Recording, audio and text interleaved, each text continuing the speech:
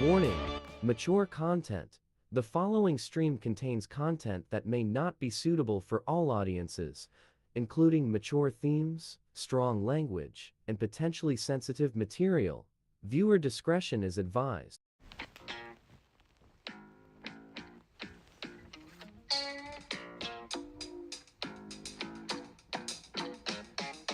Hey, J-Bone Nation! Shaming of Jay. He's not a dopey dumb bitch. He gets laid. The court jester, the court DJ. It's time to dive into the case. To the case.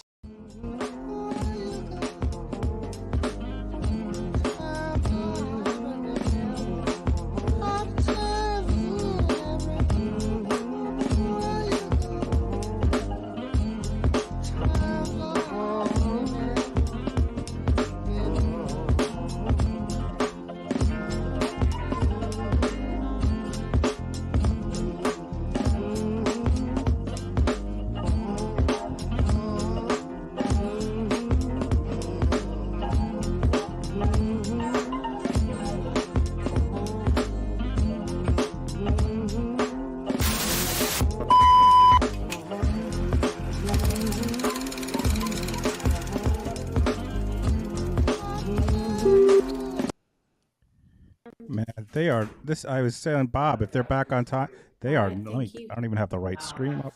She doesn't play. No, she is not messing around. She is. Does not play. I was like, Bob, I'll start 5 minutes early just in case she really is Is prompt, there somebody that? and she sure is. Well, this is a break right now, so. Welcome back, everyone. If you're wondering what I did on my lunch break, it was make a little I really woo don't know the day answer to that. emoji. So members if you have want a to send little an email woo to day emoji. Chambers, maybe just copy it to Chambers, we'll get you an answer. Okay, thank you. Delightful. Anything else? Yeah. We have All to go right. ahead and use that We have right the now. jury ready. Let's get Yeah. Mr. What's Copeland up? back in. Yeah, woo. There he is. Yeah, there he is.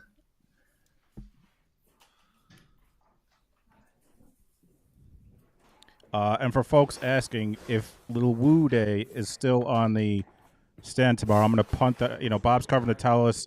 I'm going to punt that Florida thing. I mean, I'll figure out what I'm going to do, but if he's still on the stand tomorrow, I'll cover him instead of the Florida case.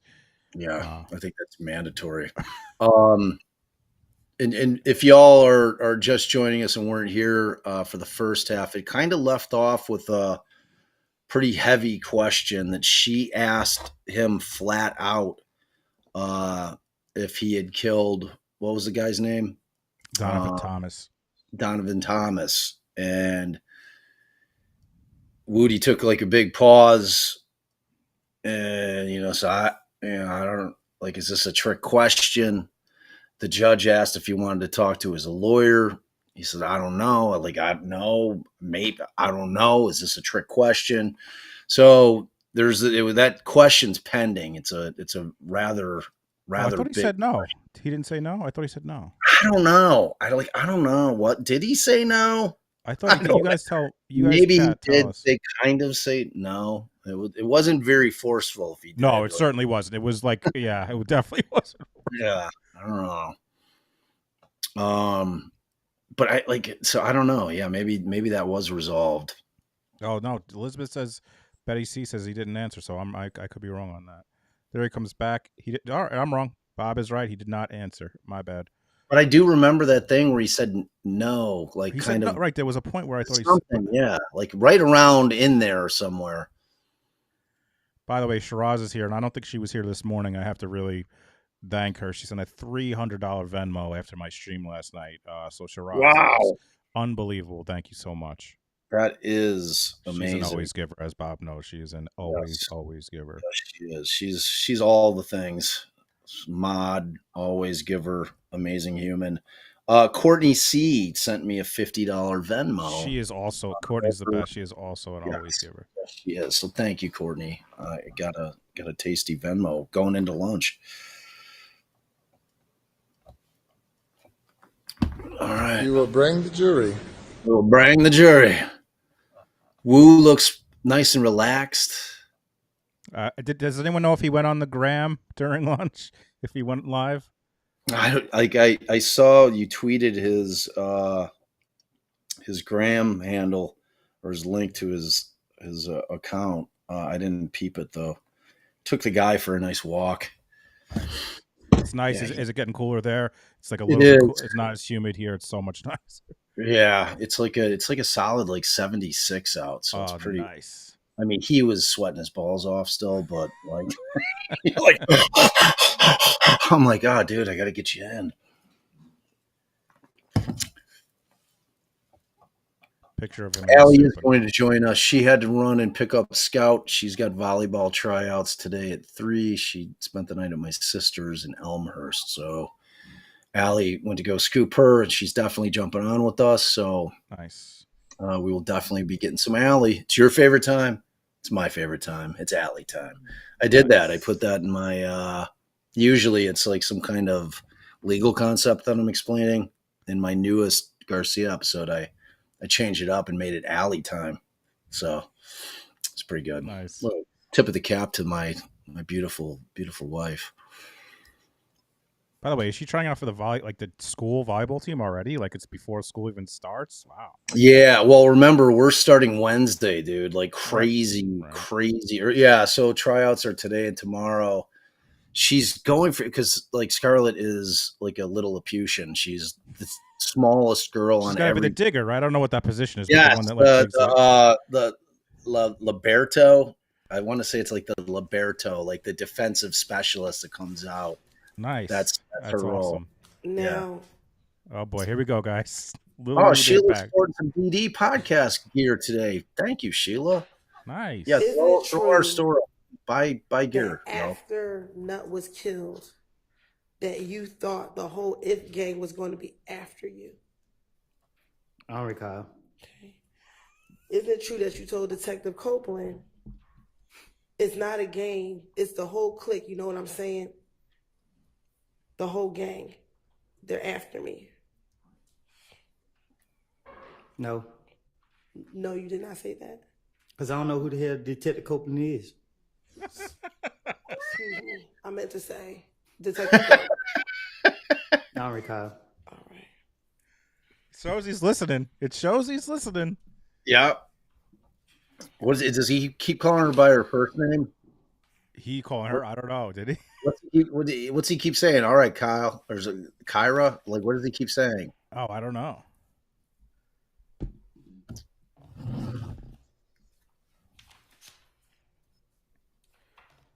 Now, we talked earlier about the gambling house in Lakewood. Did you tell Detective Thorpe during the same January 11, 2015 interview that the person who shot up the gambling house in Lakewood was Kel? I don't recall. Okay. And that what did he say shot right up there? the gambling house, he actually I don't shot recall. up Thug's car? Oh, is that what he's saying? Yeah, I don't recall. Oh. And that Thug wanted threw me Kel to off. pay They for gave the an window answer. of his car being shot up? What about it?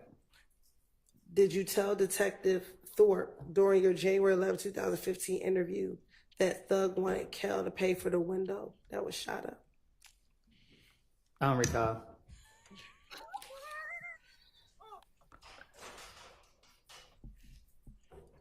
Big yawn. Big yawn. Also, in that January 11th interview, didn't you tell, excuse me, strike that, let me ask. After lunch do you know nap. if Nut was in a gang? I don't recall. During that same January 11, 2015 interview, didn't you tell Detective Thorpe that Nut was the big dog in the gang? I don't recall. Can never get enough of it. Specifically, No. didn't you tell Never gets Detective old. Thorpe, Nut, he wasn't the big dog, but he was they big dog. Like Nut ain't the big dog, but he's still a big dog. But he's not over the whole gang, but he's a big dog in the gang. I don't recall what I told no detective. So have you, when Nut was alive, did you and Nut ever speak about the issues or the beef that you had with Kel? I don't recall me and Nut having no conversation. Okay. In the same January 11, 2015 interview, didn't you tell Detective Thorpe, me and Nut, we've talked about Kel? I tell Detective Thorpe anything to get him out for me. Okay. So did you tell Detective Thorpe that you and Nut talked about Kel? I don't recall having no conversation with Nut. I don't know what I told Detective Thorpe.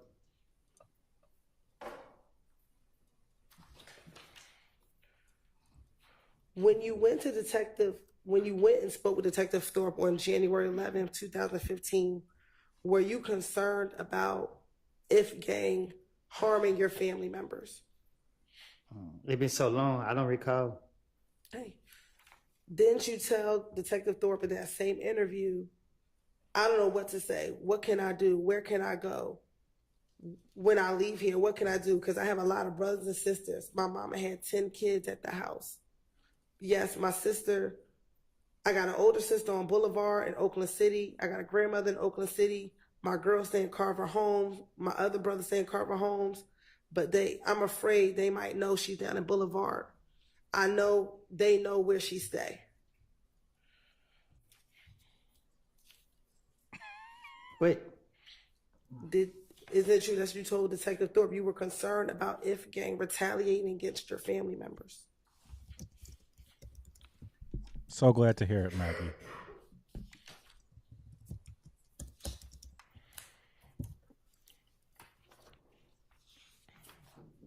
Oh, thanks, Maggie. We love that. Thank you.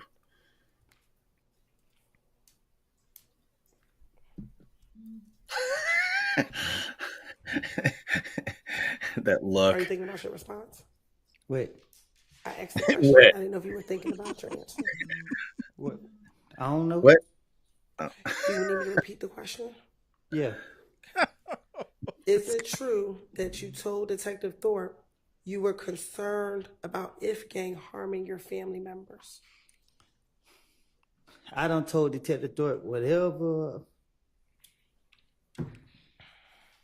Tell him whatever.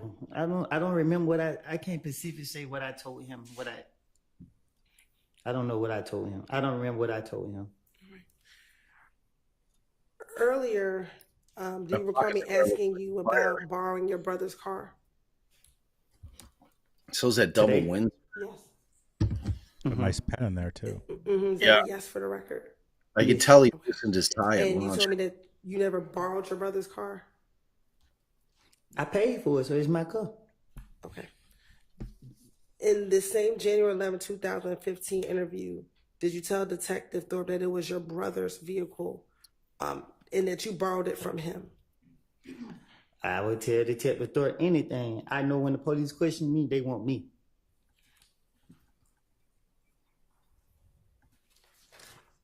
In your January 11, 2015 interview, you did not go there as a suspect, did you? That's what I was told. But when you went there, you were never arrested, correct? On January 11, 2015?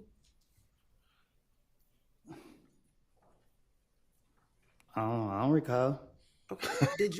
Did you leave the precinct after you interviewed with Detective Thorpe on January 11, 2015? He's not a suspect, Yeah, lady. Okay. So you were never arrested, correct?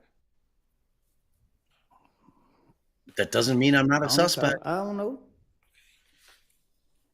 And when you went there, did Detective Thorpe ever accuse you of killing Nut?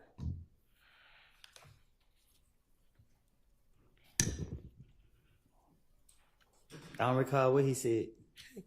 Did Detective Thorpe in that entire interview give you an opportunity to tell him what happened the night of the murder?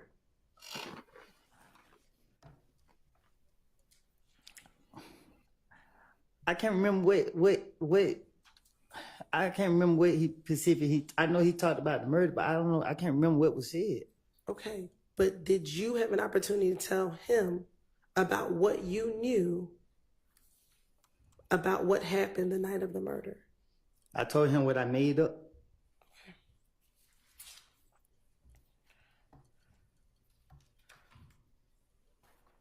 So you made up going to your girlfriend's house? I don't know if I told him that. Okay. I can't remember. I can't recall if I told him that. If you told him that you were at your girlfriend's house, would that be a lie? Okay. I don't recall. If you told him that you borrowed your brother's car, would that be a lie? That was my car. Okay, but if you told him that, would that be a lie?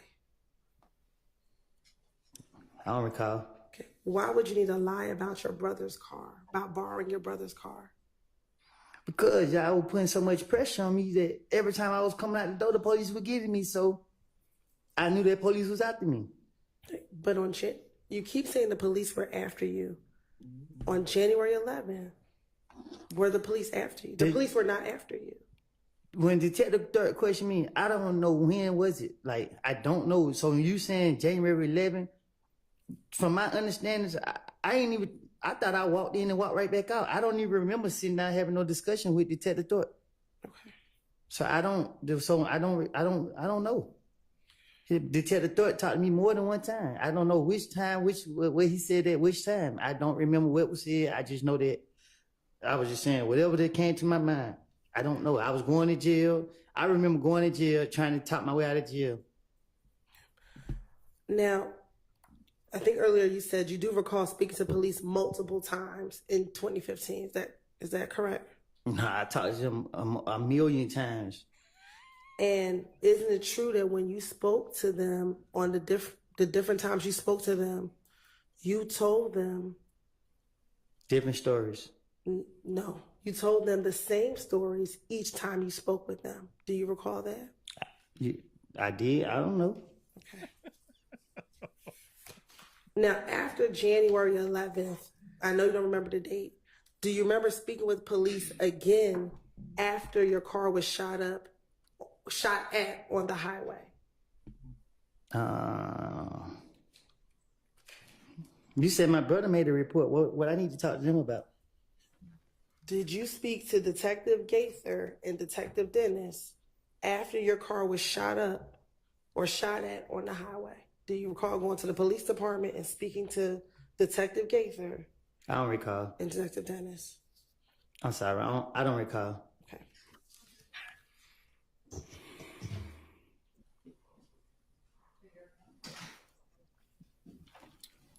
You have permission to approach? You may. Oh, she better have taken off her perfume. She's approaching. He's gonna. Oh boy. Oh no, they're having the court officer too. Oh boy. If you guys missed it, the last time she went up to him, he like physically was like, "Oh," he was like, "Get away!" It was amazing. It was amazing, and very insulting. Yes. I had thought at the time like maybe like other people on the prosecution team were like, man, finally, it was like a Kramer moment. Finally, someone told her that her perfume is too loud or too smells too much. It was priceless.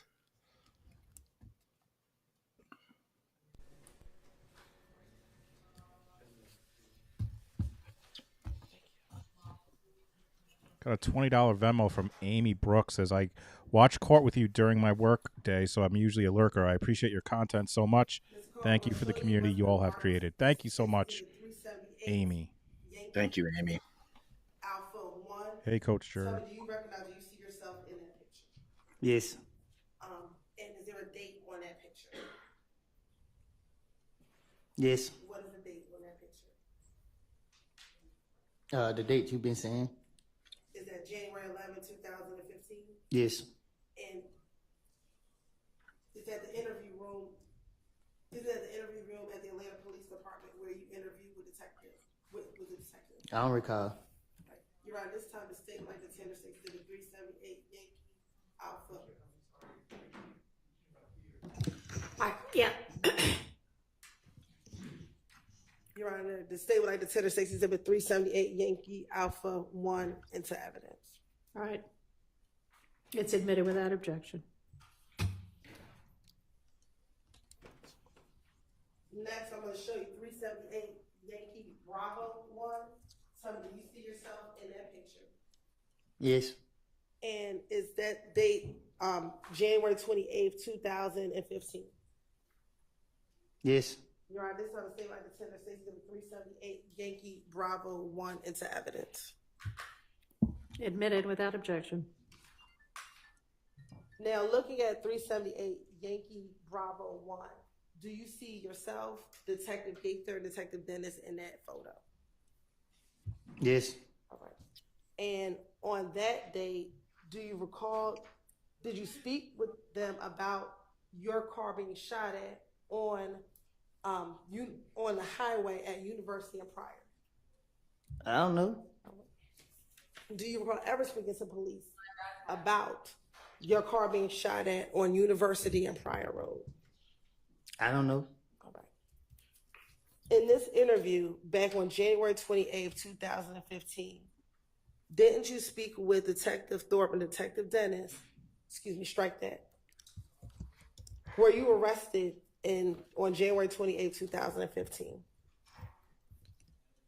I don't know. Did you go into this police interview voluntarily? I don't remember this at all. Okay.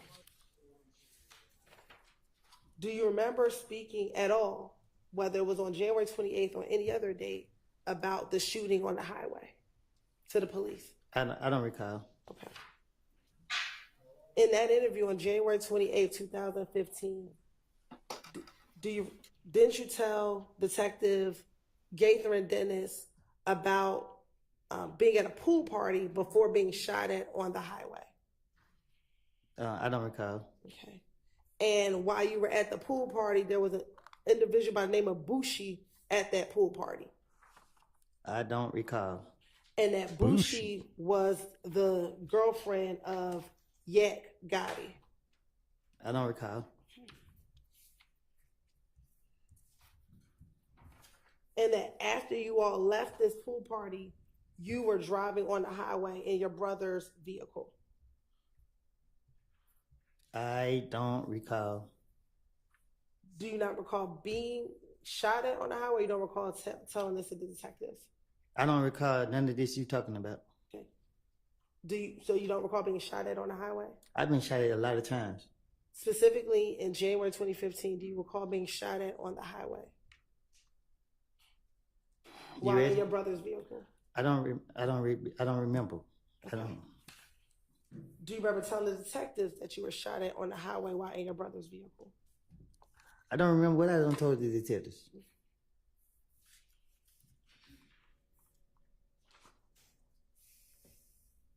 In the January 28, 2015 interview, didn't you tell the detectives that while you were driving on the highway, you had your radio up? I don't recall. Okay. And you also told them as you had your radio up, you heard pow, pow, pow. I don't recall. Okay. And did you also tell detectives that you then again heard another pow, pow, pow, and so you ducked down? I don't recall. And did you also tell detectives then the car stopped working and you tried to hit the gas, but it cut out and it stopped working? I do not recall. In the same interview, did you then tell detectives, so the dudes, they came up to you and you was concerned because your car didn't work, because the car wasn't working? I don't recall. Okay. And in the same interview, did you tell detectives that you then heard some more shots even after that? I don't recall.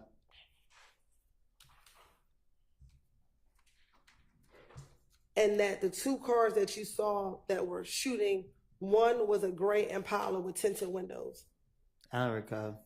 And then you saw another car that was also shooting at your car. I don't recall.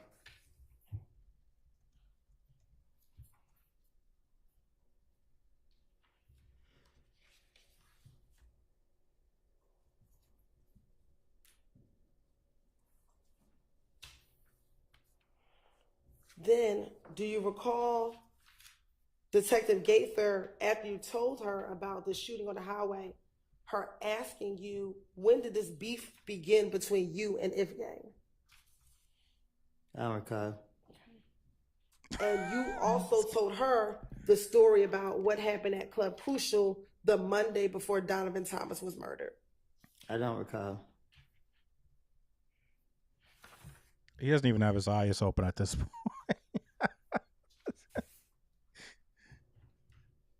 Did you also, in this interview, when Detective Gaither asked, when did this beef begin,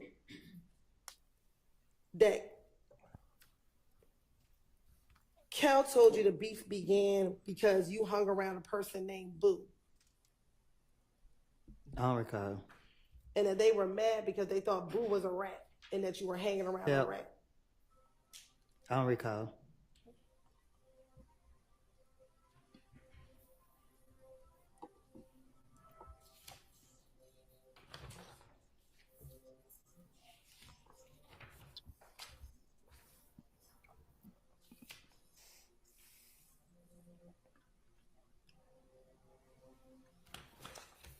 Then do you also recall to telling Detective Gaither, again, with her asking about when did this beef begin, you also telling Detective Gaither in this now January 28th, 2015 interview about the shooting at the gambling house on Lakewood?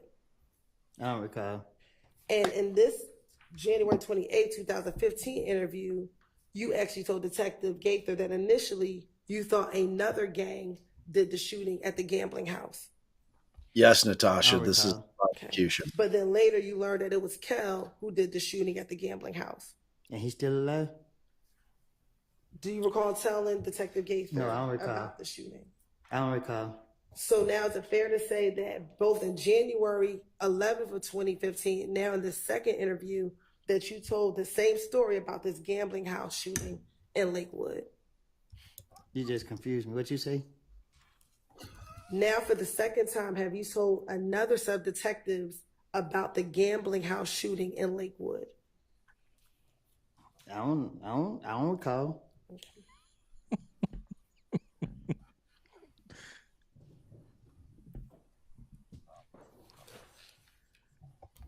Do you also recall in the same January 28th, 2015 interview telling Detective Gaither that Kel wanted to speak with Doug on FaceTime? I don't recall. Okay. And this is why you were at the Cascade skating rink. You told her about the Cascade skating rink incident as well. I don't recall. Okay. And that you told Detective Gaither that when Thug and Kel spoke at the Cascade skating ring, you're going to be a party opponent mission with what Thug said. Go ahead. Overruled. That Thug told Kel he wanted Kel to pay for the window that he shot up. The man rich. Why would he? I don't recall. Okay. Do you recall? This is my favorite part. There are certain things, and she was more successful in the morning, that she knows if she asks him that she'll get something from him, and he was doing that. But this afternoon, Bob, he's like bit his tongue, like he wants to say something, like right there. He was so close to saying it, and he's like, "Nope, I don't recall. Right. You're not going to trick me." Exactly. That was the conversation that Thug and Kel had. I don't recall. And that Kel said that he wasn't going to pay for the window. I don't recall. Okay. And in the same January 28th interview, you also then told Detective Gaither and Detective Dennis about the fight at Club Crucial that Monday before Donovan Thomas was killed. I bet I was a victim in every interrogation, right? Oh, now she's getting something. Did you tell Detective Gaither and Detective Dennis also about the Monday night fight at Club Crucial? I don't recall.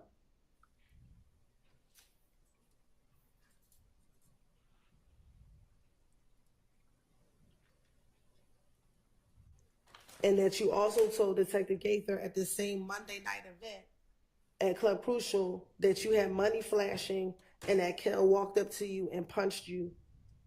Boy ain't living like that. He ain't living like that. But did you tell Detective Gaither that this occurred? I don't recall.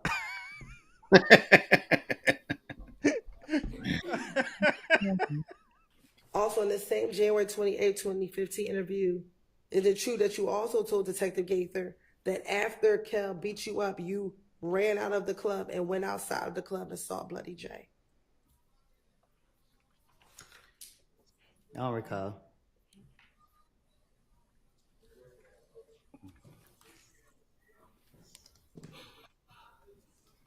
He literally doesn't. He has his eyes closed. Napping. Quick nap. Quick nap. Oh man.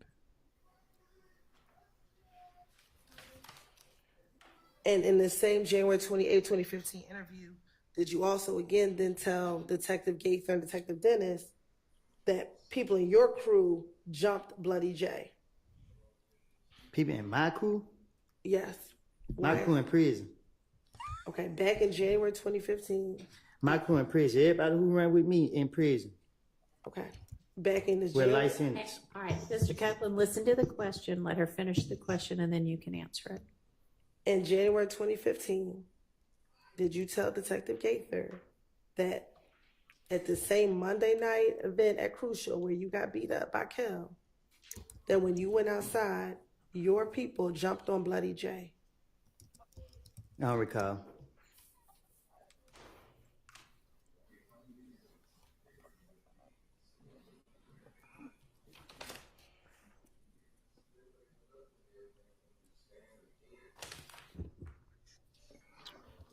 Now, also during this same interview with Detective Gaither and Detective Dennis,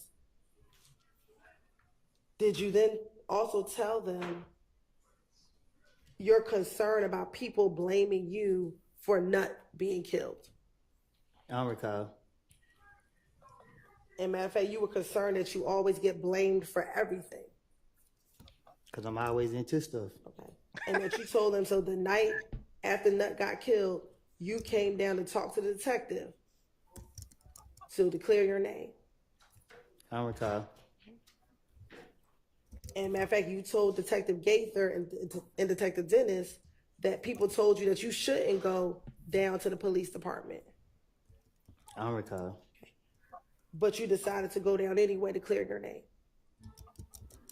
You asked me? I'm asking you. I don't recall. All right.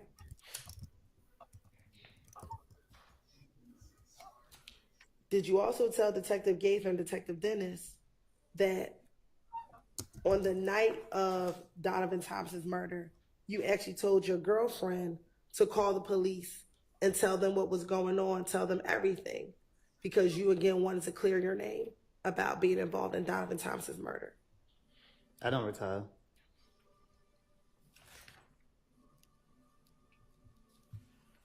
Now, during the course of this same January 20th interview with Detective Gaither and Detective Dennis, do you recall them asking you questions about the relationship between Nut and Thug? I'm from Canterville. Okay. I can't even Lauren. tell you nothing about two other people from other places. Do you recall telling them in this interview that Nut and Thug, you did not know of Nut and Thug having a problem? I mean, when the police questioned me, especially Gator, I know she after me. So she acted like she was into what I was saying, and I was feeding her whatever came to my mind. So They tried to make it make sense. So why wouldn't you say that they had problems with each other versus that they did not have problems with each other? Because I'm trying to make up a story. I don't know what nobody have. I don't know. I don't recall what I even said to her. I just know that anytime they question me, I'm trying to tell them anything to get them out my face. Now, you said that you're from Mechanicsville. Do you know where what part of the city Thug is from? I don't know. I just met Thug when I got out of jail. We not from the same neighborhood. I don't know where he, like Cleveland Avenue, I guess. I don't know. Okay. Cleveland, And sir. what about Nut? Did you know what neighborhood Nut was from? I don't know.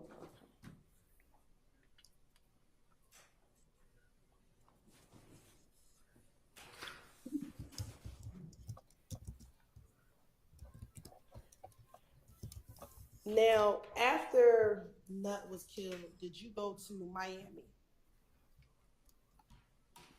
I don't recall. Do you recall telling Detective Gaither and Detective Dennis in the same interview that you went to Miami after Nut was killed? I tell the investigators anything. I don't recall what I told them. And when you were in Miami, were you there with Shannon Stillwell? I don't recall. Okay. What about Quindarius Zachary? Who? Little D from Cleveland. I don't think me and him ever traveled together. I don't recall. Do you recall him being in Miami while you were in Miami? I don't recall being in Miami. Do you recall telling Detective Gaither that you and your child's mother went to Miami to lay low after the shooting of Donovan Thomas? Back then, I tell so many lies. I tell 15 lies in 1 second. I don't recall what I said, and I'm not even trying to remember what I said either. Do you recall telling, or didn't you tell Detective David Dennis that lies Thug actually told you to come down there with him to Miami to lay low? Thug can't tell me nothing.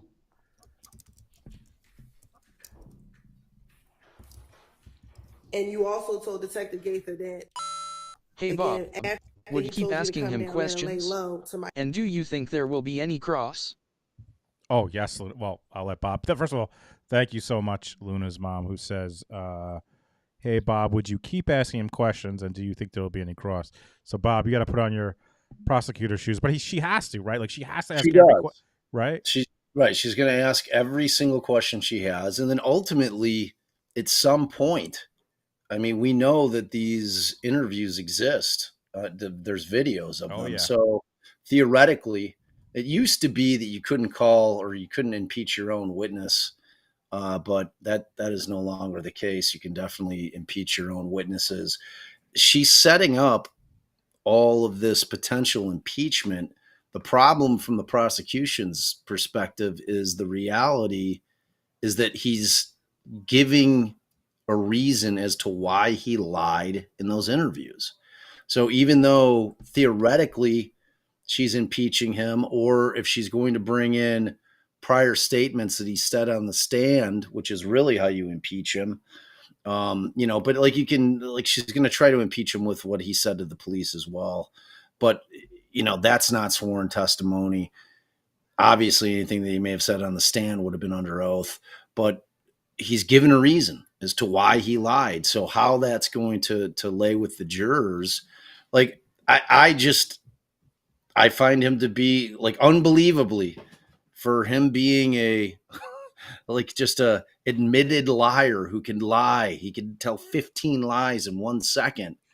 I believe him. Like all of this resonates as true in terms of, if you're a young black man that's constantly being harassed by the police and there's this constant threat of being taken into custody or being arrested or worse, being killed, that always exists in the lives of young black men as far as law enforcement is concerned.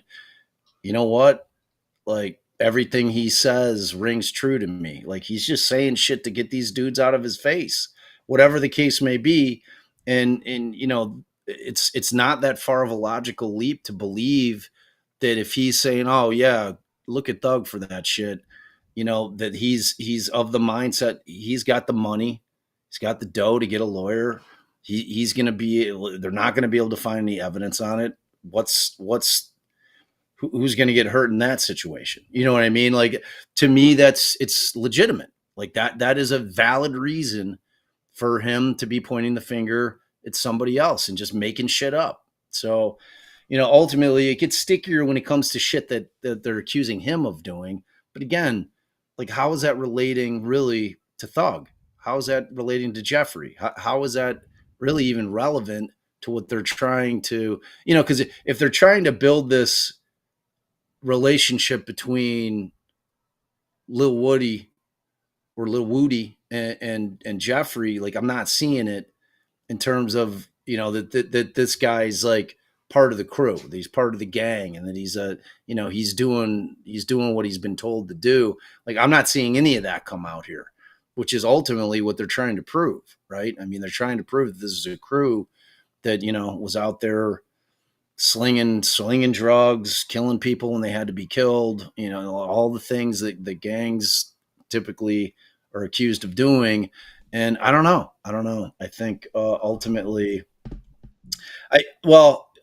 yeah, GSD, dog mom. I mean, that certainly could be true, but then again, when you grow up and with that being your reality, I don't know how much fear really has an effect on these young guys that grow up in this shit.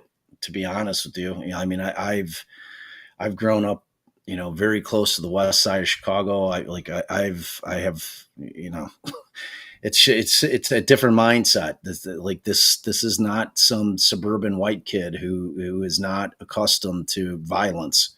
That's the opposite. The sad reality is that underserved neighborhoods all over this country live in that. That's their reality. So the way that they look at it in terms of like living in fear, I don't know that it's the same as everybody else. I think it's, if you're born into warfare, which is what a lot of these neighborhoods turn out to be, like war zones, I mean, do you become sadly accustomed to it? I would think yes, to a certain extent. Do you become desensitized to it? I mean, like, I don't know. It's an interesting psychological thing, which is, and sociological thing more over, which is why I was fascinated by sociology. I majored in it because it's all of this shit. It's like it's we can't pretend that Lil Woody didn't grow up where he grew up. And you know what I mean? So it's just a different, it's a completely different thing that we're dealing with here. So I don't know. I believe him in the sense that he's, he was trying to protect his self. Like that's what he was doing. Like that at the end of the game, that was what he was doing, The thing that resonated to me was when I think he was definitely telling the truth when he said, the cops came up to me and they just said, "You're just a little fish, and we're going after the big." And that really, I don't know, that really resonated with me. Gospel. Like, that is like, dude, yes, like that happens with everybody. Like every single, especially when you're talking about the drug trade. Like when you're like any drug cases that we have, there's always that conversation. Like if we've got a client that's had other experiences with law enforcement and they get picked up, whether it be on a raid or whatever the case may be, and they get to us soon enough and we can get over to the police station. I mean, we have these conversations where they're coming at our guy saying, look, if you can help us, we'll help you. And it's exactly that concept. It's the little fish, big fish. They're always looking. I mean, that's how they build cases. Right. They build cases by getting the corner boys and the dudes. They're not going straight to the top. They got to get the stuff first. Like the guys at the top are smart enough to, not get their hands dirty, man. I mean, they have the dudes below them in terms of running the shit so that they're not having to get their hands dirty on any of it. So right. they have to rely on word, oh yeah. Like they have to rely on people flipping on them.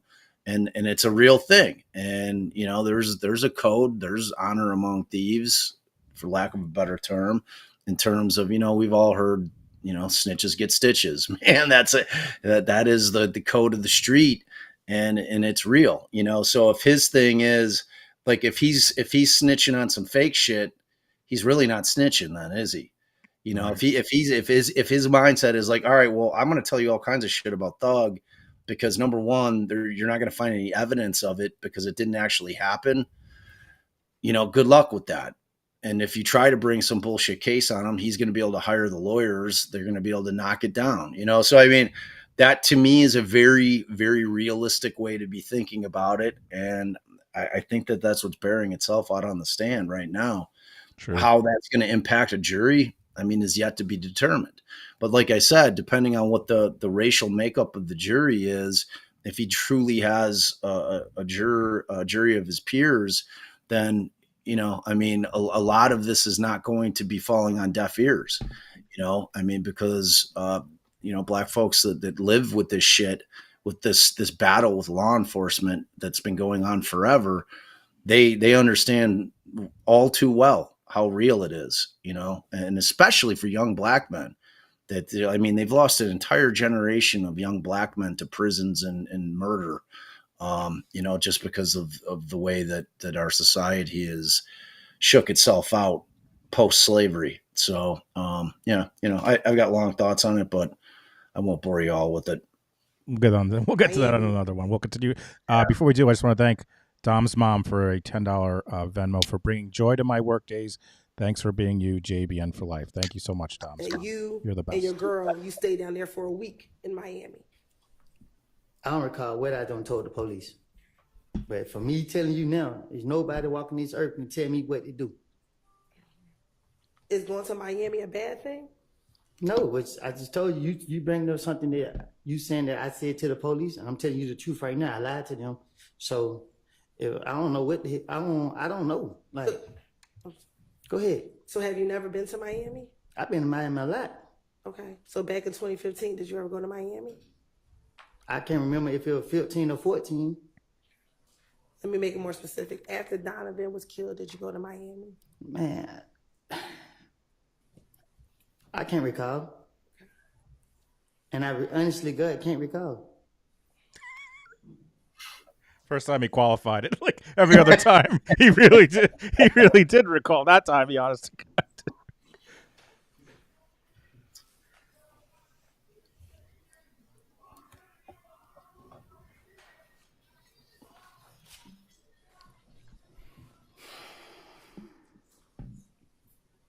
Now, when you spoke to Detective Gaither and Dennis, did you tell Detective Gaither and Dennis that you thought Thug was trying to get rid of you?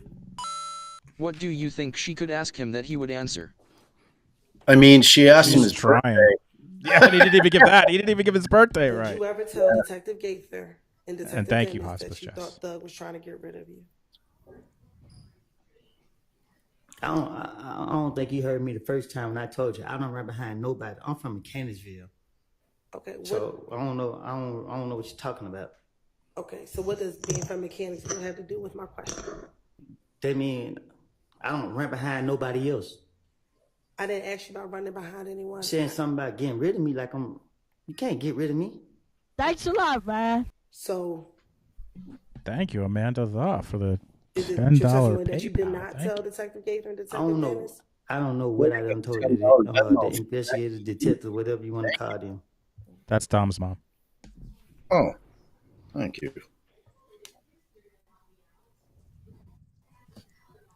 Appreciate that. She's also an always giver. She's amazing. Isn't it true that you told Detective Gaither and Detective Dennis that you actually spoke to Thug about the fact that you thought he was trying to get rid of you? I could tell the investigator anything because I know one thing. They talking to me. So they got to go with what I say. So I don't recall what I told them. I would tell them anything that come to my head. Okay. I don't recall what I said to them. Do you recall telling didn't you tell Detective Dennis and Detective Gaither that Thug called you and said, bruh, they say I got a hit out on your head, bruh? I told you I'm a play a victim in everything. I'm a victim. Okay. Go ahead. No, you go ahead. I'm sorry. I'm gonna justify myself by being a victim. Okay. And your response to him was like, you do? And then y'all both started laughing. They don't even make sense. I don't recall none of that.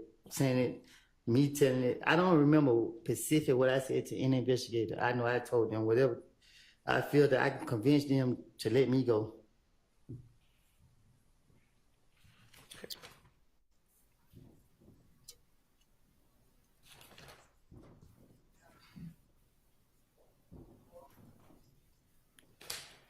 Now I want to go back to going to Miami after Donovan was killed.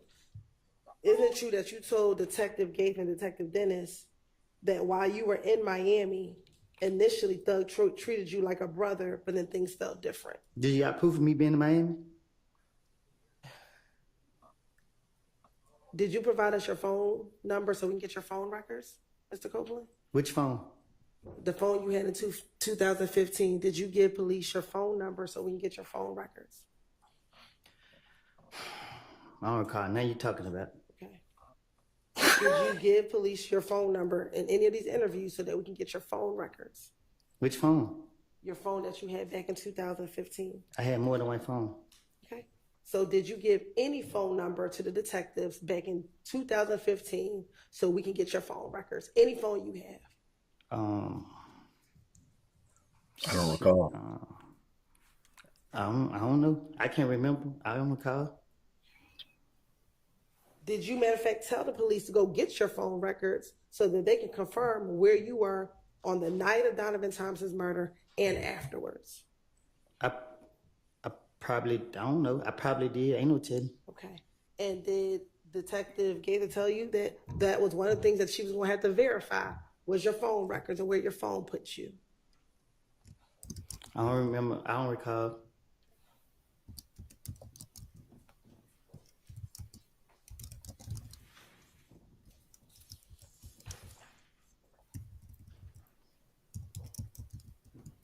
Back in 2015, do you remember your phone numbers from 2015? Shit, I don't even know my phone number now. I got T-Mobile. Back in 2015, did you have Sprint? I don't know. Okay. I can't remember what phone service I had. All right. Did you ever live off of Oakland Drive or use an Oakland Drive Southwest address? You said, have I ever used the Oakland Drive address? Yes. Um, And I don't want to put the full address on the record, but have you ever used the address of Oakland Drive? I don't know if I use it on anything. I know I use it probably getting out of jail. So is there an address? I don't know. I don't recall. I don't know. Do you have an address that you used off of Oakland Drive Southwest? I did. Okay. And does the number of the address begin with an 8? I don't know. Okay.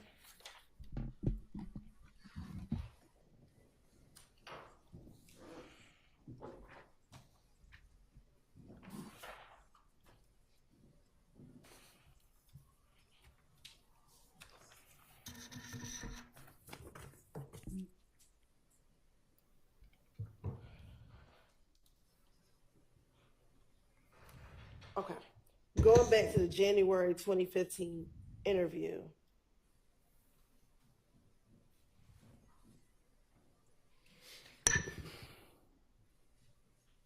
Isn't it true that you told Detective Gaither and Detective Dennis that while you were in Miami, he wasn't happy with you being around him anymore? It felt different.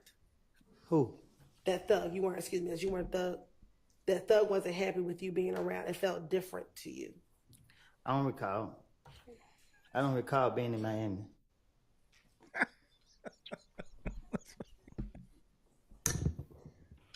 After Nut was killed. Bless you.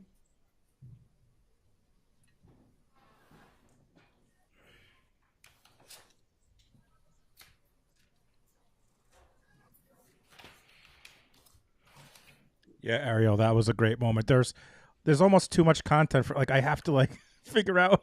There's Now, so much in that she said same today. So many interview, shorts. that you had with There's a Detective lot. Gaither and Detective Dennis, did you speak with them about? Do you recall talking to them about Moontunk and that you encouraged Moontunk that he should come down and talk to the police as well regarding Donovan Thompson's murder?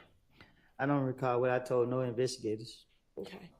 Isn't it true that you told them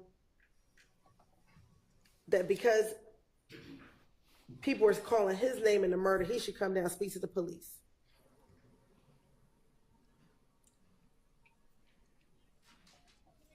The only truth it is, I made these things up. I don't know about nothing going on. Why would you need to make up something about Moonsoon coming down to clear his name from a murder?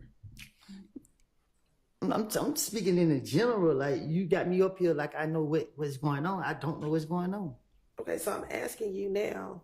I don't remember what I don't told the police. I keep telling you that. You can't keep asking me what I told the police if I'm telling you that I lied to the police. I can't remember no lie. Mr. Copeland, Yes. I think that she understands, generally speaking, what your position is with regard to what you remember and what you don't, but she's still going to ask you specific questions, and you need to answer the specific questions also. And you don't have to preface every one of them with your general position about it. Yes, ma'am. But may I speak? I'm not Wait trying until there's another question on the floor. And I understand. I'm not trying to be difficult. I understand. Go ahead, Ms. Hilton. Thank you, Your Honor.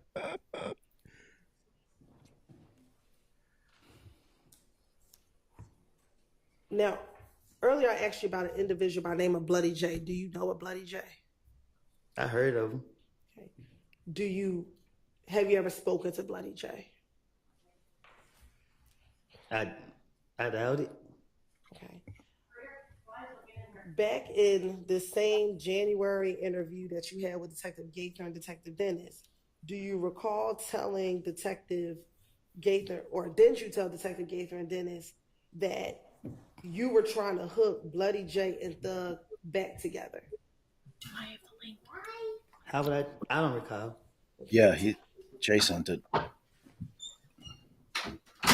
And matter of fact, didn't you tell Detective Gaither and Detective Dennis that Thug and Bloody J had a falling out because Bloody J joined If Gang?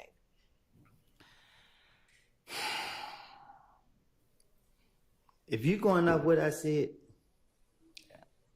in the past to what I told the investigators, that's crazy.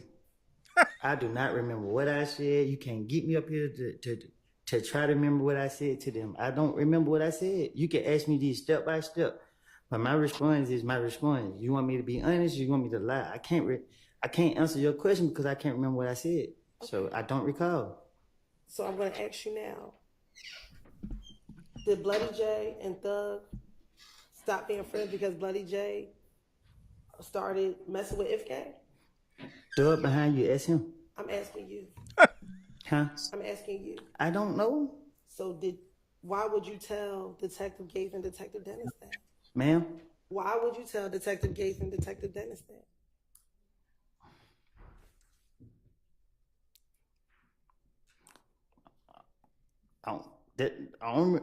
I can't recall. Okay.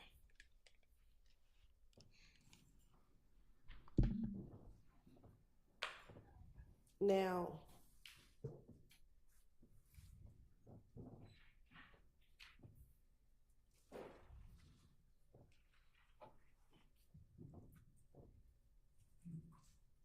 going back to the January 28th interview.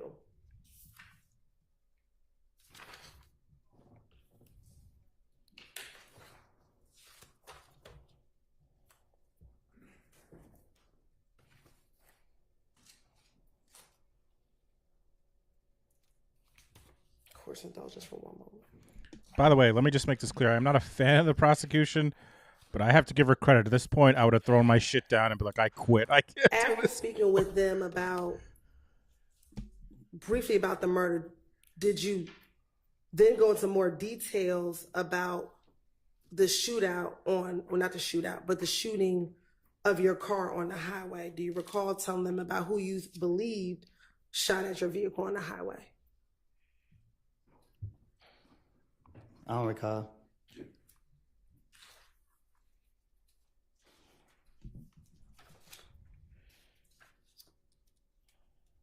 Can I tell you what I do remember? Oh, boy. Is that about the shooting on the highway? No. Then no, not right now. Okay. Or let me ask you this: do you remember what you told Detective Gaither in January of 2015? No, I was gonna tell you what I remember from when Nut was killed. Okay. Oh, boy. Tell me what you remember the night that Nut was killed. Oh, boy. I remember everybody said I killed him. That's all I remember. And that's the only thing you remember? That's all I remember. I don't remember nothing that night. I don't remember where I was. I don't remember what I told the investigator. I thought that when they called me down there, I thought I walked in and he let me walk right back out. I don't remember sitting down talking to him. I don't remember him doing no ballistic. I don't remember him. I remember he said one thing and he left. He said, the man still on the street and everybody saying you did it. He like, man, I still got a bite on the street. That's all I remember. I thought I walked in and walked back out. I don't remember nothing. Like, And that was the first time when you went to go speak with Thorpe. I don't even know if it was. I know. Yeah, I think something happened with the mic. Yeah, something happened with the mics. So they're only coming out of one speaker. All of us. Yeah, it's happened to all of them. That's so weird. Of course. I'm glad it wasn't just me. I was having that moment. I'm like, is this me? Is this my stream?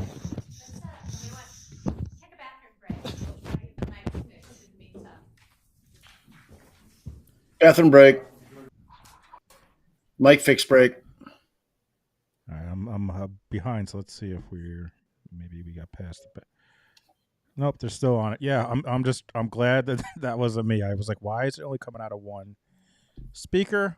So thanks for being here, everybody. We really appreciate it for this afternoon session of Lil Woody. Allie will be joining us shortly.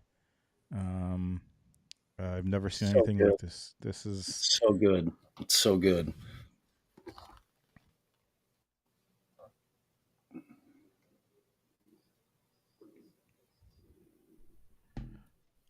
And thank you everyone for again, I just have to thank everyone. If you were not here on the morning sesh, all the kind messages I've been getting and comments and Venmos and everything. Thank you.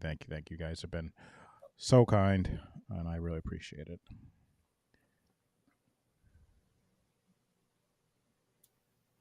Jan's Team Woody. By the way, Freud might have something to say, I feel like, about some of these nicknames between Nut and Little D and Little Woody, or maybe Freud might say something about me. That could be it. But maybe Freud's talking. Some of these nicknames are. we had Little D, we had Little Woody, we had Nut. I feel like there was another one that was something. Big Throb. Do you remember those shirts? What was it? Big Johnson. Do you remember those shirts? They were huge when I was in high school. It was like these innuendo shirt. Like the guy had he had like, it was like Big Johnson baseball. He had like a huge bat. Yeah, I do remember those were like big when I was in high school. If I remember correctly. Those I don't even know if that's what it was called. Do you guys know if that's what it was called? Oh, Little Rod, right? Little Rod. There's another one. Little Rod. That's another one. Lil Rod. A lot of phallic nicknames in ISL. And like all small penis type. Yeah. Hey, Bubby. Hi. Yo. What a fuzzball. Hey, you're muted. You're muted, Scout. I can't hear you. You're muted. How was your tryouts? How did tryouts go? Good. I made both my teams. Oh, congratulations! He's talking about your volleyball tryout. Oh. Well, that's today. I made both my softball teams. That's right. Well, congratulations. That's awesome. But your volleyball pads are today. Your pads are on the red chair down there in that bag. I think I left my charger in Florida. Right. Wait, you didn't have your volleyball tryouts yet? You still have to have them? Today and tomorrow. Oh, well, good luck for them. 3:15. Did you watch the volleyball in the Olympics? We did some of it. Nice. So wait, the softball teams are like not school affiliated then, right? It's like travel teams? One of them were for school, but I didn't take that team. I picked the Psychos. The Psychos. Wow. What a team name, right? It's because it's the Sycamore Psychos. Yeah, it's Sycamore. I just told them where I lived. All right. Yeah, what told who? You don't live in Sycamore. Then where do we live? I don't know. So you got school on Wednesday, Scout? What how do you feel about that? Summer's over. Summer's over. Summer's over and the time is right for dancing in the streets. Ooh. Jays, they don't go back to school until after Labor Day in New York. Seventh grade. That means like after. Well, actually, Labor Day is not. When is it? That's not the last weekend this year in August, is it? Labor Day is. Good question. Monday. No. Labor Day is the 2nd. Yes, you are correct. There you go. Oh, so it is. All right. Same as it ever was. Same as it ever was. Jay, let's have a staring contest. All right, Jay, staring contest. Ready? Wait. All right, you ready? You guys have to be the judge. Okay, I might be the judge. Set. Go.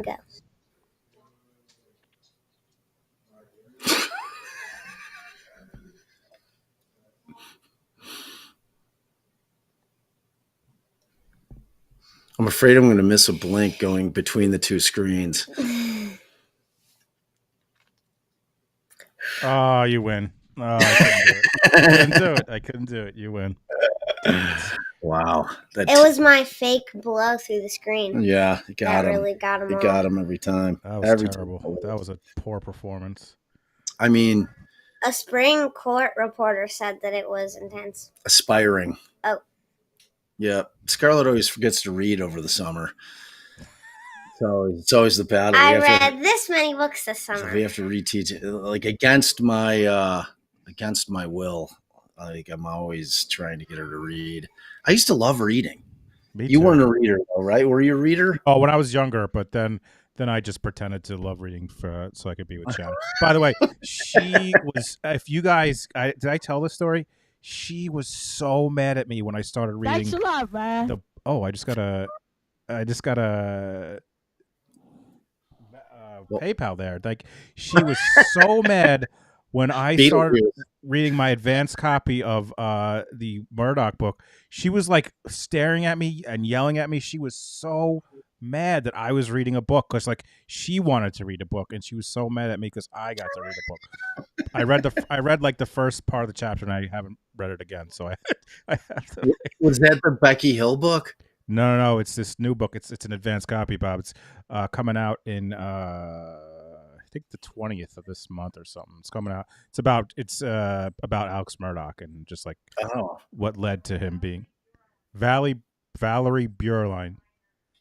Was it drug addiction and being a shitty human? Yeah, I mean, but she really goes into it. I mean, I just started. And thank you again, Tennis Girl, for the $3 PayPal. Thank you so much. Appreciate it. And like one thing they talk about, which I didn't know, and I probably should have known, was you had a bunch of affairs. What? I think all of them just saw that. Yeah. He just completely just kicked me off the chair. I mean, and now I'm just sitting. Comfort is a factor when you sit in a chair for 6 hours, and when no way. Yeah. No way. Isn't it lunch break? No, we had lunch break. Yeah, get out of here. I took the dog for a walk since no one else in the house ever walks the dog. Well, hello. Ew. Just gonna sit right here. Enough needs love. He needs walks. Oh. Okay. Wow. I am dad now. Wow. But wow. You can take my hands and you can use my hands. You're like gonna be my hands. Oh yeah, the greed. That's right, Sarah. I forgot about the greed. Greed. Scout, oh my Lanta, did you know that I got, as an influencer, are you familiar with Shake Shack, first of all? Do you know what Shake Shack is? Yeah. It's like a burger place, and they invited me to New York City, Scout, and I got a special advanced, me and Shannon had a special advanced dinner where like we tried their new burgers, their new snacks. So just so you know, I'm a big-time influencer. I don't know if you knew that. I wanted to big-time influencer. Get Mr. Copeland back out. All right. Do you have get the jury back out? What? Your hair smells like the lake, bro. The lake? Yeah. Scout, yes. They gave me a free hat, a free water bottle. They gave me coupons. Free food. Lots of free food. Lots of free food. Booze. Coupons for free burgers in the future. I'm sorry. I know there are a whole lot of different. Yes, I tried the salad. I ate all of it. Got one of them. Okay. Travis So, is asking you a I guess very that just important means question you're going here. to have to, we can't make the courtroom bigger than it is. You'll just have to get here earlier. I guess you're the odd man out today. Sorry. Just do the best you can. What? Just try not to be distracting, okay? Thank you. Don't feed me the answer. No, you cannot stand in the middle. Nobody needs to be standing in the middle. So just do the best you can from there, or any one of the media aisles you're welcome to be in. There you go. All right, thank you. Thank you so much. No. Bye, my little love. I thought she Go was talking there. to a juror, but Who was she talking Jury to? back a out. media guy, I think. Oh boy. Hang on. Sorry. I wouldn't feed her the answer, Travis, because she should know it at this point in life. There's only one correct answer to the best beef in Chicago. It's not Al's beef, I'll tell you that. There's so many of y'all, it's hard to keep track. We got somebody for everybody? All right, yes.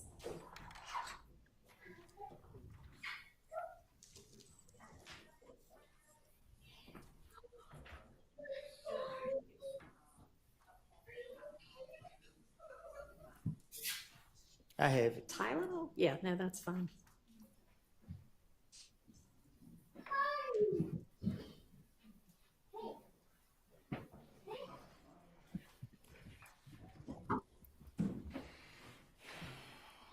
The squash blossom, it was interesting, Spitfire. It was like, I think I primarily liked it because it was fried and and I think there was some cheese in there, but Deep Babe was a fried big- bird, it tastes pretty good. yeah, exactly.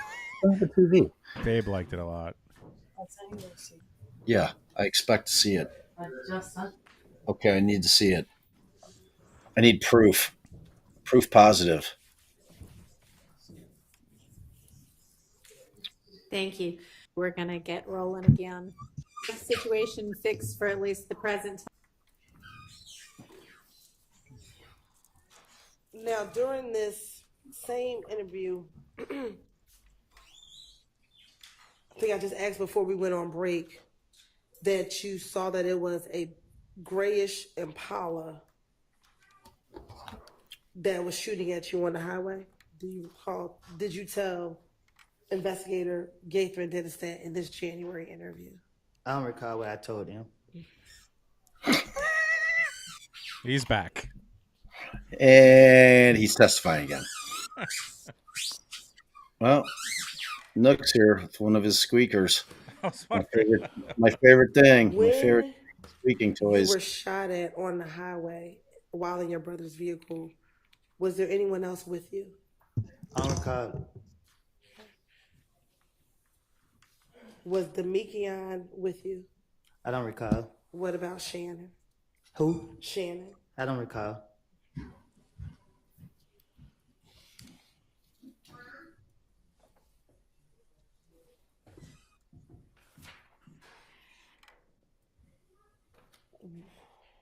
With this incident that happened on the highway and you being shot at in the vehicle, did you tell Detective Gaither and Dennis that you had your brother file a police report? I don't recall.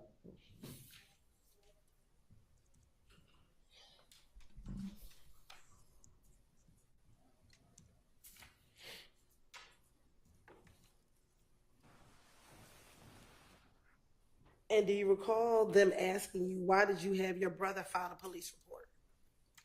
I don't recall. Okay. And you told them because you didn't have a license. I don't recall. Okay. And were you ever arrested for filing a false police report in January of 2015? I don't comprehend my charges. Okay. When you had this interview in January 2015, did you leave that interview with Detective Gaither and Detective Dennis? You said January? Yes. I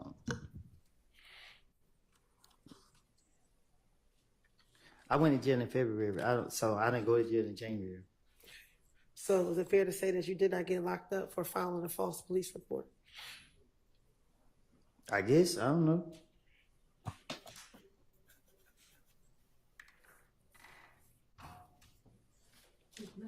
I can't find no false police report. I didn't make it. And matter of fact, do you recall that Gaither and Dennis told you that in this case you were a victim? So they just wanted to find out from you what happened because you were a victim, because you were shot at on the highway. Yeah, that's how they were tricking me. But I don't recall saying it.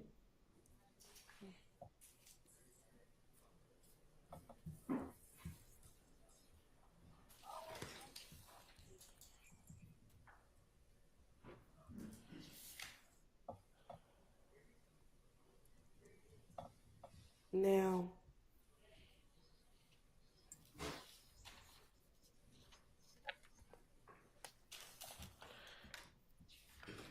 in that same interview, do you recall Detective Dennis and Detective Gaither telling you that you probably should leave Atlanta because of everything that was happening to you?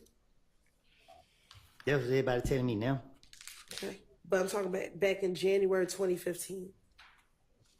I don't recall. Okay.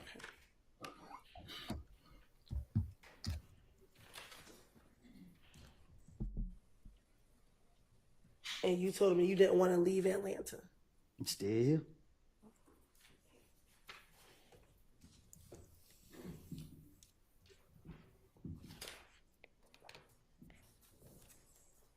Now, in this same January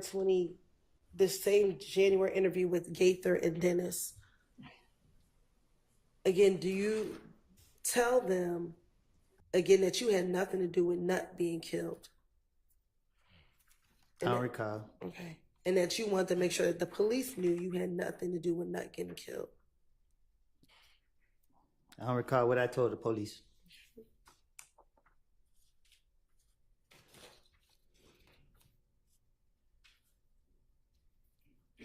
Also, during this same interview back in January of 2015, then do you recall telling Detective Gates and Detective Dennis that you had one of your friends buy a gun for you? I don't recall.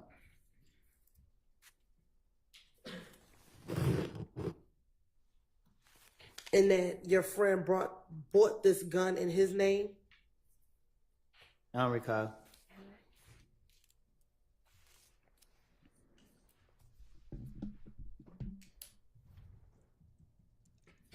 And that the reason why you purchased the gun was to defend your house? I don't recall. Okay. And that you actually told the detective you don't want any trouble, you just want to protect your home. Do you recall telling Detective Gates and Detective Dennis that? I don't recall. And in January 2015, had you been convicted of a felony prior to January 2015? Huh? Prior to January 2015, had you previously been convicted of a felony? I don't know. What you mean? Do you remember when you were first convicted of a felony? After my mama died? About when was that? After she died. Okay, when did your mom pass away? 2008. All right. So if you caught your first felony after 2008, is it safe to say in 2015 you had been convicted of a felony? I don't recall. When you told the police that you had a gun in this January interview, were you arrested for telling them that you had a gun in this January interview? Was I arrested in January? Yes. What year? 2015. No, I got locked up in February. All right. So even after you told them that you had a gun, the police in this January interview did not arrest you.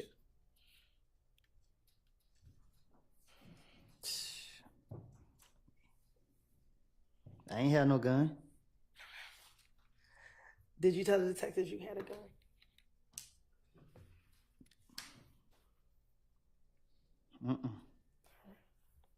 I don't know. You don't know. All right. I don't think I'll tell them I had one. Okay.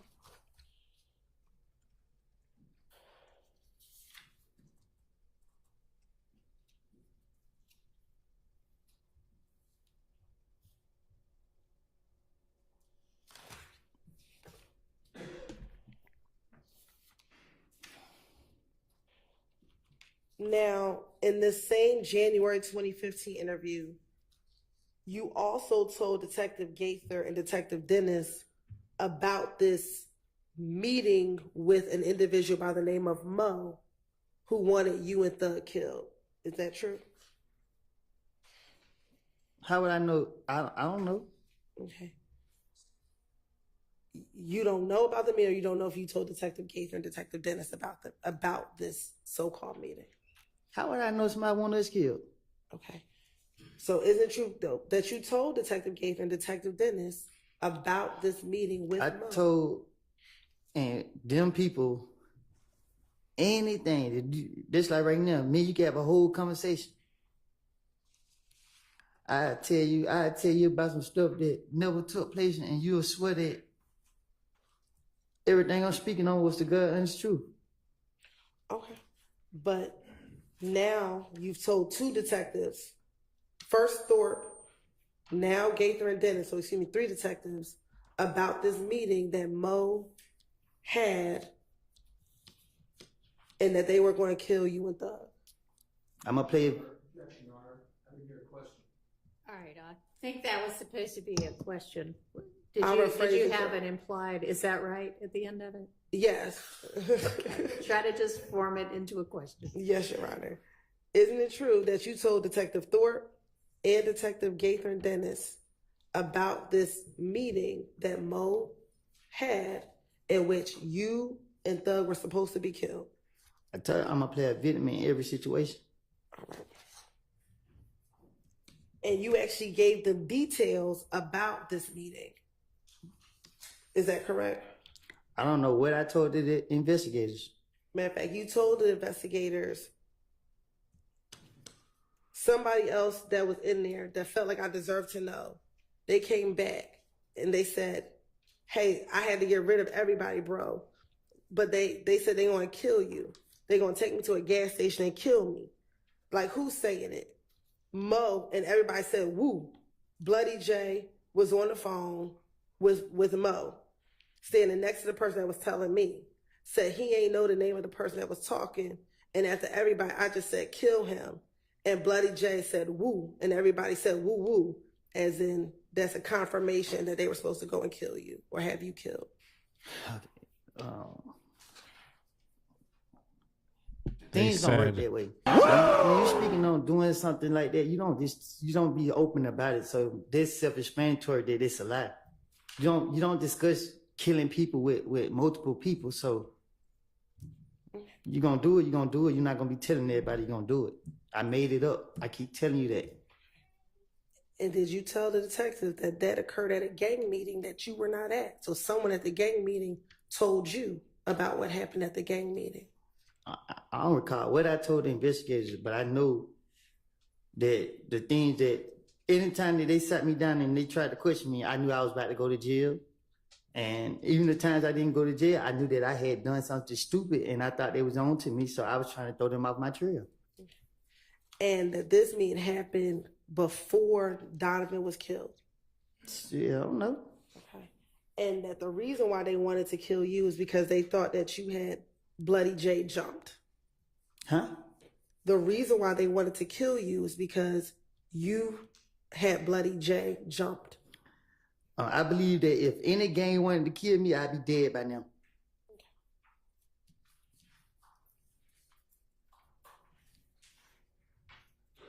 And you also, in the same interview with Detective Gaither and Detective Dennis, you told Detective Gaither and Dennis that you actually texted Bloody J and asked him whether or not they had a hit on you.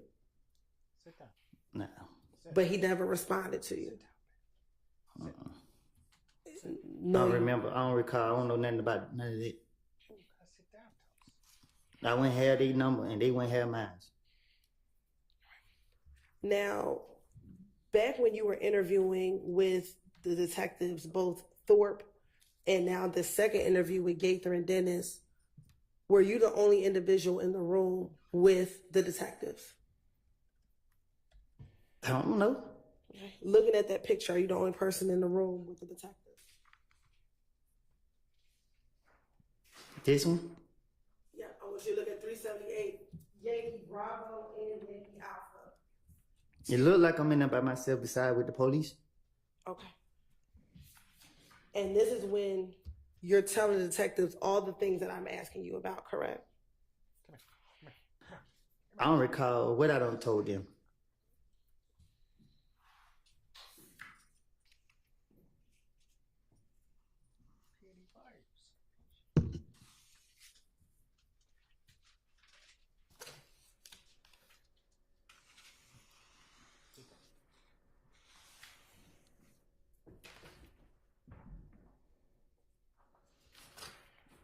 Thank you so much, Charlene. Now, do you know an individual who goes by the name Rich Homie Quan? Who is that? Do you know a person who goes by the name of Rich Homie Quan? Rich Homie Quan? Yes. Oh, the rapper? He raps. Mm-hmm. Do you know him? Have you ever spoken to Rich Homie Quan yourself? No. Okay. Do you recall I don't recall speaking to him. Do you recall talking to Detective Gaither and Detective Dennis in this same interview about conversations you had with Rich Homie Quan? No, I do not recall having a conversation about Rich Homie Quan. And that Rich Homie Quan, you told Detective Gaither and Detective Dennis that Rich Homie Quan was a part of If Gang. I don't recall. Okay. And that you told Detective Gaither and Dennis that Rich Homie Quan felt torn between being with If Gang and being friends with Thug. Again, I'm just telling police whatever they convince them that I know what I'm talking about. Okay. So why would you bring Rich Homie Quan into any of it? Why would that be necessary? I'm sorry, go ahead. I didn't hear you. Why would it be necessary to even talk about Rich Homie Quan? So to the police. So when the police question me, my whole motive is to get them off of me. So if they sitting me down, laughing, hee ha ha, like you doing when y'all was up there asking me, and I told you I was lying. This is the same thing going on. They sit here. I don't know about them asking me about Rich Homie Quan or nothing. But if they bring up a name, or if they ask me something, I'm finna come up with something that act like I'm in the midst, like I know what's going on. I don't sit around and gossip with people. I don't sit in people's faces. Like I'm out in the streets. I like to be I like to be outside. I'm not sitting around trying to listen to what nobody got to say. Okay. But when you originally went to the police, it was to talk about being shot at on the highway. So what would anything about Rich Homie Quan, why would you need to talk about Rich Homie Quan at all? That's what I'm trying to tell you. I don't have a clue what you're talking about. Okay. Isn't it true that that you told the detectives that Rich Homie Quan said to you, we the same set. You right here hitting these niggas this and that. So we talk. We the same set. I just can't turn my back on them. Like it ain't that, bro. This is what you're telling him. You supporting these niggas. Bro, I'm telling you, the more you supporting them, the more they gonna come out and do that. If you leave them alone, then everything gonna go away. And this is what you're telling Detective Gaither and Dennis that you said to Rich Homie Quan. So Gaither was a gang investigator, and what she do is she sit in the neighborhood, watch us all day, and she put cases on it. So I know Gaither to sit there, and so when I'm interacting with Gaither, the main thing go through my mind is to convince her that I know what I'm talking about. That was my motive. So bringing up Rich Homie Quan ain't never been like that in my eyes. So for me to be, I'm just trying to make it seem like I know what I'm talking about. What they say they want a big fish, and he's a big rapper. So shit, I'm trying to make up whatever I can come up with. I don't know. I don't remember what I said to no police. It's all stuff I just out the top of my dome. You ask me a question right now, I go out the top of my dome, and I convince you that I'm telling the truth. Okay. So in response, you said that Rich Homie Quan asked for your protection. And he said, you told detectives, then he's like, why don't you protect me, bro? We need y'all, bro. I need y'all to protect me. And you said, how the hell are we going to protect you? Can you say it again? Sure. In this same interview with Detective Gaither, you said after you spoke with Rich Homie Quan asked for your protection. He a millionaire. What he need my protection for? Why would you tell Detective Gaither and Detective Dennis that? They the police and they trying to get me. Okay. Do you recall telling Detective Gaither about Rich Homie Quan's father's barbershop being shot up?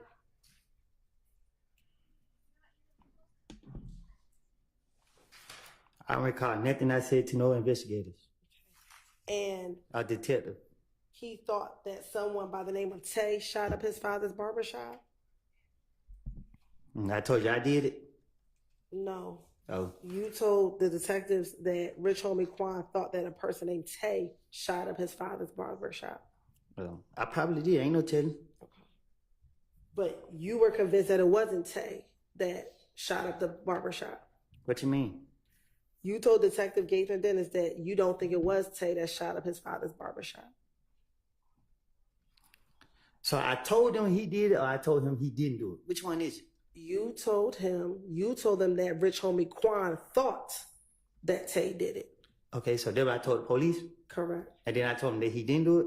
That you did not think he did it. Objection, Your Honor. Are these questions?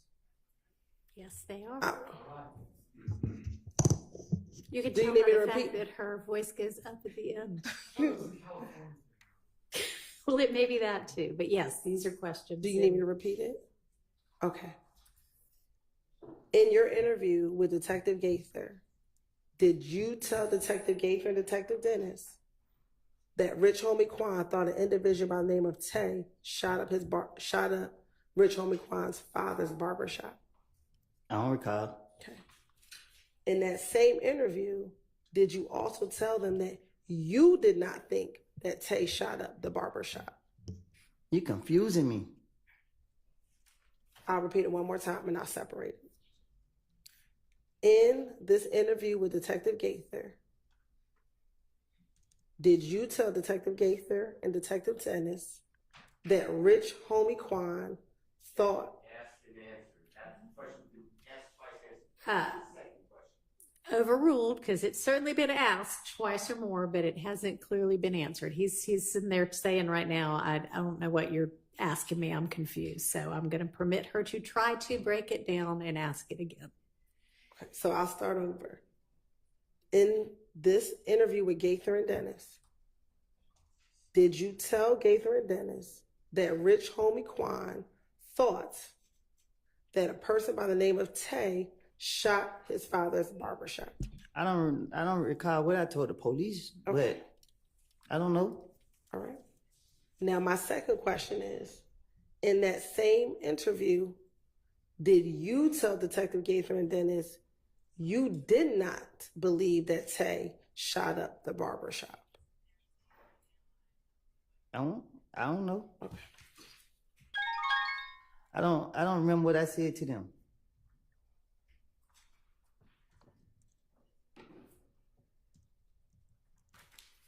And I should ask this, do you know an individual, Tay, who's from Bankhead?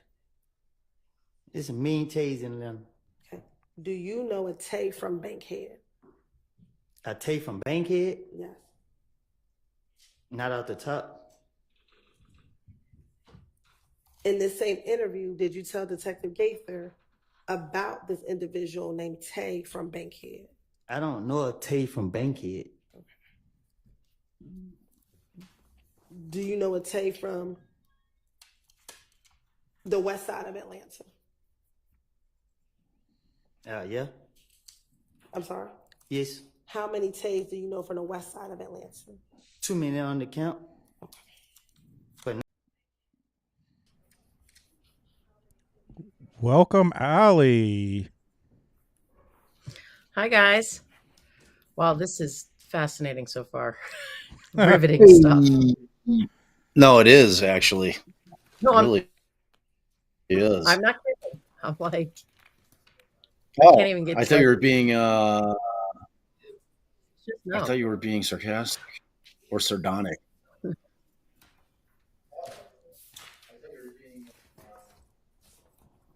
I mean, he's been pretty consistent across his two testimonies.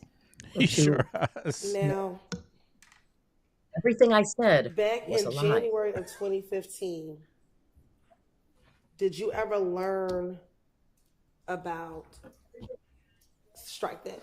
Do you know someone that goes by the name of Lucci? Who? Lucci. A rapper by the name of The YFN Luch. Lucci. Lucci. Lucci Mama. Lucci Mama.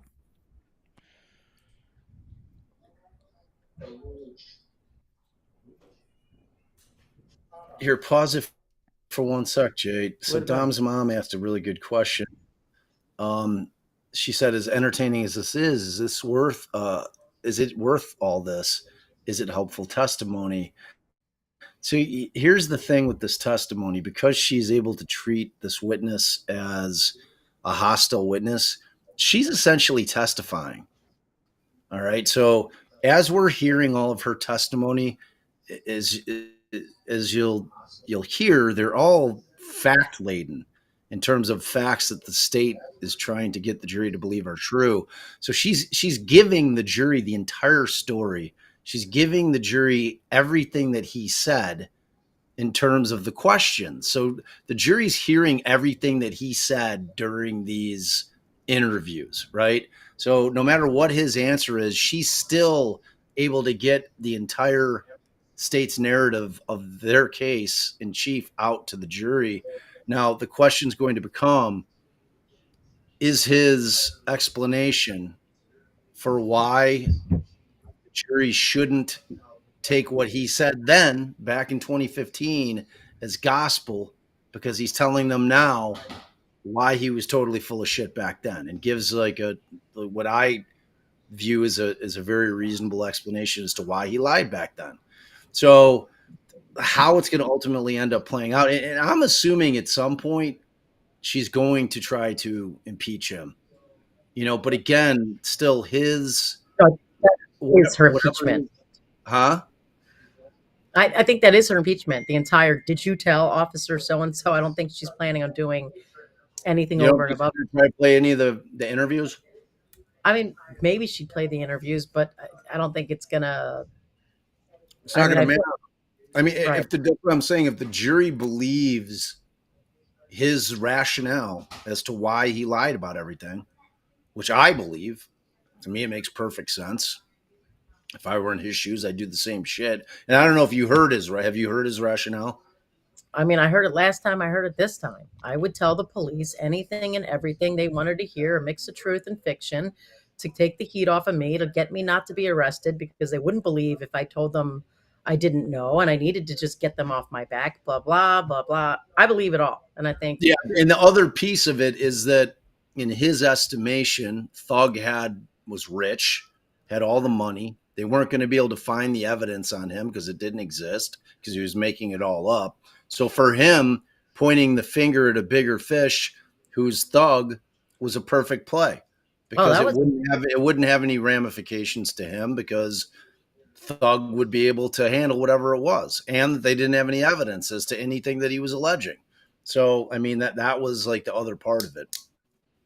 so weird. I just realized I'm not hearing you through the headphones, but Which headphone? I unplugged those shitty black headphones. That's why what? they hurt my ears. Yes, put on those awesome blue ones I bought.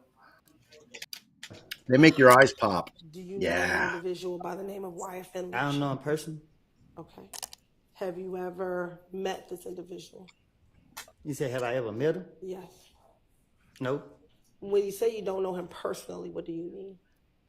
Because you said, have you ever met? We never shook hands. I never met him. Okay.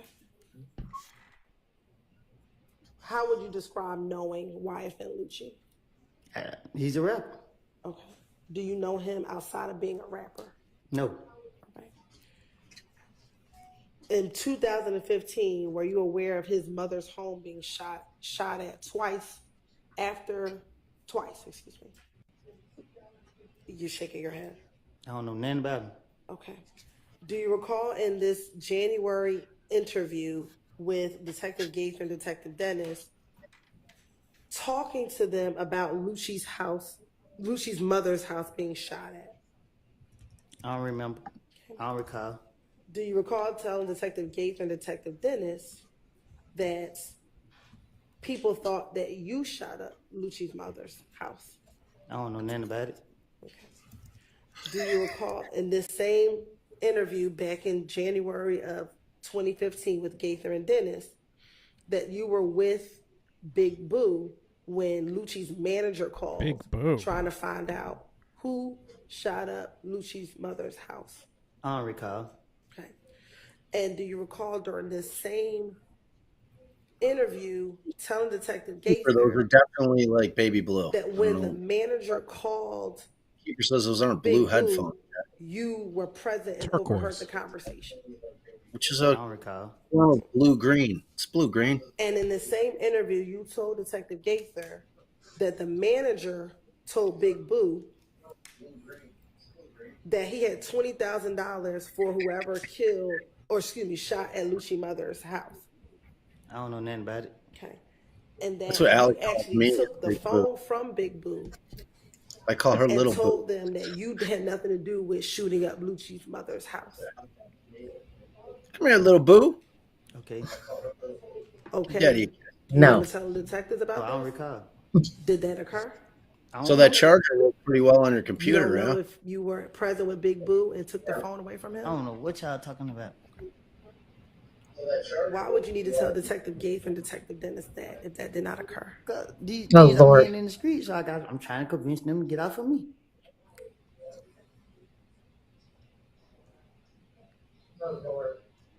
Is the upstairs door to the basement open? Because I'm hearing Specifically, my didn't you dad. tell Detective Gaither that when you took the phone, You're hearing you yourself. said, man, No, I ain't did nothing like that, maybe. bro. Don't scream my name. I ain't got nothing to do with it. I ain't said he did. I ain't do that. I don't care about none of that. I didn't do that. I don't recall.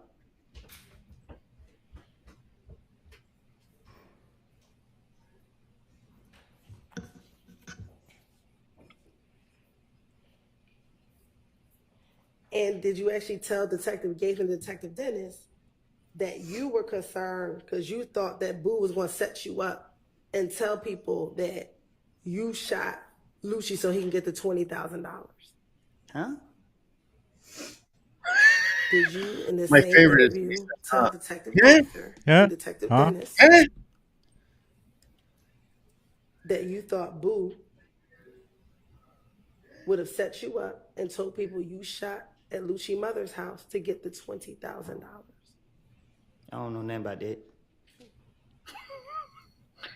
I don't recall.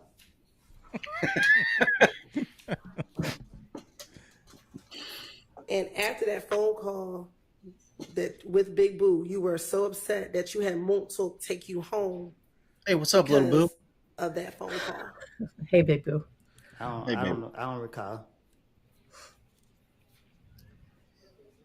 I mean, she's just going to keep doing this. It's kind of Right. And ridiculous. you also told She's Detective gonna go through all Gaither of her that when you questions. got into the car with She's getting Montel all of after this all phone the shit call, she wants out. It's you like us told asking Detective, you questions told he Montel, knows going to be objected to, but we ask it because we want Boo the jury to tripping. hear it. Boo going to try to get, Same shit. you know what I'm saying?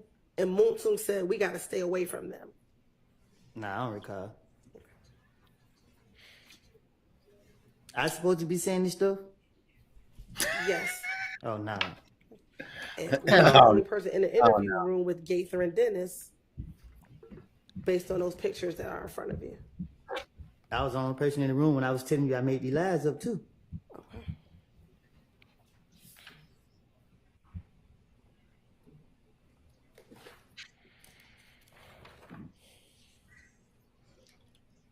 So we'll go through days of this like we did last time. Oh, yes. Months of it. Months It's like and they months. started fresh, as though we never testified before. Pretty much.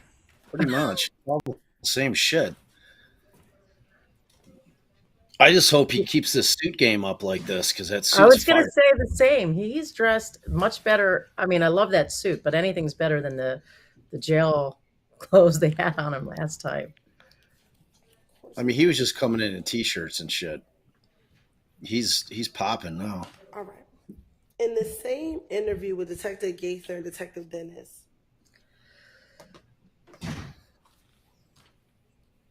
did you tell them about your relationship or your friendship with Little D from Cleveland and Shannon?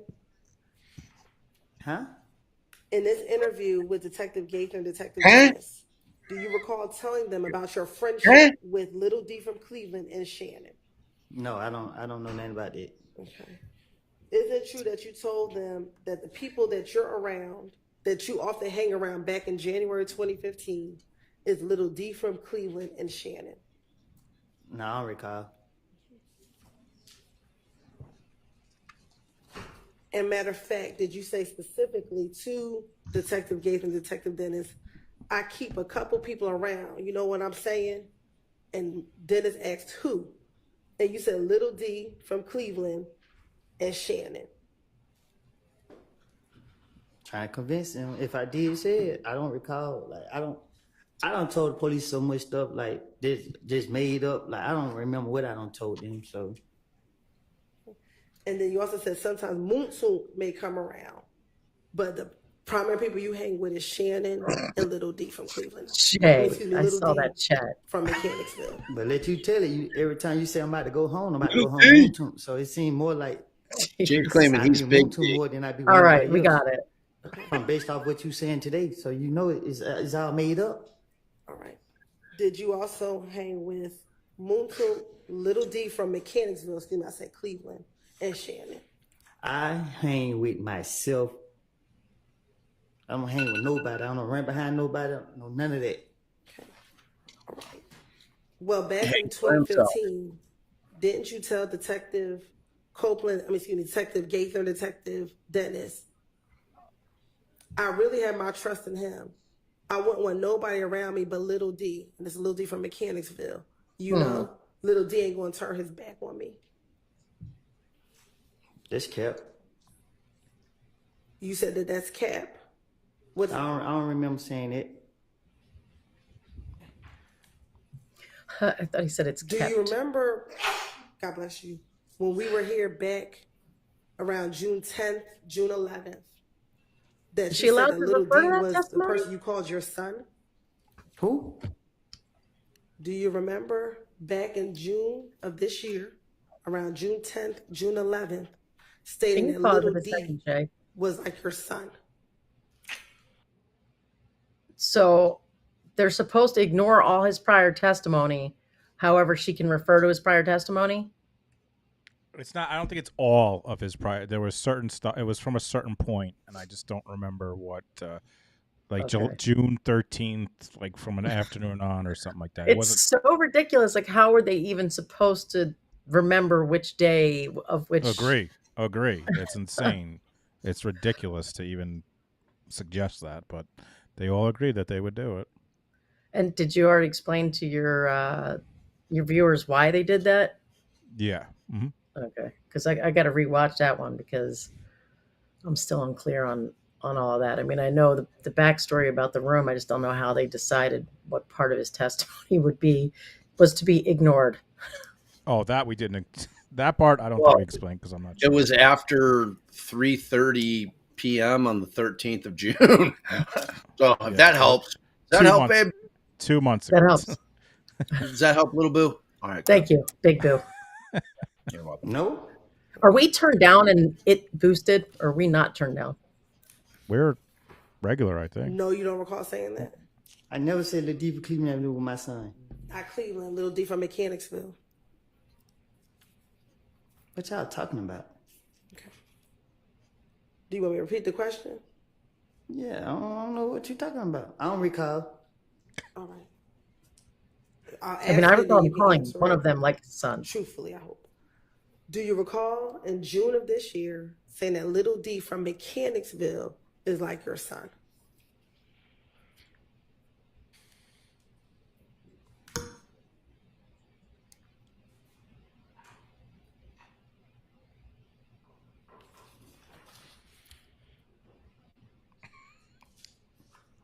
He did say one of the little. No, you don't remember saying it? No, you didn't say it. What is I don't know? He said, I don't know. What you want me to say? I want you to answer the question. What's your question? I'll ask it one more time. In June of this year, when you were here This year right here? This year right here, when you were here before, June 10th, June 11th, do you recall telling me when I asked you about little D from Mechanicsville, telling me he's like your son? When I said I birthed him? Yes. I'm just being sarcastic. Right, but that was to talk about the closeness of your relationship, correct? What you mean? When you say you birthed him, were you trying to what were you trying to indicate when you said you birthed him? What did you mean by that? That was just an anger statement I made. Okay. Did you at one point in time have a close relationship with little D from Mechanicsville?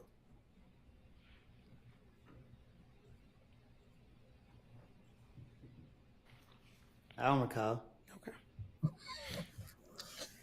This is the guy that he said lived with him for a period of time when his dad was killed. Is this who we're talking about, Jay? I don't know. Better keep your cast of characters straight. I know, Now, it's impossible. Going back to the January 2015 interview with Detective Gaither and Detective Dennis, did you speak to them Look at him. about Thug seeing you talk to the police regarding Donovan Thompson's murder? Okay, so, but now they are Yes, re-asking all the same Thugs. questions, though. I don't recall.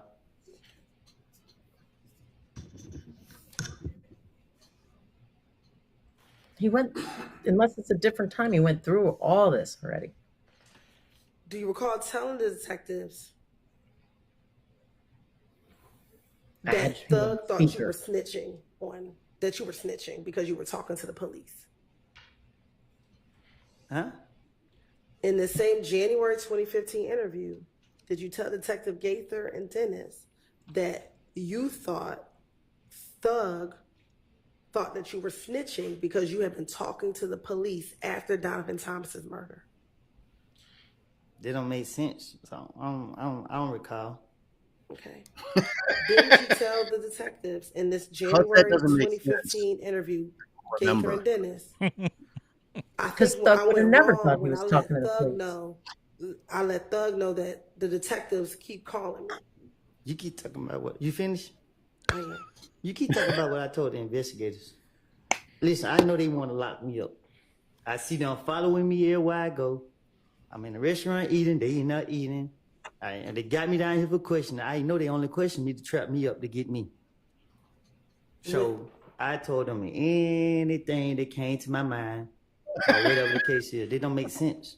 When you walked into the police department and to talk to Gaither and Dennis, you walked in on your own, correct? Most of the time they question me. I was in handcuffs. I don't. In early 2015, isn't it true you met with the detectives 5 times? Oh, Let me Lord. tell you more than that. Okay. I don't know how many times I done met with them. I just know that they police questioned me every time that I was in handcuffs. You have, in front of you, you have 2 dates, correct? Is that January 11th and January 28th? Yes. Permission to approach? You may. How did they explain to this jury, like, What's been marked as just case exhibit 378? Not much. Charlie 1. She read Does that date say 3 February curative 20th, instructions 2015? Yes. and Now I'm going to show you it didn't 378 inquire Yankee as to whether or not they're going to be able to Delta pretend 1. like they Does didn't this hear say what he February said 21st, and not take him into 2015? account Yes. to And I'm gonna show unhear you the shit that they heard. 378 Yankee Echo 1. Does this say June 10th, 2015? Yes. Okay. Looking at 378 Yankee Charlie, Yankee Delta, Yankee Echo, do you see yourself in those 3 pictures? Yes.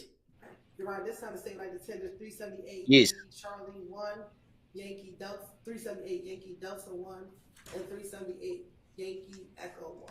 It's evidence. Admitted without objection.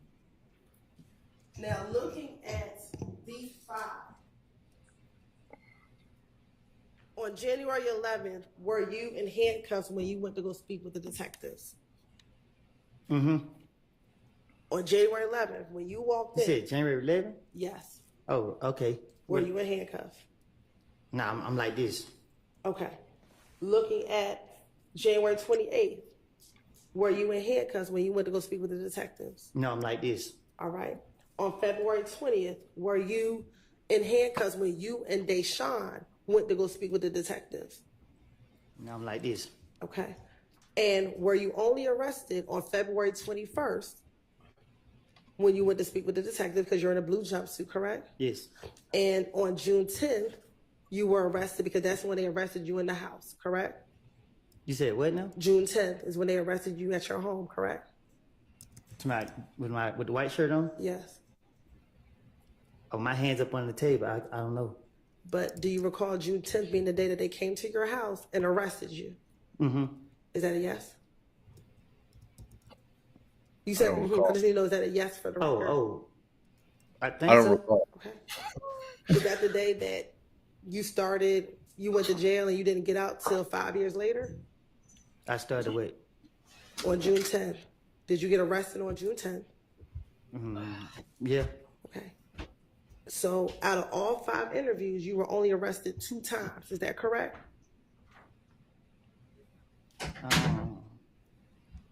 I guess. All right.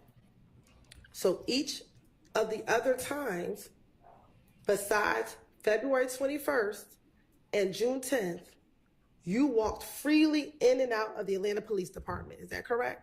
Wait a minute. What you mean by that? Well, sure, I'll repeat it. Wait a minute. Would you agree that in early 2015, you went to the police, you talked to the police 5 times? No, more. Do you have 5 interviews right there? Yeah, but they had me in the back of their police cars too. Okay. How many times did you go to the Atlanta Police Department? On my own? In 2015. We're going to talk about just generally 2015. I don't know. I don't recall. All right. Do you see 5 different times in front of you? I got 5 papers in front of me. Okay. And would you agree they're all different dates? Yeah, they all got different dates. All right. And 3 of those 5, you are not in handcuffs. Is that correct? Yeah, 3 of them I'm not in handcuffs. And only 2 of them you are in cuffs, or you knew that you were arrested that day. God bless you. I guess. All right. He could have The been 2 in custody. times that you were arrested is February 21st. Is that when you have on the blue jumpsuit? Okay, right there. And June 10th when they arrested you at the house. Is that correct? Mm-hmm. Is that a yes for the record? Yes. All right. Yes, attorneys So are the allowed to other 3 object. times, January 11th, you came into the Atlanta Police Department on your own, correct? He caught me down there. Okay. And you voluntarily went down there after he called you, correct? Mm, After mean- you spoke with, He took my baby mama down there and told me I need to be down there. and you That's a decided very to go, loose definition of volunteered to go down there. Yeah. okay. And after you interviewed with him, you walked out, correct? And you left. You're shaking your head for me. Yes. I left. Now, on January 28th, you also walked into the police department, correct? I don't know nothing about that. I don't remember that at all. Okay. But is it safe to say that you left because you were not arrested in January of 2015? Yeah, I went locked up in January. Okay. And then February of 2015, that's when you walked into the police department with you and Deshaun, correct? I think. And do you remember that being the night or the early morning hours after people shot at you, Deshaun, and your baby? He was fit to put me in handcuffs. But did he put you in handcuffs? Cause the other police told, I don't know if it was that one right there, but one of the police told him, he whispered something to him. Cause I told him, you gonna lock me up, and they go ahead and get out of the way. And they decided not to lock you up, correct? Cause he wanted the gun. But he did not lock you up, correct? The next day he did. Answer this He's question. been through On all February this. 20th, did he lock you up? He told me I got 24 hours to get him the gun. Okay. And you were able to leave that interview room to go find the gun, correct? Finessed him. You were able to leave, correct? Mm-hmm. Is that a yes for the record? Oh, yes. All right. So when you keep saying they only wanted to keep locking you up, you only were locked up 2 times. Well. No. Well. What a piece of shit, disingenuous question by this prosecutor. They all are. They all are. God, Voluntarily. getting questioned feels like they're in Do custody. you recall today Like you out said of you her spoke mind. with police in the back of police cars? Do you recall how many times you did that back in 2015?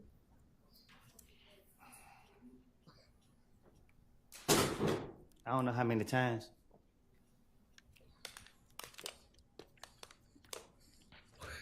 When you were inside the back of the police cars, did they release you or did they take you to jail? They released me. Okay. So again, even those times you were not locked up. I finessed him again. All right. What is them? What do you He call it? finessed him again. Now going back to what I asked you about your belief that you thought Thug thought you were snitching. Do you recall telling the police that every time you spoke to the police, excuse me, let me strike that there were times when the police would call you and you were in Thug's presence. And you were with Thug when the police would call you. What you mean? You gotta be more specific. Sure. In January of 2015, when police were calling you about Donovan Thomas's murder. After he was killed, I wasn't around that much for him to be able to see me answer the phone or talk to any police or anything. What you talking about? Did you tell the police? There was one time he said he was on speakerphone. When they were asking you about Thug thinking you were snitching, you told the police, because like every time he called, it's like I was right there in front of him and I had walked up. I was like, that was the detective. Like, shit, they trying to find out who. And he just felt like I was just making stuff up because I always stutter. So when you snitching is based off the truth and off facts. Lying and trying to finesse your ways is different things. So there wasn't never the case with... Exactly. There would never be the case if he concerned about me snitching. So you only snitching if you telling the police the truth. Remember when I made that point like 2 hours ago? When they were calling you and they were asking you about Nutt's murder, were you telling them that you were not involved in Nutt's murder? I was telling them everybody. I told them everybody did. I told them Shell killed them. I told them all type of people did it. I didn't know. I don't know. Y'all just pick and choose what y'all want to take and use. Did I not say Shell did it? Did you tell them that you heard it? That could have been a rumor. I told you it was a rumor that they said I did too, right? Right, and you didn't kill him, correct? I can't answer that. How many times you gonna ask me that? Okay, then. Right. So if you're talking about rumors, the rumors aren't true. You just told them what you heard. I'm saying what y'all want to pick and choose with. Okay, I don't recall. I mean, everybody, he has said in no uncertain terms, I killed the man and lied about it. Because you keep saying that you wanted to finesse the If I tell you the detectives. Is truth, that fair? you gonna arrest me? He asked that question. Asking you about an event, a shooting on Spring Street, where Thug's girlfriend was having a party at a house or at a hotel on Spring Street. I never heard anything about that a day in my life. Okay, and do you remember telling them that you knew nothing about those shooting on Spring Street? I guess I don't know. I don't know what I done told the investigators. So if you want to finesse them, why wouldn't you just act like you knew about it and just tell them about it? Because I didn't hear nothing about it. If I would have heard something from like the street saying, I could have been able to put act like I was there or act like I knew, but I couldn't because I never heard anything about it. Right, but if you're trying to finesse them and you just tell them whatever they wanted to hear, right? You could have just told them, yeah, I heard about it. So I couldn't because I wouldn't be able to speak on nothing where it'd be like, okay, like let's say they would say 2 girls got shot in the butt. I would be like, yeah, I was there, man. The 2 girls got shot in the butt. I couldn't because I never heard nothing about the story at all to be able to say, but act as if I knew. But if you're finessing the police, that means you're just lying anyway, right? So to finesse the police, you got to act like you have knowledge. You got to act like you know. Okay. So if you could have just said, yeah, I heard about that shooting. And I couldn't because I knew his next question was going to be who did it or what happened, where was it. Or I couldn't say anything about I couldn't say anything about nothing. Okay. So why would I speak on something and get caught up? I'm not trying to get caught up in my life. Okay. In the same interview, did you also tell Detective Gaither and Detective Dennis that on the Friday before Donovan Thomas was killed, that you went to DJ Drama's studio as well? If I told the detective something like that, I probably did. I don't. Okay. And that's something that you also told Investigator Thorpe when he interviewed you. Well, I hadn't heard the question yet. You also told Detective Thorpe about going to DJ Drama Studio that Friday before Nut was killed as well, correct? I recall. Okay. So is it fair to say you told Detective Thorpe about going to DJ Drama Studio? Then if I'm the jury, I'm also asleep. told Detective David Dennis at a later interview about the same series when she's of events talking, I'm sleeping. When leading he's up to talking, I'm Donovan laughing. Thomas's murder. Can you say that I again? would agree. I'm going to give her a little latitude. I think she's trying to get clear what the witness's testimony is. Thank you. When you first met with Detective Thorpe in January 11th, you told him about going to DJ Drama Studio the night before Donovan Thomas was killed, correct? I don't recall. Okay. You also now, in this January 28th interview, you've now told Detective Gaither and Detective Dennis also about this going to DJ Drama's studio the Friday night before Donovan Thomas was killed, correct? I probably did. I don't remember what. I don't know.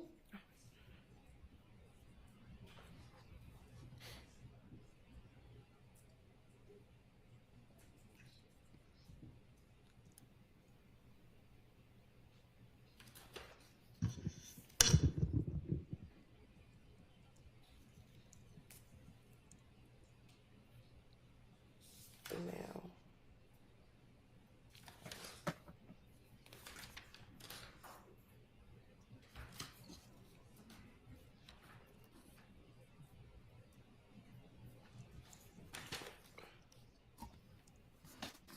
during this same January 28th interview,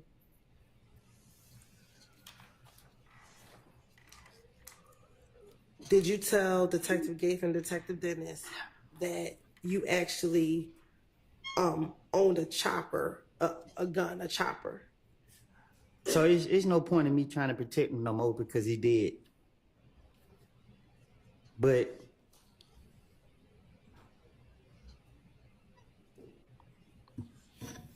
Oh man, is he gonna say I don't recall right now? huh? We're making a comment about someone being deceased and passed away. What you were saying? Just go ahead and re-ask for questions. Yeah, my question was, in this same interview with Detective Gaither and Detective Dennis, did you tell them that back in January 2015 that you, when they asked you what type of gun you had, and you told them that you had a chopper? Can you say that again? Sure. In this same January interview where you're meeting with Detective Gaither and Detective Dennis, they asked you what type of gun you had. Do you recall telling them that you had a chopper? No, I don't recall what I just said to them. And that chopper is a chopper that was purchased by Quindarius, Zachary, or Little D from Cleveland? I don't recall.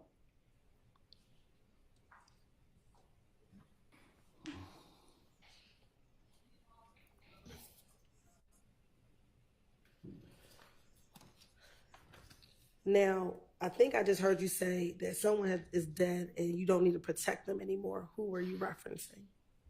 Tay, Threat? Okay. Is that the young man who passed away a few weeks ago? Yes. Okay. What would you be protecting him from?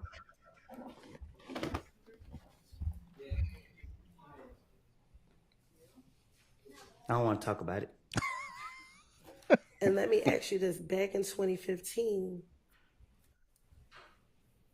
were you friends with Tay back in 2015?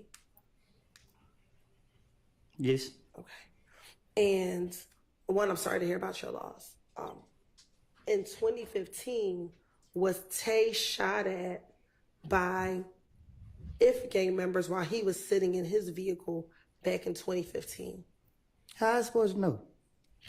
Do you recall talking to Detective Gates and Detective Dennis about him being shot at in his car?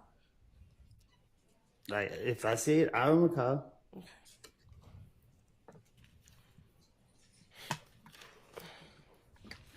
And is his real name Trevante Turner? You're shaking your head. Is that a yes Yes, for the record? yes.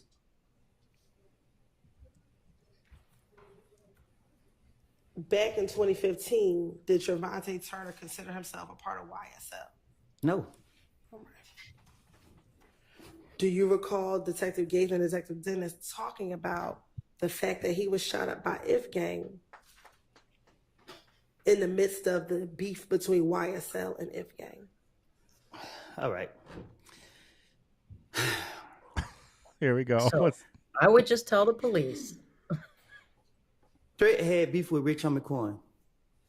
I don't know what they beef was about, but Threat had beef with Rich Homie Quan, and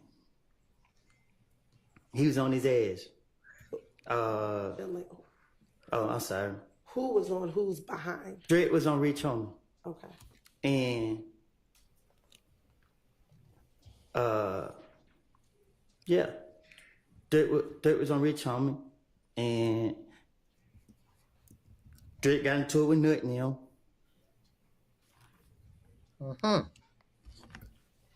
That's it. Okay. End of story. Fiend. And at the time, The end.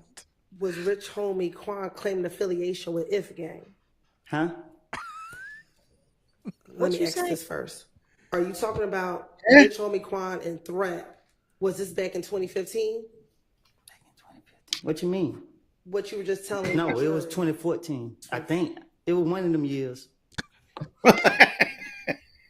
And at the time, was Rich Homie Quan claiming affiliation with IF gang? I don't know what Rich Homie was claiming. And you said that Threat got into it with Nut in them. I don't know. I don't know how it went, but I know that. Yeah, Threat like that. Okay. Is that what started the beef between YSL and IF gang? Threat wasn't YSL. Like, you know what I mean? Like, people, YSL is not what y'all making it be. Like, I keep telling y'all that a person can wake up and say, Atlanta is a monkey see, monkey do city. Like, you see people doing something, you just do it. I mean, and people say, just because I know this person, oh yeah, I say, oh, I take a picture and say I'm YSL or whatever, but Threat was MDC. You know what I mean? There wasn't there wasn't no YSL or that shit. Did he ever stop claiming MDC and claim YSL? Nah, we don't switch up. That's just what it is. And you said he claimed MDC. What's MDC? I don't know. But if you said he claimed it, do you not know what MDC stands for? It's none of my business. So when you say he's claiming MDC, what do you mean? I don't recall. Say it. Lack of foundation. When you say he's claiming MDC, what do you mean? Huh? I don't ask questions. That's what I mean. Okay. Is MDC a music group? Ask them. I'm asking you.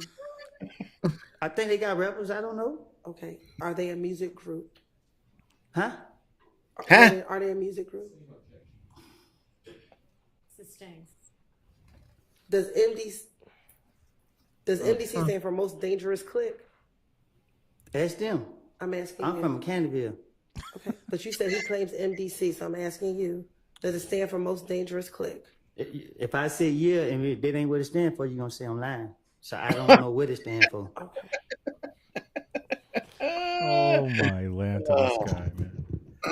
I mean, but it is possible he doesn't know what every single gang is. They're MDV or MDC, and he doesn't know really what it stands for. But I don't know. I mean, these are what affiliates I've never heard of. Detective Gaither and Detective Dennis about members of MDC beating up Little D from Mechanicsville in the club, in Club Crucial?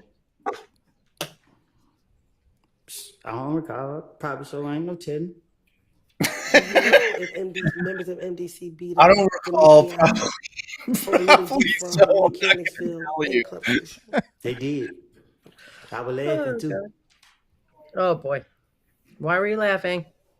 I don't And know. MDC, are they from Bowen Homes? Don't ask me. Ask them. Did you tell Detective Gaither and Dennis in an interview that you were cool with MDC dudes because you grew up in Bowen Homes and they from Bowen Homes? I grew up in Mechanicsville. Did you spend time in Bowen Homes? I don't recall. You don't recall living in Bowen Homes before moving to Mechanicsville? Oh, I stayed in Bowen Home. Okay. And did you tell Detective Gaither and Dennis that you stayed in Bowen Homes prior to moving to Mechanicsville? I don't know if I told them that. And that because you did stay in Bowen Homes, you were cool with a lot of the dudes in MDC. Do you recall telling Detective Gaither and may have Detective Dennis? said that. I don't recall. Doesn't mean it's true.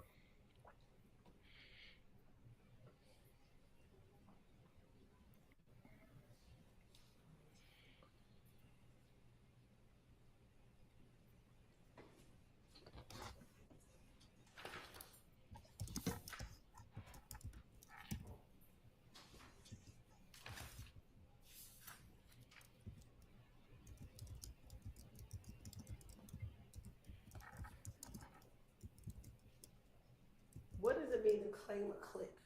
You said he claimed MDC. What does that mean to claim? You could probably go to any junior high school MDC. and figure that out. What you mean? You said it, so I'm asking you, what did you mean? What you mean? He claimed MDC. What does that mean? Ask it. I don't know. I'm asking you because you said it. So what did you That's mean? just how I talk. Okay, so what did you mean when you said that? You said something about was he YSL or something. I'm just, you know what I mean? Like, you can't tie my friends into what nobody else got going on. Like, when you speaking on gangs, you know what I mean? A gang is a gang. That shit don't have nothing to do with nothing else. I'm sorry. I didn't. You frustrated me up here. That's fine. So what did you mean? I'm asking a very specific question. What did you mean Try when to you put my said friends he claimed in a gang. MDC? What does that mean to claim it? I guess we gotta Google it then. She's not asking what does it mean objectively. She's asking what did you mean when you said it. I guess I just said it, you know. I don't know. This is. Guess we gotta Google it. Someone get Google. Jay, pull me off for a minute. Wait, aren't I taking her? I'll swing her over. Okay. We can still hear you. Oh, I got it, Daddy. thanks, Bobby. All right. Now, earlier we talked about you talking to Nut back in 2015. Do you recall ever meeting with Nut to give him back some items that were stolen from him? I don't recall. Okay. Do you recall, isn't it true that you told Detective Gaither and Detective Dennis that prior to Nut passing away, that someone broke into his car and you ended up with the merchandise from his car being broken into? I recall telling you in the back room somewhere in this courthouse that I lied, and I'm being truthful today by telling you that I made it up. So what I said to the investigators in the past, I came forward and told you that I was in the room by myself when I told you that. I don't have no reason to lie. Don't nobody intimidate me. I'm not trying to protect nobody, no nothing.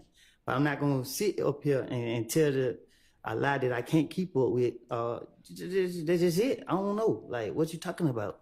Okay. That's it. Come on. Did you? I We're gonna lied. get to what you told me, but I'm going to ask you first.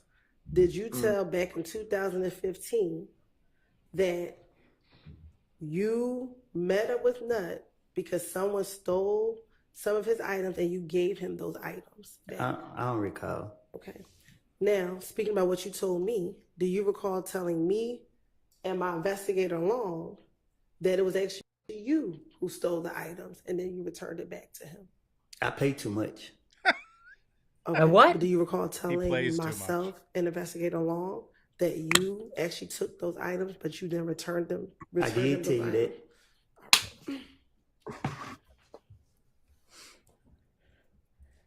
What's the But point? more importantly, that you actually met up with Nut. Do you recall telling the police that you met up with Nut to give him back those items that were stolen? I probably did. You probably did tell the police, or you probably did meet up with him to return the items to him? I probably did tell that to the police. Do you have any independent memory today of you actually returning the items to Nut? I did. You did return those items? I did give him his stuff back. So that was something truthful that you told the police? Part There true, was. part not. I don't know if I told it to the police, but I told it to you. Isn't it true you also told Detective Gates and Detective Dennis in January of 2015 that you called Nut and said, hey man, I got your shit right here, pull up on me, and he came and pulled up on me and you gave him his stuff back? Take a little bit of lie and put it with it. Take a little bit of truth and put it with a lie. That's what I do. And That's also, what he did. during That the he same didn't meeting steal it. He that just you met returned it. Nut to give him back his stuff, you talked to him about the beef you were having with him and Kel. That's the lie. With you and Kel. I apologize. Can you say it again? Sure. In this same meeting that you gave Nut back his stuff, you and Nut talked about the beef that you were having with Kel. So when I gave Nut his stuff back, I didn't like the way he looked at me. So we didn't have no conversation. He seen all the people I had with me. He got his stuff back, said appreciate it, and he left. So what I told investigators was, I don't know what I don't recall what I told them, but I remember giving him his stuff back, and I didn't like the way that he looked at me. Okay. Did you remember telling Detective Gates and Detective Dennis that you and Nut had never had any beef and never had any issues? I don't recall.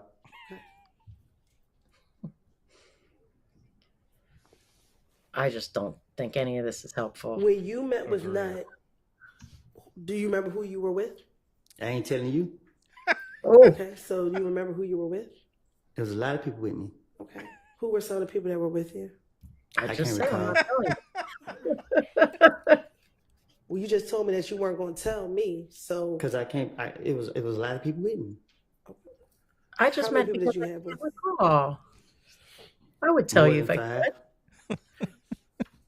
It's unbelievable. did Nut have anyone with him? I think so. Do you remember who that was? Yeah. I don't know them by name though. He had 2 or 3 people with him. Okay. Do you remember telling Detective Gaither and Detective Dennis that he had his brother Greedy with him?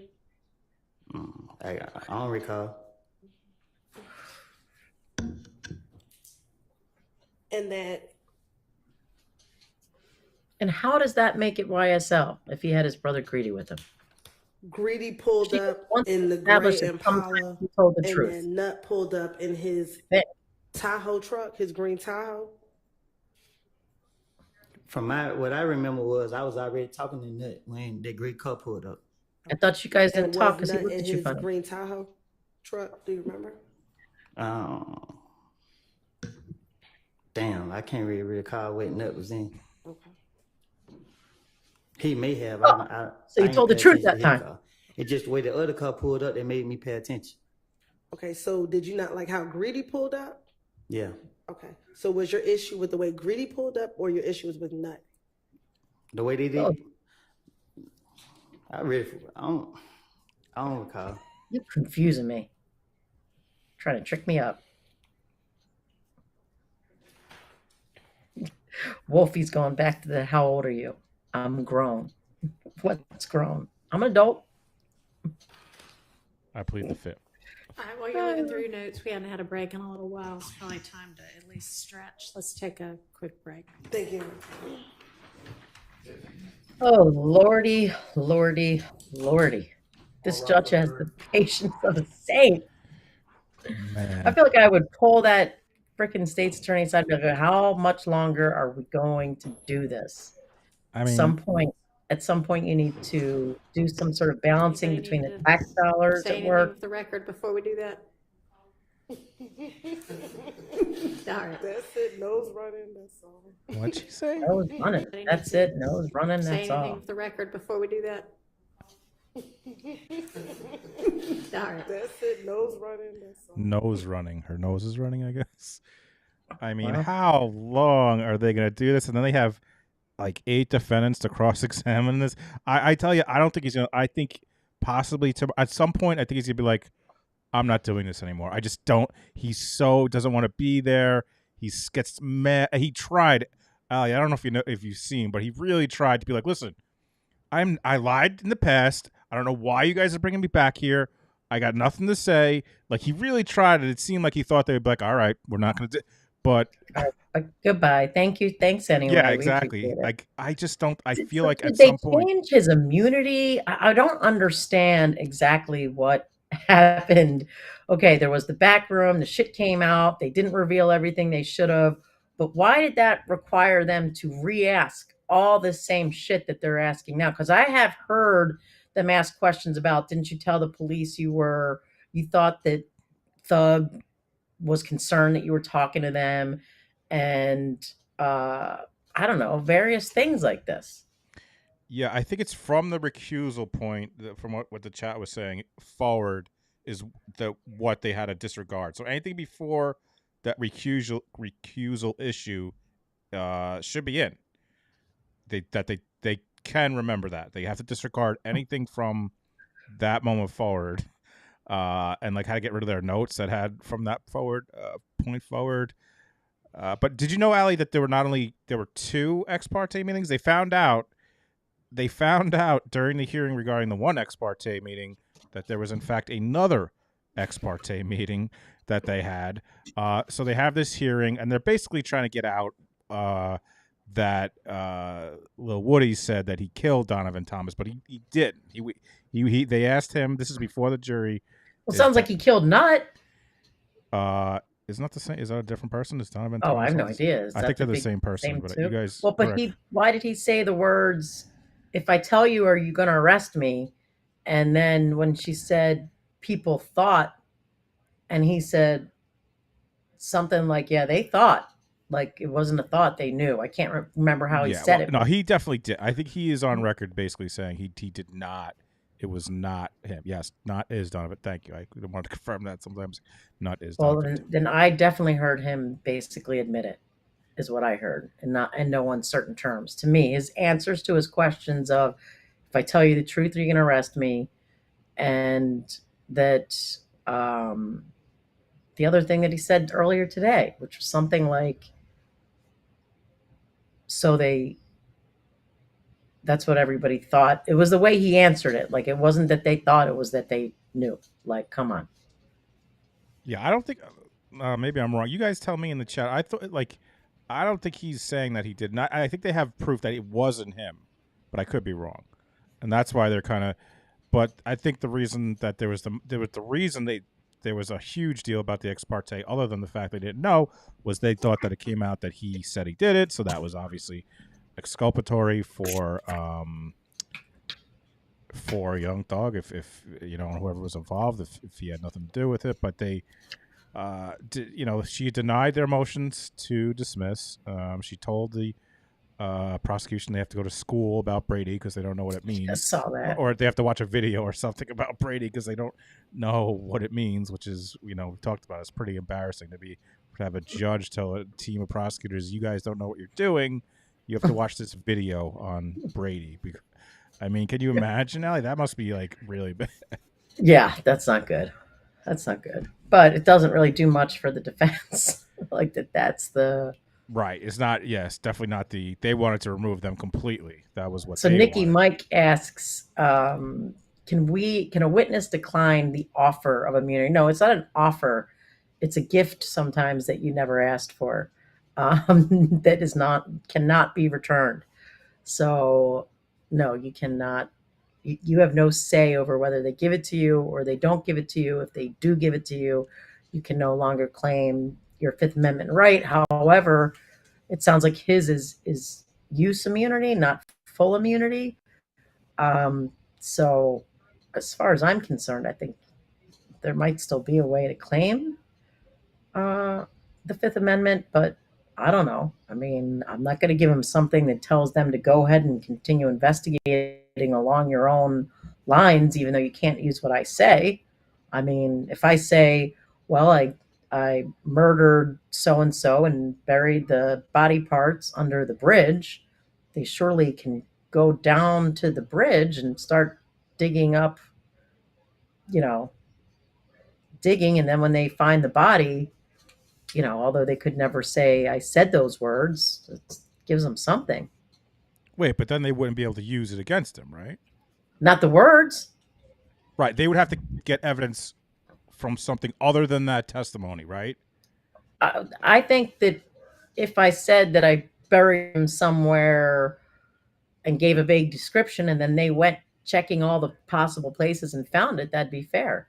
Because Right. they just Wait. they can't use my words, but they can follow their own investigation. But wouldn't that be using? I thought that's the whole deal with use immunity is they can't use what you say against you. They could, if someone else says something, they can use They it. can't use the words I say against me, but that doesn't prevent them from going and digging for the evidence in little kernels of the information if little I Woody provided. said, "I killed someone, I put him under a bridge," they go there, they find that, they could then arrest him based on that. I mean, what's the point of the immunity then? They just can't use his words against him. Right, but that would be using his words against him if they went down to the bridge because he said it. Maybe if he said the exact bridge, but if he said, some bridge, if they followed the kernels of his words, for sure. See, because Wendy Adelson has derivative use. I mean, she has that, and like that was how I always understood it. That like they couldn't use what she said in court against her, but if someone else said something, they could use that, but they couldn't use what she says in these trials. So that's not what she says in the trials. It's her actual words. You admitted this. You said this, but to go to where you said, or to go to a kernel from what you said, develop an investigation. But that's using them. If the investigation didn't start without those words, how could it not be using those words? I don't know. Like that's it's all. That's why you try to get full immunity. That's interesting. By the way, again, for folks who may not have been in the morning show, I discussed this true crime case with Josh Ritter on the sidebar coming out tomorrow. If you guys, it's True Crime News. If you see that video on YouTube and just like comment, if you like my appearance, let them know. Maybe they'll have me on again. It's definitely the biggest show I've ever been on as far as having their YouTube has 5.45 million subscribers. I don't know how that'll work as far as if I get additional subscribers, but that would be amazing. But if you happen to see that video on the old, let me mute Allie. Your doctor's appointments. All right, I have muted Allie. I think she might have thought she is now. Let me take her off the screen too. All right. So yeah, if you guys could, it's Josh Ritter, host, True Crime News, the sidebar. I'll share the link now. If you could let them know if you like the appearance, maybe they'll have me on again. Josh and his wife Tiffany were super kind to ask me on. So here's the link for the channel, True Crime News. Actually, it's at My True Crime News.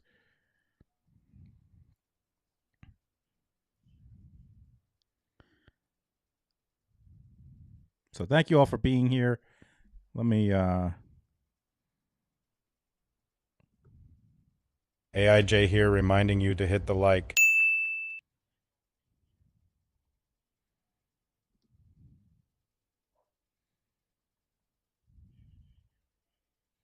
Thank you, Michelle. And again, thank you all so much for all your kind words, all the people reaching out with me about potential job opportunities, all the Venmos and Cash Apps. I hope I got to everyone. If I miss, I always feel awful if I miss anyone. So I think I'm up to date. I really appreciate all the PayPals. Amanda sent me a $10 one before. I thanked her in chat, but I don't know if I said it out loud. But thank you so much, Amanda for the $10 PayPal. Thank you, Kim. Thank you. And by the way, Kim got the friends some sweet potato treats, and they are big fans of those. So thank you, Kim, for those.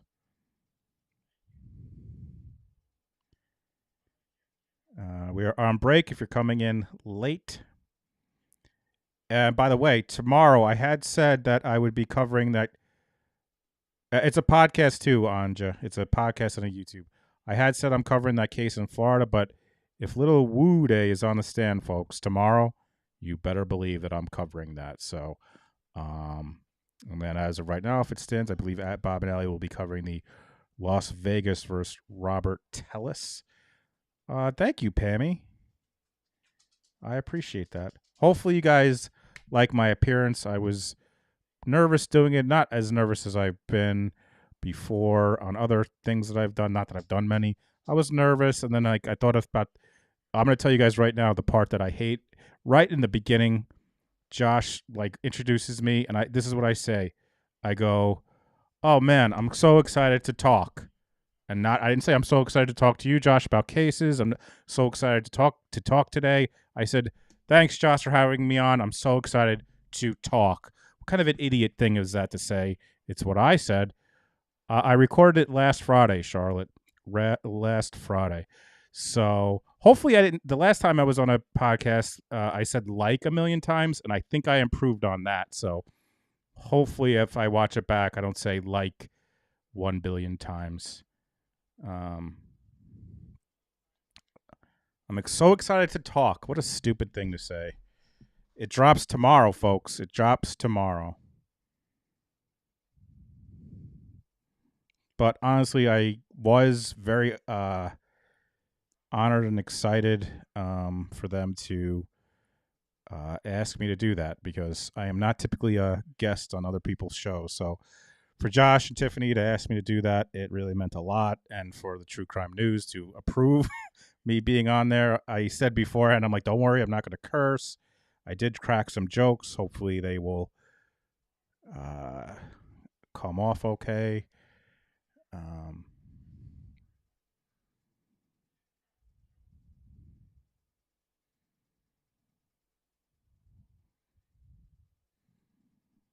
Thanks, everybody. I overall, I think I did okay, but that one I felt after I said that, I'm like, oh, you dope. You dopey dope.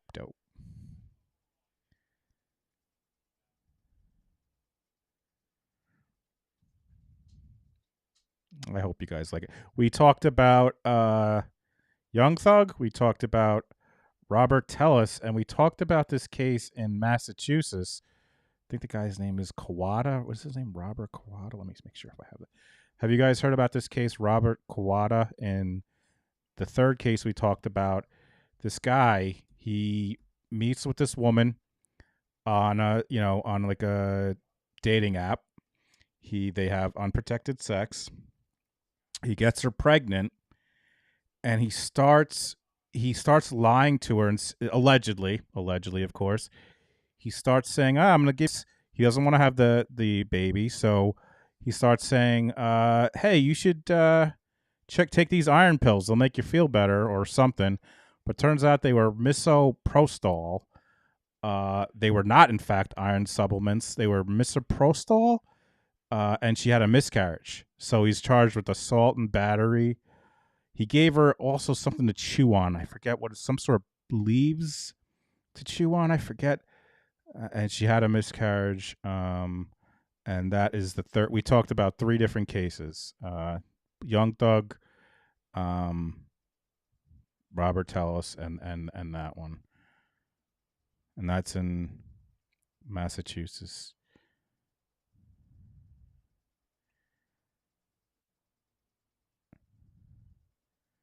Fake iron bills. And like, oh, he also allegedly gave the woman homemade cookies containing raspberry leaf, which is thought to induce labor. He gave her raspberry leaf and the misoprostol, whatever it's called, however it's pronounced. They met on a dating app in January. They went on a few dates in Brookline, had unprotected sex.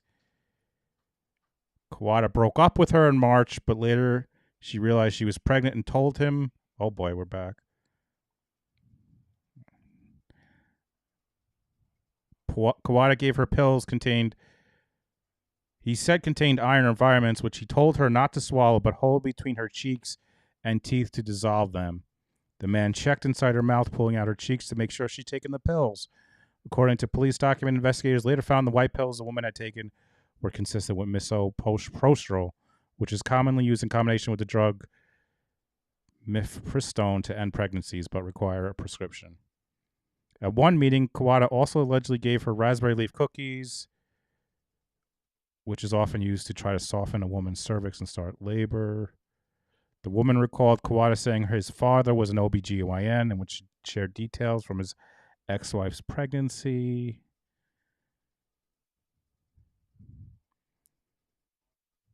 He also, before a meeting, the woman had got a call from what appeared to be a nurse from her healthcare provider who said she should take iron. Kawada arrived to her house after the call, investigators wrote, and said he happened to have the pills she needed. She told investigators they were hexagonal and with a line through them. The purported nurse called back and said she should take 2 more of the pills, which Kawada happened to have. Why don't I hear anything? Oh, here we go.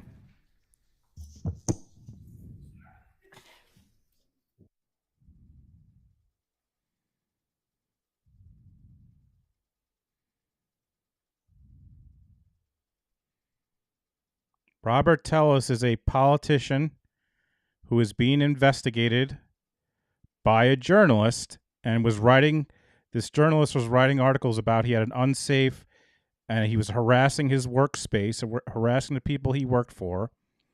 And he allegedly went and killed this journalist who was reporting on him and his unsafe work environment.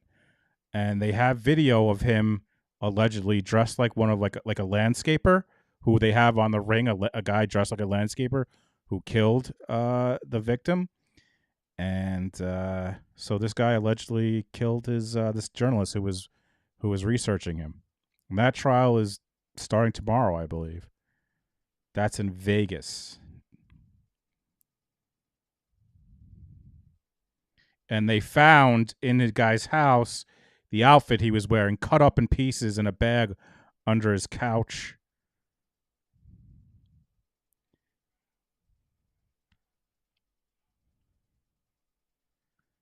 Haven, it's probably you, not me. Try refreshing your YouTube.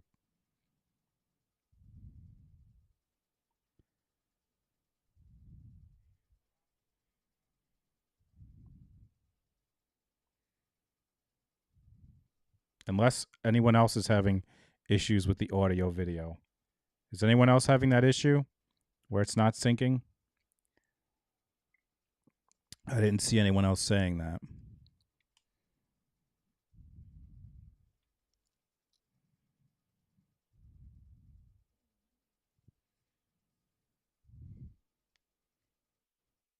That is the court reporter, yes.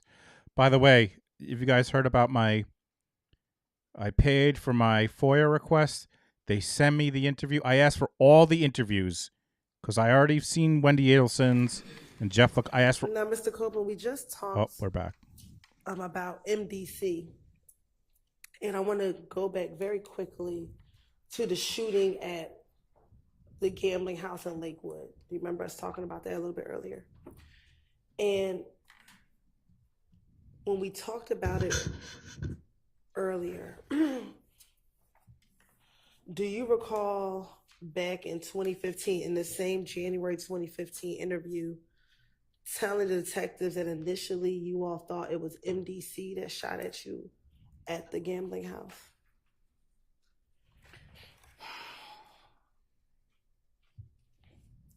Can you say that again? Sure. When discussing the gambling house shooting, initially, do you remember telling Detective Gaither that initially you all thought that it was MDC that shot at you all at the gambling house? I know MDC didn't shoot at us. Me.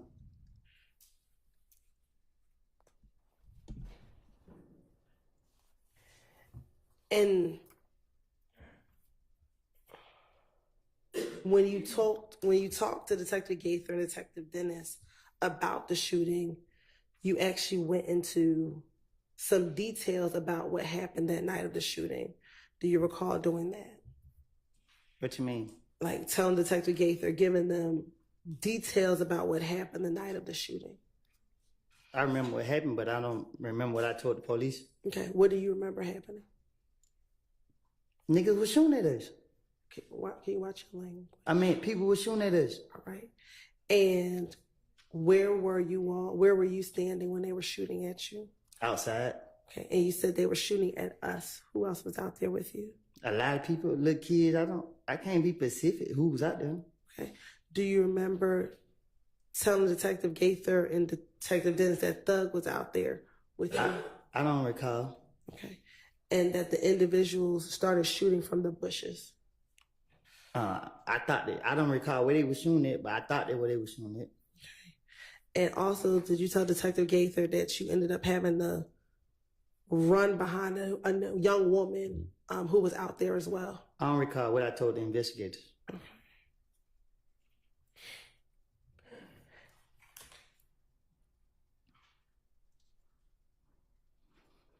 And do you recall telling the investigators that at the Cascade skating ring, you confronted Kel about them shooting at you all from the bushes? What happened in Nut got nothing to do with YSL. This some shit, screaming language. This got everything to do with Threat. You know what I mean? I was trying to protect Threat from the get-go. You know what I mean? Threat, and they had some more stuff going on. Like, was Threat at the gambling house when it got shot up by Kel? Young, you said nothing I say can be used against me? That's right. Oh boy. Me and Threat shot up Rich Homie Coin Daddy Barbershop on Bankhead. I don't know what happened with Threat and Rich Homie Coin, but I'm going to ride with my brother. And they was beefing. And yeah, we pulled up and did that. Okay. And as a result of, why did you and Threat shoot up Rich Homie Quan Daddy's barbershop? Because I'm going to ride with Threat. Okay. Did Threat tell you why he was shooting? I don't at the ask no barbershop? question. I just say, let go.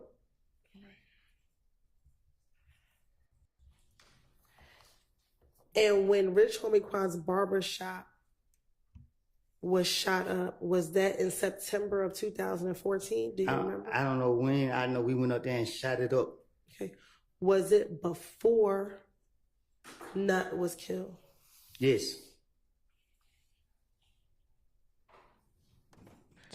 Do you remember what happened the day that you and Threat shot up Rich Homie Quan's daddy's barbershop? What you mean?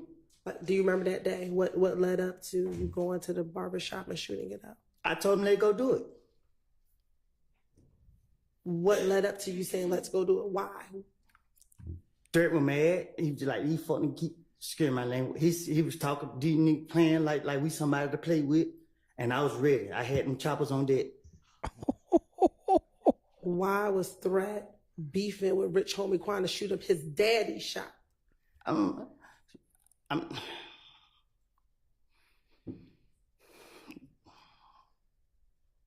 Cause we didn't know where he was. So did you go to the shop looking for Rich Homie Quan? Nah, we went to send a message.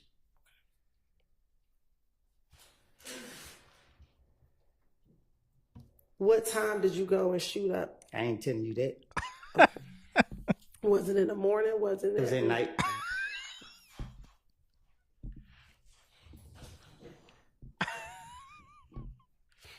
To your knowledge, did anyone send threat to go shoot up Rich Homie Quan's daddy's shop to send a message? No, he said what he said, and I told him, let's go do it. Okay. You said that you all went to go send a message. What message were you sending? We ain't the ones to play with. Okay. Did something happen between Rich Homie Quan and Threat prior to you all having to go send a message? Yeah, but I don't know nothing about it. So how do you know something happened if you don't know anything about it? Because I can't say for facts if it's the truth.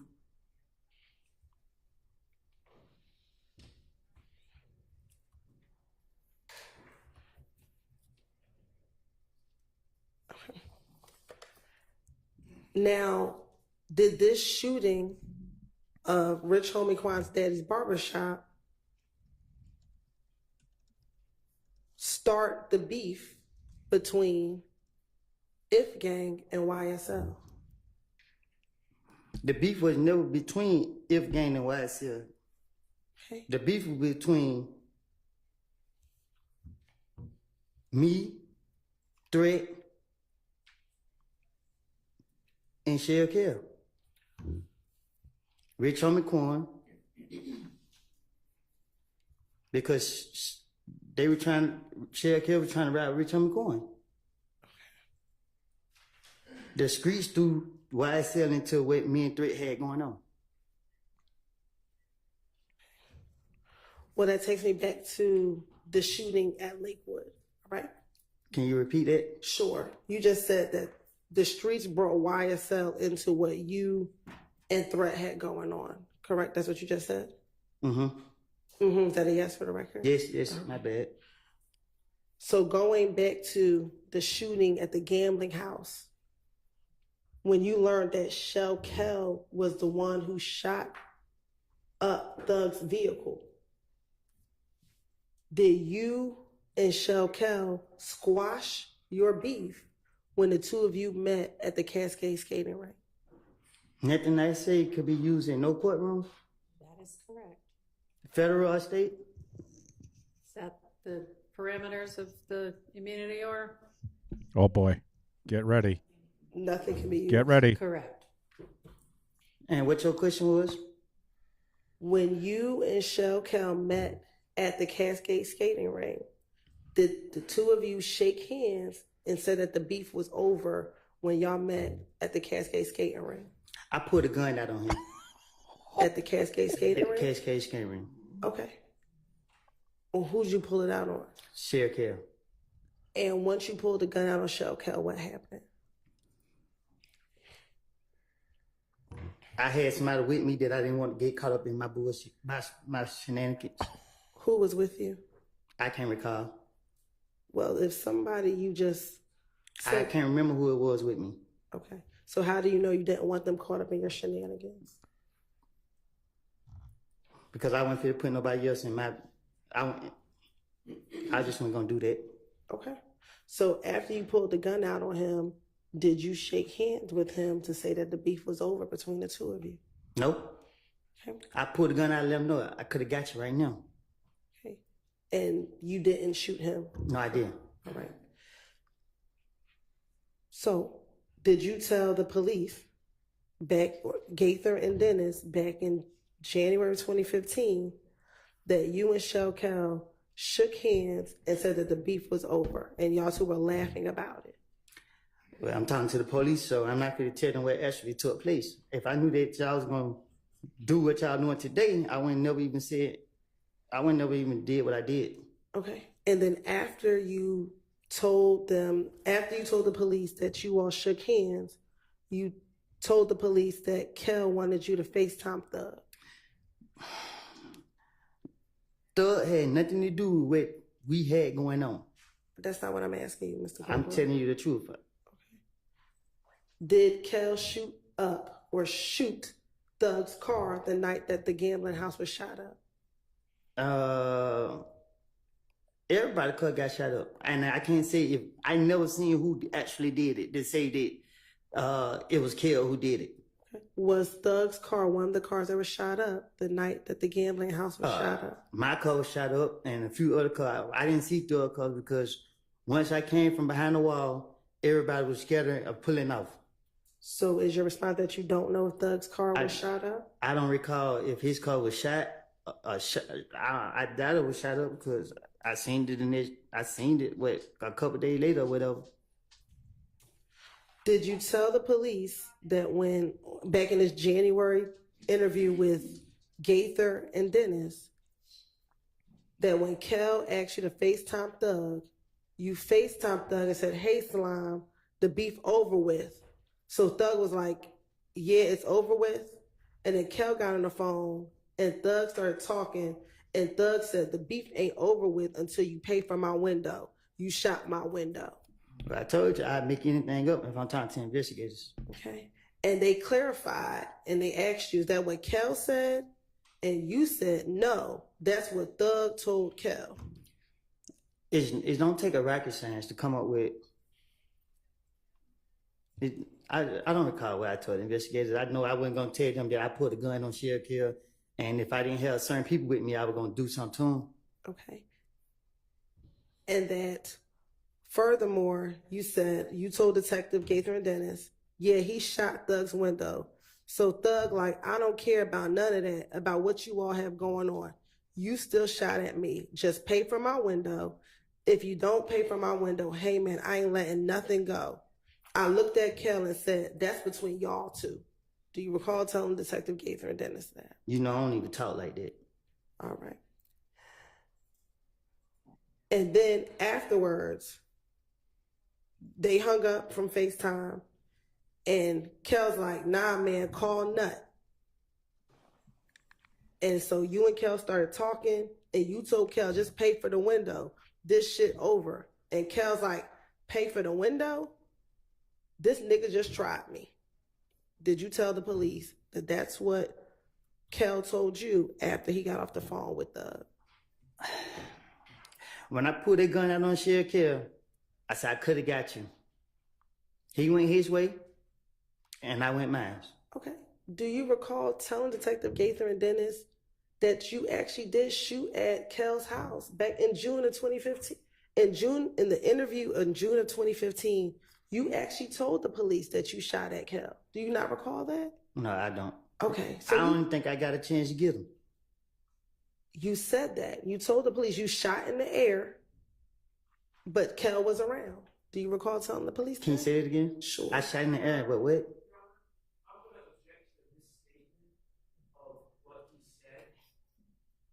It was just represented that he told the police he shot at Cal, and now it's being represented he told the police he shot in the air, but Cal was around. All right, well, that may be something he told the police too. I don't know. She can ask about it and he can answer whatever his recollection is of what he said to the police. Go ahead. Okay, well, that is true. So make sure that you have a basis for your questions. Yes, I do, Your Honor. Looking at those pictures, did you also speak to detectives in June of 2015? June? Yes. Okay. And during that interview, do you recall telling the police that you actually did shoot at Kel, but you told them that you actually shot in the air, but Kel was around? I love God too much to be shooting at him. Okay. Do you recall telling the police that you shot in the air? No, I don't. I don't even recall ever shooting in the air. Okay. Now I want to go back to the January 28th, 2015 interview. Do you recall telling the detectives that you told Kel, you got a problem with Thug, you don't have a problem with me. That's over with, and y'all shook hands? Yeah, I don't recall what I done told the investigators.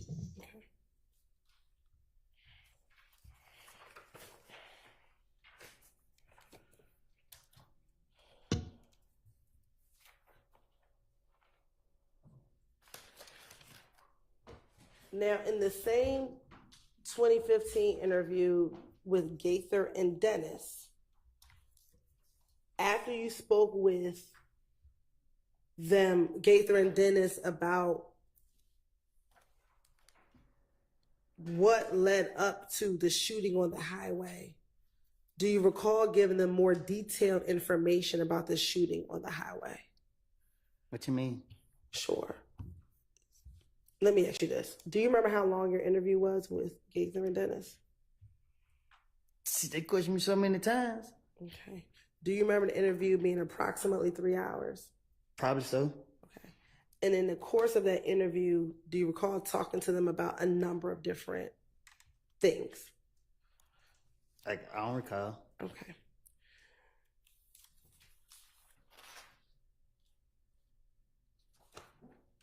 In speaking with Gaither and Dennis about the shooting on the highway, do you recall being at a pool party before the shooting occurred on the highway?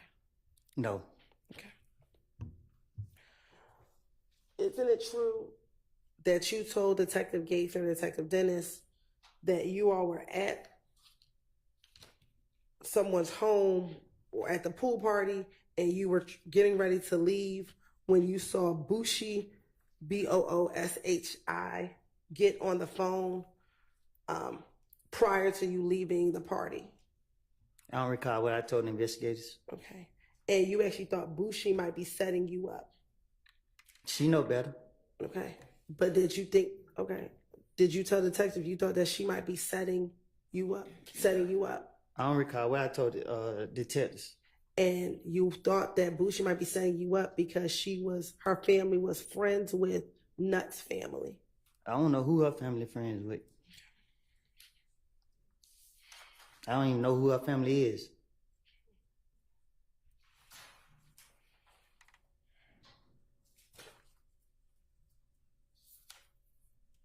Do you recall them saying in that same interview that once you all left the party,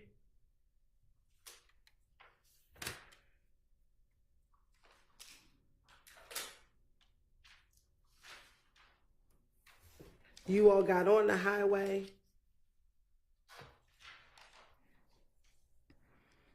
and you got near, I believe it was Atlanta Medical Center back then? And that's the area in where the shooting occurred on the highway. Can you say that again? Sure. That after you left the pool party, you and I believe Shannon got into a car and you all left, and the route that you took was near Atlanta Medical Center. Oh, I don't recall what I told the investigators.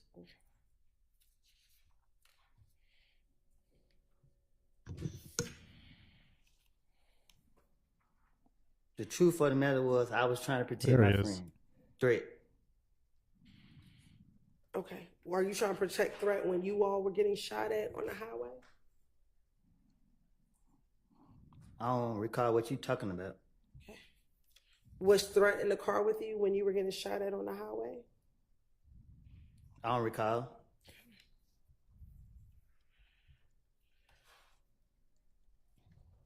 Do you remember telling the detectives that you reached out to Yet Gotti because he was dating Booshi at the time, to tell him you thought that Booshi set him up? I don't recall.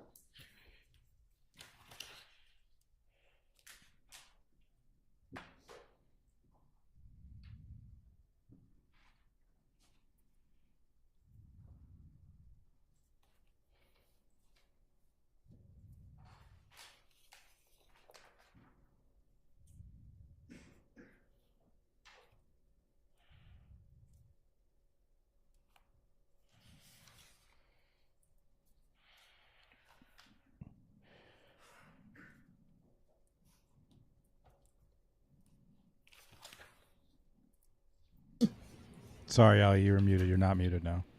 Oh, I was like, you can hear me but not see me. But You they guys couldn't hear. miss. You guys missed some shenanigans. And when you spoke to Wait, pause it. Is that where he said that he shot up the barbershop? Oh, so you did hear that? Yeah, we were dealing with physicals for volleyball. Oh, And all so right. So then you did miss it. mystery release form, but I was listening, so I heard. Is that what we're I talking missed about? it. Well, yeah. He shot Basically, up a barber shop. so basically, he turns to the judge. He did it twice. He turns to the judge and he's like, "So to make sure that you can't use this against me." She's like, "Yeah." He's like, "Me and Threat went and shot the dude's dad's barbershop." And then at another point, he says it again, and I forget what he said after that. But basically, he's again just confirms this has nothing to do with YSL. This had to do with me and this guy Threat. And then he's like, I just want to make sure that I can get this is state and feds. And they confirm, and like he's been going back at like it seems like he's fed up. Like he's gone from I don't recall to I'm telling you pretty much everything. That it's been pretty intense. So that's where we're at now. and you confronted him and said, your girl just set me up. He responded to you and said, who? Bushi? And then he told you he was going to call you back. He hung up. He called back and said, she doesn't know what you're talking about, that she didn't set you up. I don't recall. All right, we're back to I don't recall. I mean, he probably doesn't recall all this stuff that he told the police, assuming that a lot of it probably is not true. I'm sure some of it is true. But it's not for the jury to decide. If I'm a juror, I'm disregarding it all. Every word. He gave that exact answer. He said, in order for me to be able to sell something, there has to be some truths in there. He's like, when I'm selling a line of bullshit, there's always going to be some things that are true. It's just not going to be anything significant. Now,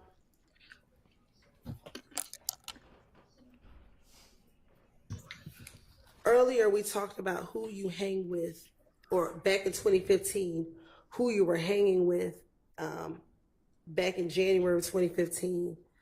And did you tell detectives in the same January interview, Detective Gaither and Dennis, that outside the FOIA.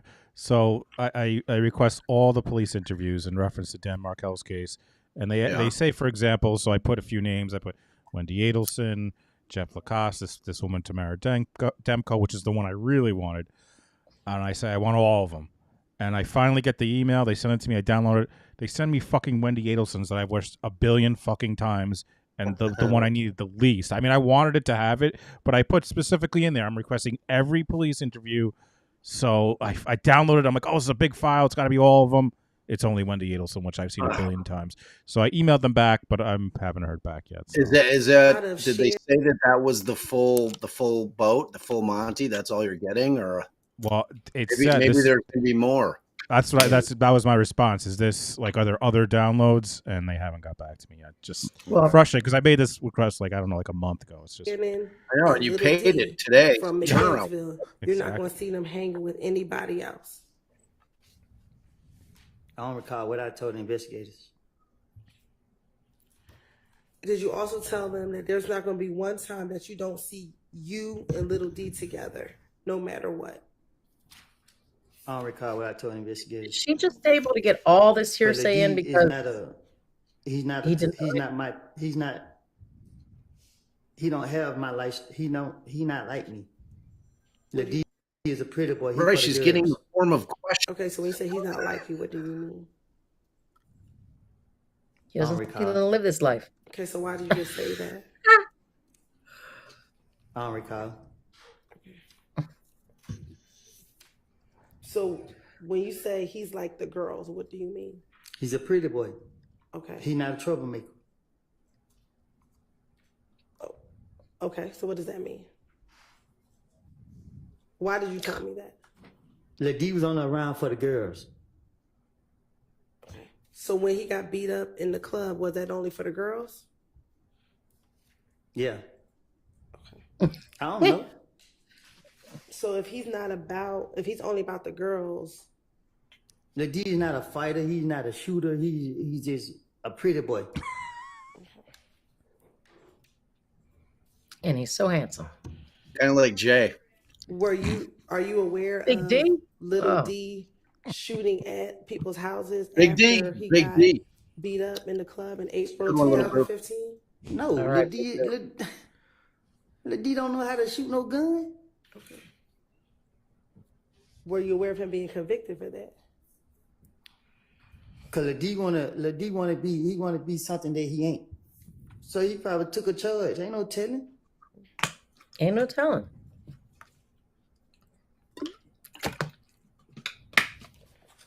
Now, are you familiar with a person by the name of Trevia? Who? Trevia?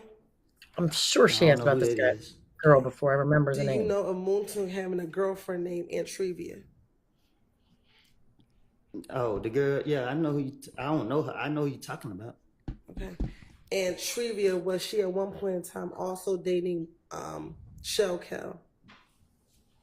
That's her. I'm asking you. I That's don't her. recall. Okay.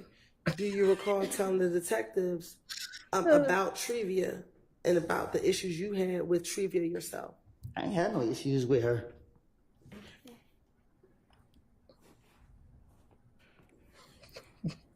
Your dad's watching this. He's baffled. Doesn't understand what's going on. Do you recall telling the detectives about Moontung and Bob, Shell what's getting happening? into an argument at What is this man saying, Bob? Does he No, not he's remember like, anything? no, We he grown. doesn't We understand what men. We ain't doing the no arguing. prosecutor's Especially not over no girl. strategy here is. He doesn't Do see you one. recall telling Detective Gaither and Detective Dennis? I would tell them anything. And that their argument wasn't over a girl? I don't recall.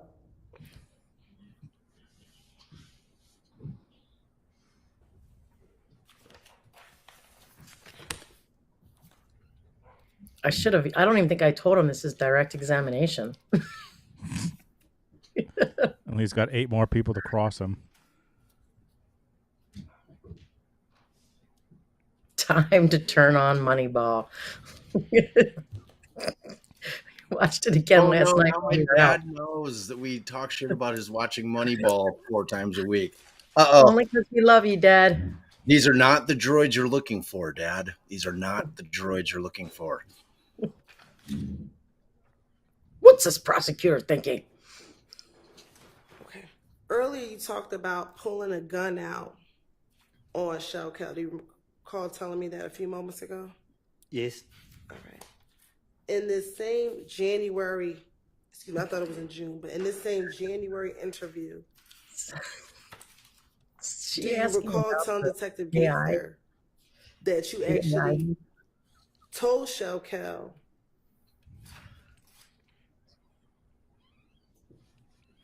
that you almost shot at him and that you could have killed him if you wanted to? You actually told Detective Gaither. If I got a chance, I would have.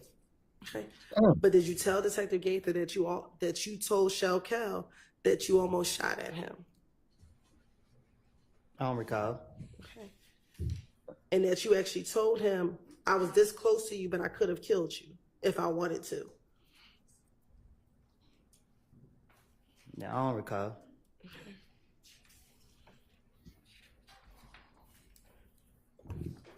And that's when you told him, I ain't shoot at you, but I shot in the air. If I would have shot you, I could have got you. No, they didn't start the trial over Ashley. They're just this guy. just redirecting Woody. Say it again. Sure. Wait, Do there's you never been recall any telling cross. Detective There's not even Gaither redirect. that Oh, they you never got actually to the did cross. tell Shell They're just- Cal I mean, that you almost tried to shoot at not him, but that redirect. you ended up They're shooting in the air, Redoing it. him again or directing him once again. and that you told him, I would have shot you. I could have gotten to you, bro. And if so, YSL's a gang. Thank you very much. Anytime he got shot Drop at? the mic. No, I don't recall. State rest. Yes, Sherry D. This is the And prosecutor. even when you told Detective Gaither that you intended to shoot at Shell Cal, were you arrested that day at all? Because I'm not telling on myself. But you told her what you told Shell Cal, which was that you were shooting at him. I told her lies because I knew she wouldn't be able to go back and I knew she wouldn't go back and get nothing to prove that what I said was true. Okay, but you just told this jury that you did try to shoot at Shell Cal, so that wasn't a lie, correct? I put a gun out on him. It's a difference. If I wanted to shoot him, I would have shot him. And I could have shot him. But I didn't, so I didn't tell him myself. Come on, lady, get with it. Does anyone in the chat know if they determined like a schedule? Like, do they go to 5 Eastern or later? If you know, let me Okay, know. they're going till 10 o'clock every night. So Yeah, Now, saddle up, hunker buddy. down, buddy.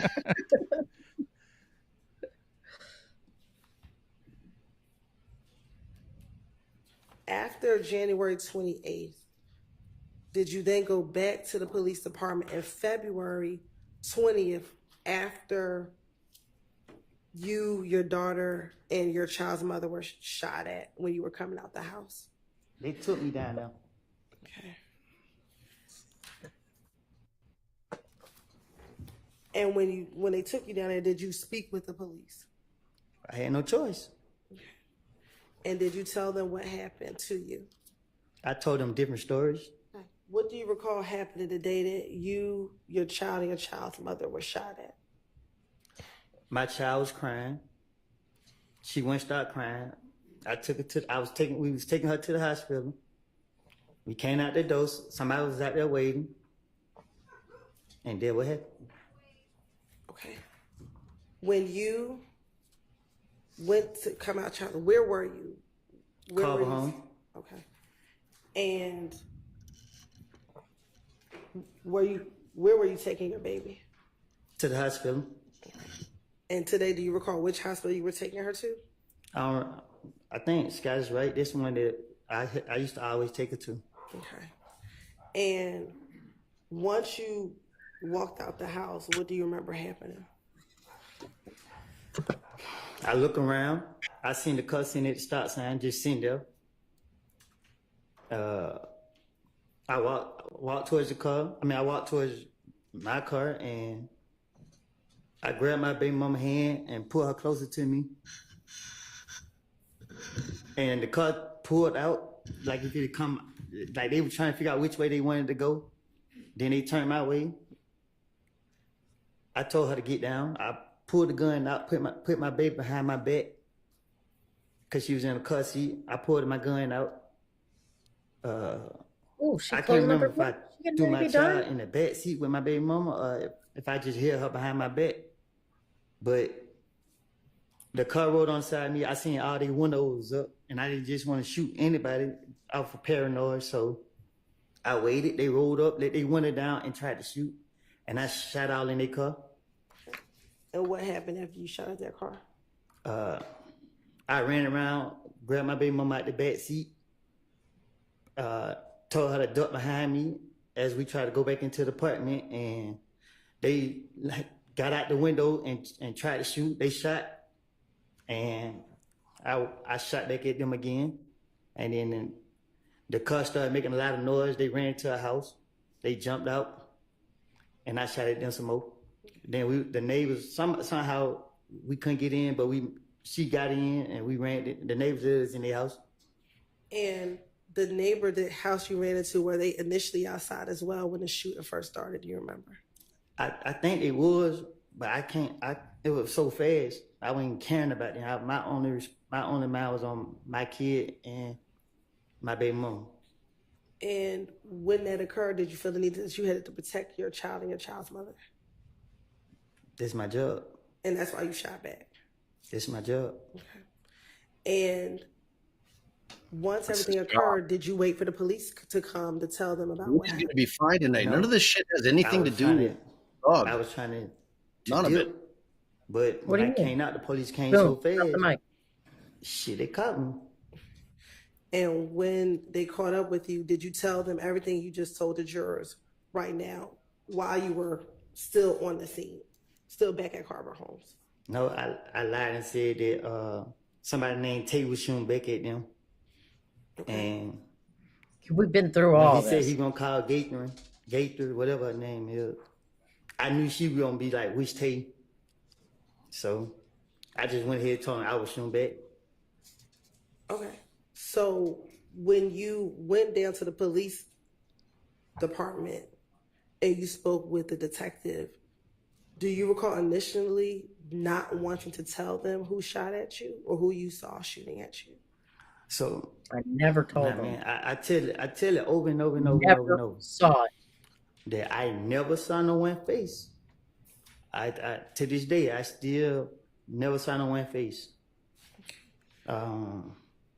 Jurors remember that. They pressured me. They kept asking me. I didn't know nobody. And then the next day they wanted the gun. They gave me 24 hours. I didn't get them the gun. They locked me up. And when they locked me up, they put me on isolation. They wouldn't let me out the room. I was going crazy. I was thinking about when nobody out there to protect my baby mama and her and my child. I was losing it. Shit, I was going crazy in that room. So I just went putting things in my head, and I was requesting to speak to the police so I could say anything to get out, so I could get out there and do what I know. Okay, so I'm going to go back to the interview now on February 20th, 2015, and looking at those states. I know the jurors want to be like, I do remember this. Didn't forget it. And is that the one that you and Deshaun were in the interview room together? Yes. All right. And do you recall there being times in the interview that the detectives left and you and Deshaun were in there by yourselves? I can't. I knew I was being recorded, so I was playing the game. I can't really say how that interview went because the police don't question me so many times. And in that interview, initially, did you even tell that first detective that it was Tay who shot you? No, I don't know which. It was so many of them. I just know when I was still in Carver home, I tried to go outside to get the key from the car because I had already left the car running, and Deshaun dropped her purse, which had the key in it. So I was trying to go get the key, and then that's when the police caught me. And the first police that came up, he didn't know me, and I didn't know him, so I just told him anything. But when he was like, they getting the gang unit here, I was like, shit. Because the gang unit know everybody I know, so I just told them I shot back.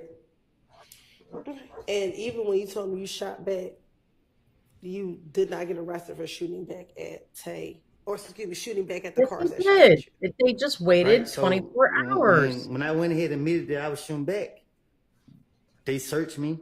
And then he was like, okay, man, you're not under arrest, whatever. So he's like, we just want to take you down for questioning. I'm like, but if me and my baby mama got shot up, why you only taking me? If you're going to lock me up, just going to lock me up. And then one of the police because the police put like his handcuff. And he was like, nah, we don't need that. Told him put the handcuffs up. And he's like, man, come. So I like, do I got to go? He like, yeah, because I got to get your statement. So I'm like, well, why she? And he like, she could come too. Okay. And the both of you all went to the police department. He took us down there. All right. And she wasn't arrested. You went down there. No, we wasn't. All right. And during that interview, do you recall them trying to find out from you who was the person that shot at you? That's what he kept asking. I don't recall, but I know that's what he kept asking. And you were concerned about telling them because you were concerned about snitching? No. At that point, I didn't give a fuck about, excuse me, sorry. I didn't care about nothing or nobody walking this earth. During that interview. Excuse me, sorry. Whoops. Strike that from the record, Your Honor. Call the detective. And let me actually just strike that. The person who interviewed you was it Detective Thorpe? I don't have a clue who it was. Okay. Do you remember being Detective Gaith or Detective Dennis? Cracking and eating, baby. I remember them saying that the gang unit gonna come question me. I don't remember. I don't even know if they questioned me about this. I can't remember. Okay. Do you remember the detective asking, or didn't the detective ask you, do you recognize anybody in the car that tonight this evening shot at you? Do you recognize anybody? And Deshaun says, I couldn't see their face. He asked you, you recognize who it is. I'm just waiting on you to be real with me about it. And you said it won't stop it. And he says to you, so you saying the loyalty, not knowing who was out here shooting at your baby mama and your baby ain't going to stop it? Because you can't sit here and tell me today who you recognize as a person who was shooting at you. And then you continue to say, I didn't do nothing. I didn't kill nobody. I didn't shoot one of them. I haven't done nothing to them. I honestly haven't. They've been shooting up. I haven't retaliated not one time. I'm going to tell you why I haven't. because I feel like police out to get me. Gaither called me. Guess what? They can call me. I put all my pride to the side. I put a lot of faith in her to handle. I'm sorry. And I put a lot of faith in her to handle this. And guess what? It's still going on. And he says to you,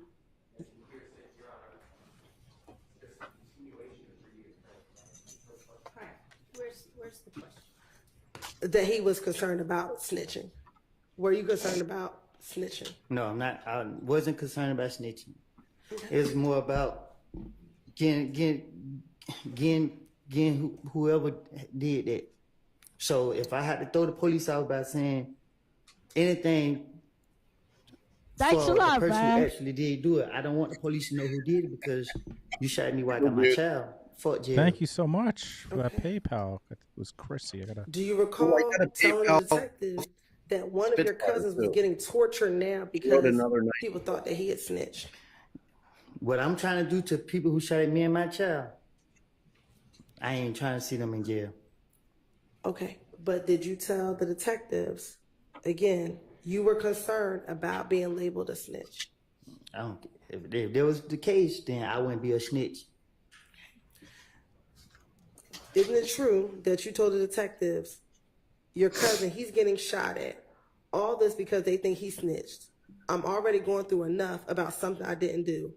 And I know if I was to tell you what was going on, as much as I know, they're going to be on the records and all this here, and you got to get him locked up, and he going to get his discovery package. First thing you're going to do is send the 2 places, to the street and to prison, and float it all around the city of Atlanta, and then all around prison. But my name's over that. I'm not going out that way. No, I'm not going through none of that. Look, they shot at me, my girl, and my baby. Almost shot my face off as we were running. I'm not for sure, but I thought I heard one of the bullets hit the car seat and grazed the car seat. I don't know. I've been to jail so many times that I know whatever I say to the police will be in black and white. They have me no concern about being labeled a snitch or being concerned about being labeled a snitch. The way I live and the way my mind set up is, I don't care how nobody label me. Like I told you, somebody shot me while I got my child. Okay. And with that, the detective tried to encourage you to tell who you saw, and you would not. Is that true? My right-handed guard, Detective Gaither, told me who shot at me. She asked me, did I see one of the people? And when she said that, I was like, I didn't see this boy, no nothing. First thing came to my mind, why you bring his name up? I didn't know no blood was in the car, I didn't know nothing. And when they told me that and she brought his name up, I knew who shot at me then. Didn't you send to Detective Gaither, and the day after this interview, a picture of the person who shot at you in the car? Tay never shot at me. Okay, but there was a throw off. But you sent her that picture, correct? I can't recall. If I did, I probably did. But my whole motive was to get who, in my heart, like I said last time, and to this day right here, I have seen Tay after the fact, and I didn't do nothing to him because I knew 100% fact that this boy didn't shoot at me or do nothing to me. The pressure that the Atlanta police put on me was just like to say anything at this point, because at the end of the day, I know this boy ain't shoot at me. Y'all went to lock them up and charge him. The DA office called me, and when I was in, they didn't call me, they called Deshaun. When I was in jail, and they was talking to her, and they were saying something about trial. I told them people on the phone while I was in jail back in whatever year that was, that he wasn't the person that shot us. I'm not protecting him. And to this day, he's out wherever he at. I'm not protecting him. I never saw him shoot at me. Okay. In the same February 20th interview, do you recall there being a period of time when the detective left the room and it was only you and Deshaun in the room speaking? I don't recall nothing that took place in the interrogation. But as we speak today, I am telling you what I recall. When they shot at me with me, Deshaun, and my child, I remember every second of that night. I still see it every night I go to sleep. I still want, that's it. And is it true that in the same February interview, when Detective Curry left the room, it was just you and Deshaun, you said to her, this shit not going to work. sit right here and be a damn snitch, so I'm going to keep going. And she says to you, why are you saying, why are you acting like you did? I didn't. They want me to say I did. Well, you should just said no. I thought you know all of them. And you said, I do know who it was. You were just saying you didn't know what to say. I did. When he jumped out the car, I know exactly who I saw. And she said, who? And he said, this shit got my blood pressure up. I think they be walking somewhere right here or something with the police right here. They had to be walking somewhere. They could have ran up to the car. And then you say, it's Tay and them. Do you recall telling Deshaun that when it was just the two of you in the room? I don't recall saying that, but I have watched First 48, and any of my family members will tell you I don't remember watch police all day. Any movie, I just watch and learn how they operate. 48. When that police I left, know I was they were getting still recorded. recording us. Like I said, I like it. I'm slick. So why wouldn't I'm a student of the game. told the detectives, I don't know who shot me. Why didn't you just continue to say that if you knew the cameras were running? Why didn't you just tell Deshaun that knowing that the cameras were running? Because my whole motive is to convince the police that I'm going to tell them the truth. But you already convinced them, according to you, by telling them you didn't know who shot you, correct? But you got to understand the difference, like how you put pressure on me now. You keep applying pressure. Know what I mean? Like at this point, I'm liable to say anything. But the truth of the matter is, I don't know who shot at me until Detective Gaither said one of the boys' name. And when she said one of the boys' name, she said Blood. And when they locked me up the next day, I was in what's name, and one of the boys came in like he just came from Cub home, and they found he told me some stuff that happened. That I was like, what? I put 2 and 2 together, and that's how I knew who shot at me. Was Detective Gaither in the room when you were talking to Deshaun? I don't know. Like yeah, I'm talking about the whole time frame. When that investigator questioned me, you know what I mean? Like it was. I know Tay personally. Like I'm not gonna tell you nothing about what me and Tay had going on, but y'all know like I know Tay didn't have nothing to do with me getting shot at. Matter of fact, you just said you knew Tay. Didn't you tell Detective Curry that Tay had just been at your house a few days before the shooting? Exactly. I invited him there. Exactly. And you told the detective that that's how you knew who he was, because he had been to your house. You want to tell you why I invited Tay to my house? I'm not even going to do him like that. No, I'm not telling y'all that. Never mind. I'm not asking you to tell me anything. I'm asking you, were you concerned about snitching, which is why you did not want to initially tell Detective Curry? Snitching involves the truth. I was lying. I mean, legit asked and answered. Thank you. Finally. Okay. Bye. I thought you had a call. Sorry. Sorry. All right. Bye. Bye. After. Where's she going?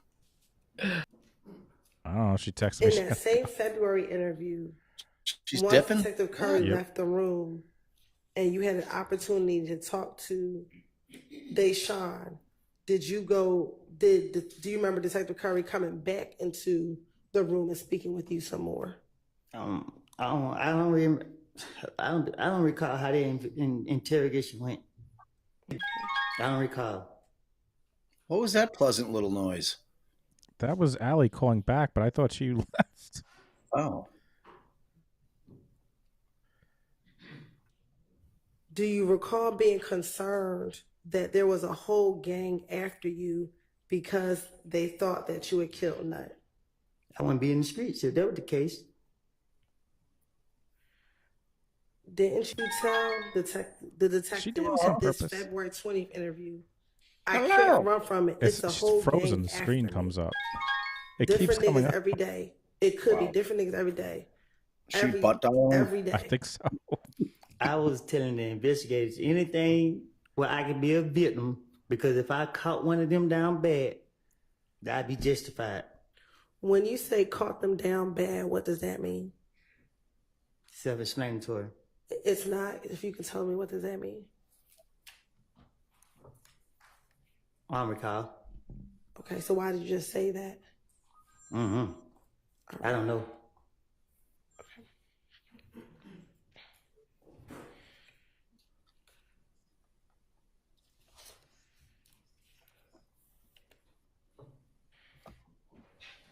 You know why I love Little Woody so much? Because he reminds me of the real life Omar from The And Wire. in February of Never seen 2015, it, when but you had this initial I know, interview I know, after I know, I know. you What's and wrong your with you? So child and much. child mother was shot at,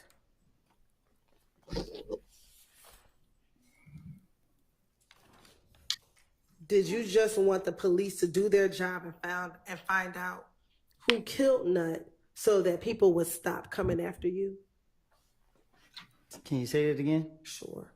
In February of 2015, when you had this initial interview, did you just want the police to do their job so that people could stop coming after you? You wanted them to find out who killed Nut so people could stop coming after you. You saying, did I say that? Yes. I guess I don't recall. I think so. I don't know. Were you tired of people coming after you thinking that you killed Nut? I was tired of getting shot at. And were you getting shot at because people thought you killed Nut? Sustained. Did you believe that you were getting shot at because people thought you killed Nut? I was getting shot at before that. I'm talking about in January 2015. I never got shot at in January 2015. I think I got shot at like in February or something like that. When you were shot at and while you were in the car, was that in January 2015? I don't recall. The only time I remember getting shot at is when I had my daughter. That's the only time I think I got shot at, if I'm not mistaken. After Nut got killed. And you said you don't recall the time on the highway. I don't remember if it was before or after he got killed. I told you I've been shot at a lot.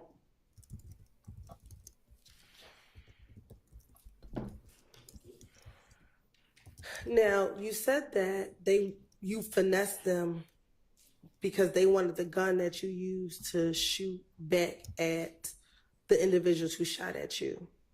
What happened to that gun? How do I know? What did you do with the gun after you shot at them? What gun? The gun that you used to shoot at the individuals who shot at you. I don't know nothing about no gun. I don't recall. Okay. Did you just testify a few moments ago that while your baby was in your hand, you took the gun and shot at these individuals who shot at you? Oh, I told them I throw that gun in the woods. Who did you tell that to? The police they caught me there that night, and they went to search the woods and they said they couldn't find it. All right. Did you tell the detective who you were interviewing with that the gun was back at home and that you were going to go get the gun and bring it to them? Yes, I think I told them that. Okay. I told them if they let me go, I'd bring the gun back. And that specifically, you won't call Gaither and give Gaither the gun. I don't know if I said that, but I probably did. Okay. And did you ever give Gaither the gun? No. Why not? Is you crazy? Down there. Yes, stay up here. They asked you for the gun. Why didn't you give it to her? Yes, I wasn't gonna get in the gun from the start. Okay. Did you eventually explain in June of 2015 the reason why you never gave Gaither the gun? What you mean? When you were interviewed in June of 2015, did you tell Gaither why you never gave her the gun? I don't know. Okay. Did you tell Gaither in June of 2015 that you never gave her the gun because it was Shannon's gun? What I'm gonna do with Shannon's gun? Okay. Did you recall telling her that? Ain't no telling. I probably did. Okay. And that Shannon took the gun with him while he was on tour with No, I don't. I tell Gaither anything. Okay. Just like I would tell the rest of the police. But as today, as in the truth of what happened was, I hid the gun in the neighbor house, and they bathroom up under the sink. So why wouldn't you just tell Gaither that you hid the gun? Because they're going to lock me up for the gun. I didn't supposed to have it. Okay. But you had already told her in January 2015 that you had a whole chopper. You didn't get arrested for having a chopper. So why would you get arrested for having this gun when you were protecting yourself from being shot at? Because they don't matter what I tell them. They know I had guns, but it's what they catch me with. Okay.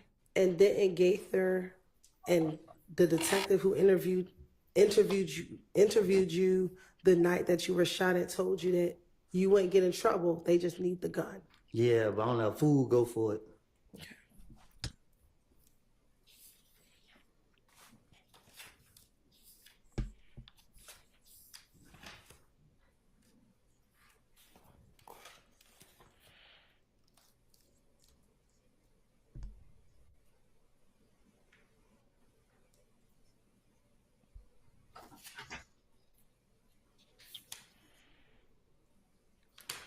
Now, when you were talking to the detective back in this February 20th interview,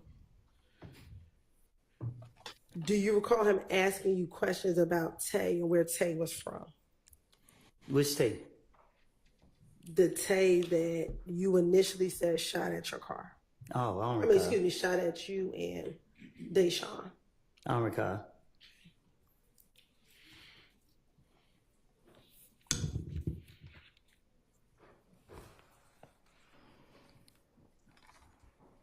And that Deshaun actually told the police that he's either from Mechanicsville or he's from Simpson Road.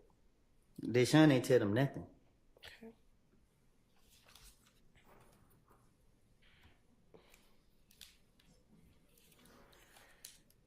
And matter of fact, Deshaun, when they asked him how old is Tay, Deshaun told them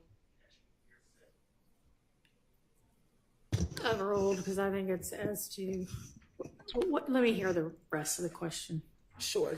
During this entire, how's he supposed to know this? Because he's present in the room when she's telling him. All right, I'm going to overrule it. In this same interview, Deshaun was able to tell the detective that this individual by the name of Tay was about 20 years old. I don't recall Deshaun saying nothing to the police, other than she ducked down. And that matter of fact, you actually told the detectives that you used to hang out with this Tay before he shot at you. I tell the detectives anything to get him up off me. And specifically, you told him that you and him used to play basketball at Carver High School. The two of you used to play basketball on the basketball court at Carver. I don't recall.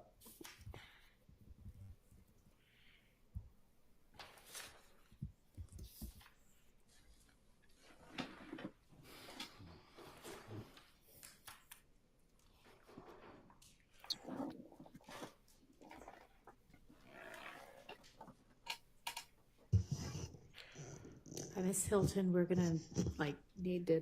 I mean, it doesn't have to be right this minute, but wrap it up. Take a stopping point sometime in the next 20 minutes or so. It's 5:30. She's going 5:30. Sounds. So wrap it up, Hilton. Wrap it up. Wrap it up. Earlier, that you weren't concerned about being labeled a snitch. Is that fair to say? Say that again? Earlier, a few moments ago, you said you weren't concerned about being labeled a snitch. Is that fair to say? I wasn't. You was not. What you mean? That you didn't have any concerns being labeled a snitch. Is that correct? I don't get what you're asking.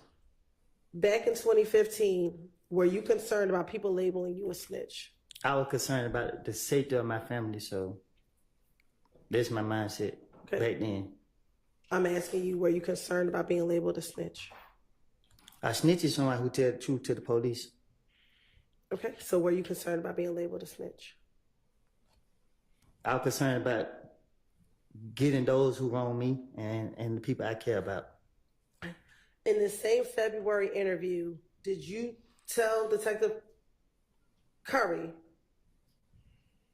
I went down here and I talked to her. Now, everybody, excuse me, let me stop that. Did you tell Detective Curry during this interview, how can I survive this? How can I survive this? I can't go anywhere if I don't have money. Because Gaither called my phone when I was in front of Young Thug. She wanted me to talk. She wanted me to come down and talk. You feel me? Everybody there, everybody right there. You feel me? That's what I did. I left, went down here and talked to her. Now, everybody look at me like I'm a snitch now. It's just like I can't get no money. You know, I was just getting money by just doing nothing. Hey man, I need to borrow this right here, just hanging around going for the mall. He paid for everything for me. And now they think I'm a snitch. First of all, I was breaking in the stove, so I'm always get me some money. That's what I'm gonna do. So what I told the investigators is just anything. I keep telling you that. You know what I mean? Like, okay. So my question to you is, were you concerned back then about being labeled a snitch? I was playing the victim card. I keep telling you that. It was about being labeled a snitch, because if I was concerned about being labeled a snitch, I would never even try to finesse my way out of no situation, because even lying to the police, y'all to put it in there as in this and then third. I know anything that I say to a police officer, they're going to go into a police report anyway. So it's self-explanatory. I only cared about getting myself out of situations to protect my family. That's it. And is that why you're changing your testimony here today? Because I'm not changing I'm sorry. Go ahead. Because you're concerned about being labeled a snitch? Miss Hilt, the damn world called me a snitch. You think I'm only concerned about telling the truth today? I don't know what nobody else did, but I do know that I have lied on people, and I don't want that on my conscience. So today I'm sitting here telling you the truth. I told you the truth before y'all called me in this trial. I told y'all I have made it up.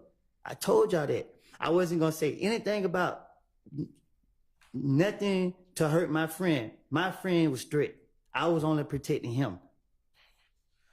So when you told the detectives about what happened the night of Donovan Thomas's murder, were you protecting Threat? Yes, I was going to keep Threat name out of it as much as possible. Did Threat have something to do with Donovan Thomas's murder? I don't know what Threat got something to do with it, but I know that there was the last person I gave that car to. What car? The car, the Infinity car. And I wasn't going to say nothing about it. What Infinity car did you give to Threat? The Infinity car that I had. Okay. Is this the same car that you went to the rental car place with Thug and Thug rented the Infinity? I'm talking about the gray Infinity car that me and Zachary was riding in. I wrecked the car, put up on Threat, gave the car to Threat, and I left. Okay. Is this the same Infinity that you told police that you went to the Hertz rental car place with Thug when he rented the Infinity? I just told you that I gave Threat that car. Ms. Copeland, that's not what she asked. So listen to what she asked and then answer that as best you can.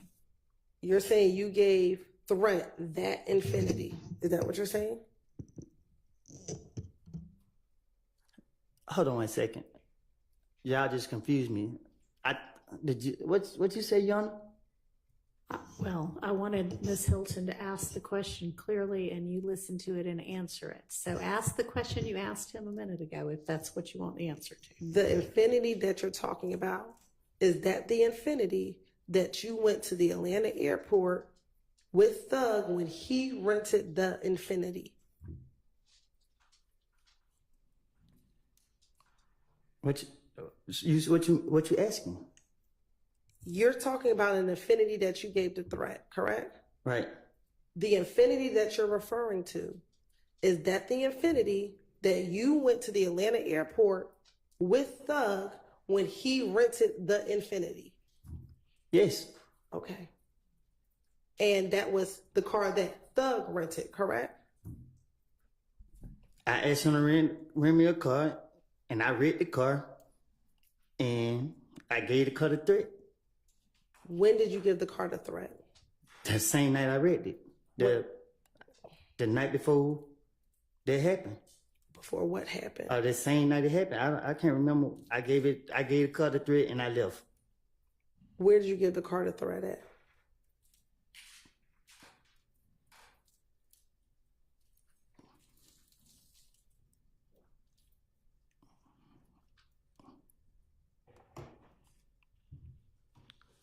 At the studio. What studio? I pulled up and gave it to him and pulled right off. What studio?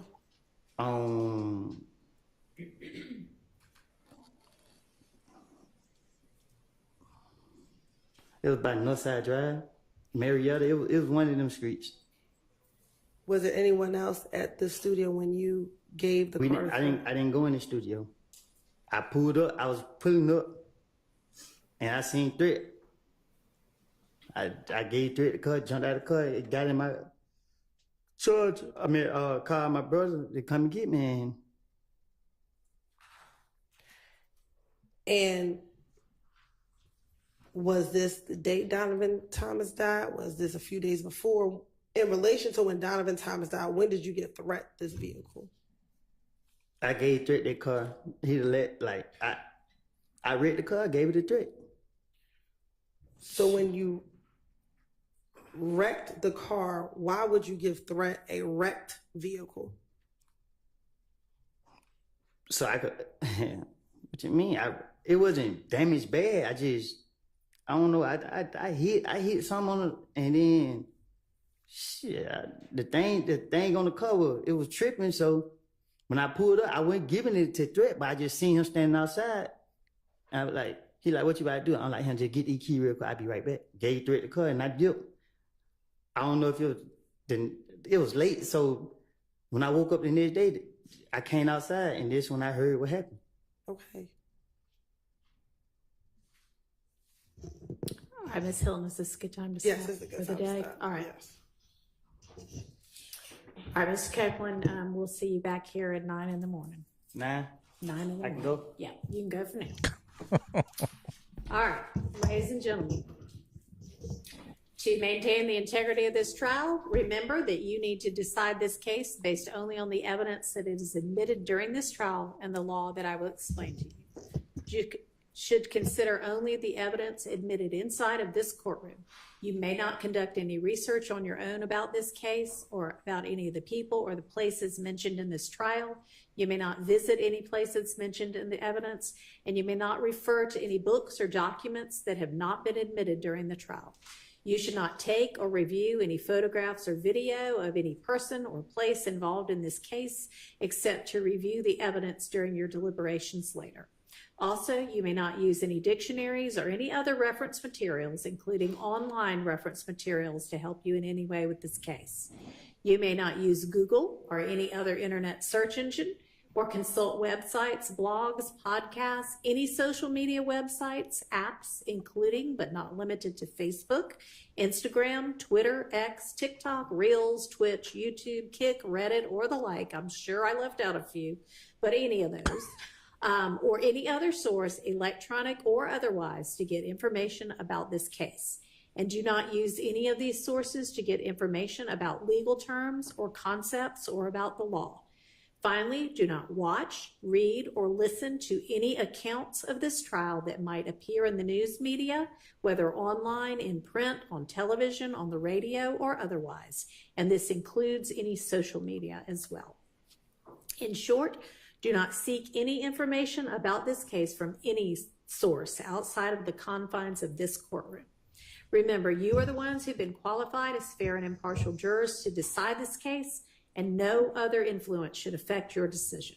For that reason, you may not discuss this case with anyone, including your family and friends, or let anyone discuss this case with you or around you. This includes discussing or sharing information in person or by phone, email, text, blog, or any form of social media. And if anyone does approach you about the case, please immediately let Sergeant Ingram or another deputy or court staff know that. Please remember that you should consider the evidence with an open mind, do not jump to conclusions, and do not reach any final conclusions until this trial is complete. And by that I mean until the deliberations begin, after you've heard all of the evidence, the lawyer's closing arguments, and the law that applies to this case. You must not, until that time, even discuss the case amongst yourselves in the jury room, during breaks, or anywhere else. Thank you so much for your time and attention, and we will see you at 9 a.m. in the morning. Thank you. You're excused. Shoo! What? Dang. Check and confirm with the jurors their understanding of what days next week they were released. I thought it was Monday through Thursday, but I just want to make sure that they don't think they're also off Friday. I got told that maybe the one juror who's taking her kid to school might be doing the whole drive back on Thursday, so I'm just going to double check on that. But I am planning for us to work pretty much the whole week next week, just as a non-jury week. If it turns out that they are ready to come back on Friday, or think that that's when they were being called back anyway, then that'll be a jury day for us. But otherwise, at least it'll be Monday through Thursday non-jury, and we'll just see about Friday based on what they think. I'll just go with whatever they have already been told by the predecessor judge. All right, so I know there's some things we need to deal with next week. I know, Misty Williams, you have sent a more particularized motion to suppress, so I appreciate that. I haven't had a chance to look at it yet, but we'll take that up. There's a motion to exclude late identified, I guess, co-conspirator statements that we'll take up then. If we're lucky, we can get to what everybody understands the exhibit list admissions are. I don't think that's the most critical thing to do, but if we get around to it, we need to have confirmation on the motion in limine 49 concerning the PowerPoint. Do y'all have an answer to that yet? Your Honor, I don't. My answer is preliminary. I just remember what I said, and it was not contained in, partially contained in the motion in limine. So we are looking back at the transcript and the video, because my recollection of it is different than what's being represented in motion in limine number 49. And mine was specifically that we were not intending to introduce it at that time through that witness. So, and that day. So we're going back. All right. Take care, Bonnie. So Bye, you think that it's Bye, Pammy. possible Bye, that Bonnie. you didn't actually say we don't ever want to introduce it or use it? You think it may have just been... I know I didn't say that we don't ever want to introduce All right, and so then it sounds like there's still going to need to be a ruling on that, because y'all do want to introduce that? We do want to use that. We intended, that's why we gave it to them. We were going to use it through Detective Dennis at the end of the Donovan Thomas and at the end of the retaliatory shootings. All right, and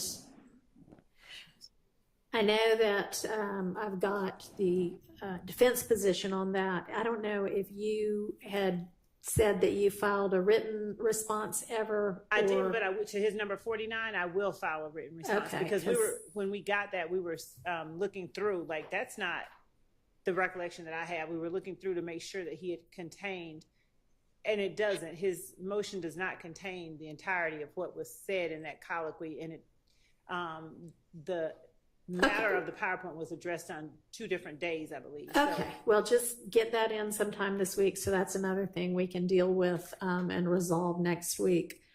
I know we still have wiretap evidence outstanding that we need to reach at some point.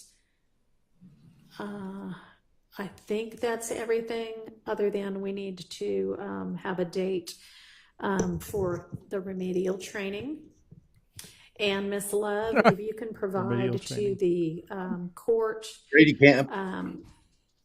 the identity of all of the team members, at least the lawyer team members, and if you want to have investigators or anybody else participate in the remedial training, that's up to you, but at least all of the lawyers that are on this team. And I am thinking, I know I have got a conflict Monday morning, Monday the 19th, Between 8 and 12. I'll be here for the afternoon. And I'm thinking if that would be an ideal time to do that, I'm just thinking y'all come into the courtroom, there'll be a deputy. You can sit and watch the video and be done with it. Yes, Your Honor, we can do that. We can do whatever it is at the court. All right, Please. that sounds good. So anyway, that's what I know scheduling wise for now. If anybody has any issues, or can think of anything else that I didn't just touch on that we also need to take up next week. Okay. All right. And then they're going to file another heads up. Why don't we just throw another motion for a mistrial in there? In terms of scheduling. File about 15 of those a day. Oh, hang on.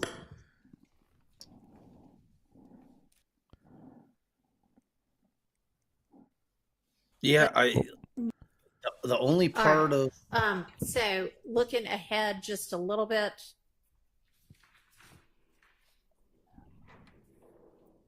Next week, we've already discussed. The week after that begins the 26th, we will be in court, I imagine, with the jury, the 26th, 27th, and 28th. That's Monday through Wednesday. The 29th and 30th, the court has plans because the court was not always assigned to this case, and the court's not changing those plans. The court needs a break every once in a while. So we are going to have Thursday the 29th and Friday the 30th off entirely. That's Labor Day weekend. We have the Monday off anyway because that's Labor Day. So y'all can choose to also take a break. You can choose to work the entire time. You can choose to make some other judge's day by actually being able to have a day with them in court. That's up to y'all, but y'all do not have to be with me on August 29th and 30th. All right. And that's what I know at this point in time. All right, anything else before we break for the evening? Please no. Please no. No. Yes, ma'am. Oh, clarification on the timeline of the witness and exhibit list that state's supposed to turn into us, and whether you want our motions after they give it to us or you want us to file it now. What do you mean? Because like my Jackson Denham motion, Yeah, I filed it late because I didn't know until July 31st that they were going to use that interview. I'm not sure that, okay, I mean, if that's what you say, great, you didn't know for certain, but I mean, Jackson Denos are normally a pretrial thing, and y'all can get with the state and ask them anytime, but as soon as you know that there might be an issue with something and you know about it, you just go ahead and let me know, and if we get around to it, and the state says, we don't even want to use that because you haven't bothered to ask the state yet or for whatever reason, then we won't worry about it. But yeah, don't wait. Don't wait. Go ahead and file everything. Everything should already have been filed. But yeah, so on the timing. I did ask the state and they said they weren't going to use it. All right. Well, we'll take that up next week. All right. I will see. Anything else? All right, I'll see all of y'all at 8:45 because inevitably there's something that we need to sort out or put on the record or something before the jury gets in. Jay. See y'all tomorrow. Thanks.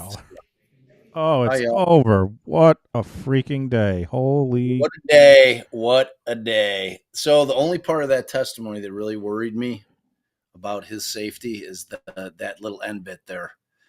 Like that whole little car rental thing where he basically admitted that Thug took him to rent the car. So Thug rents the car. He then drives immediately to a studio and hands the keys over to Threat. And then whatever happens that night. But that car is identified as being a part of that crime that took place. So that's like after a day of not recalling shit, he certainly seemed to remember a bunch of shit right at the end of the day. Yeah.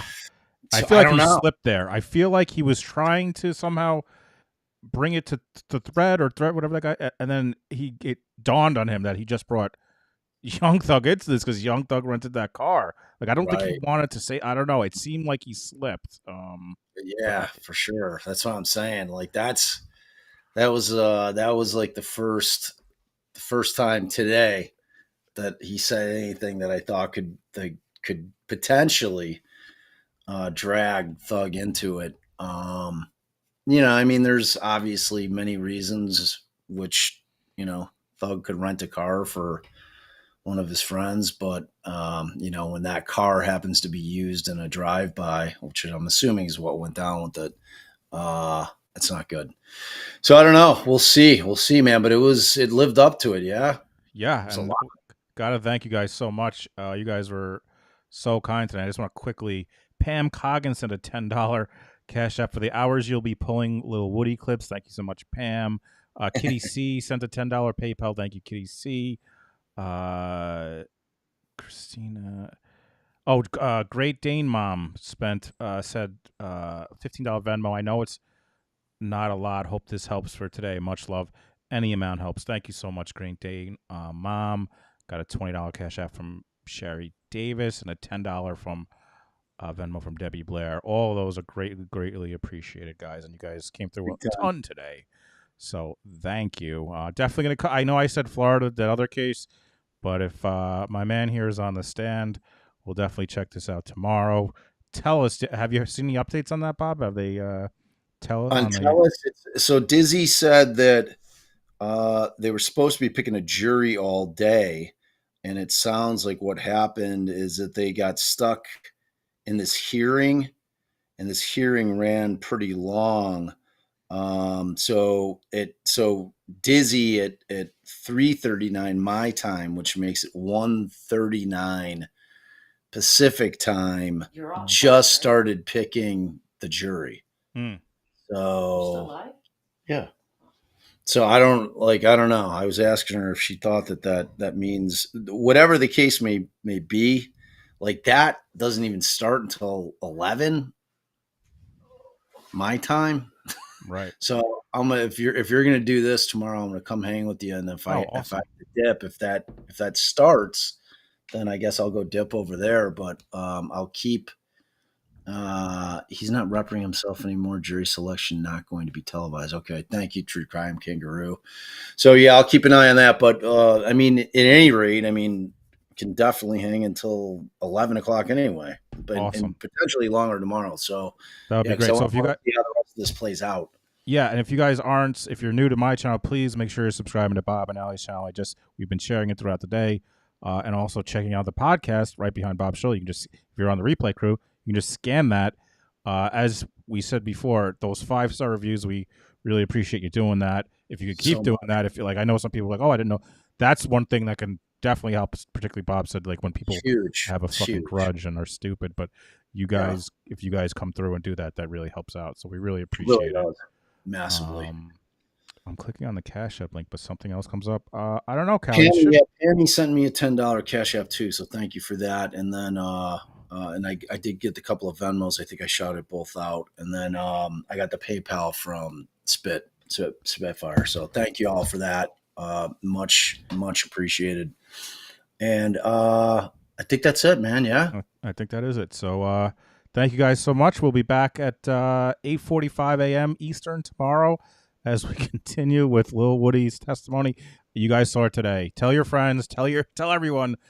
This is going to be like, you're not going to see a witness like this ever again. Like, this is just like, as far as watching a trial, this is one of a kind, unheard of. One of a kind for sure. We love you guys. Thank you, Mod, as well. Yes, thank you, Mod.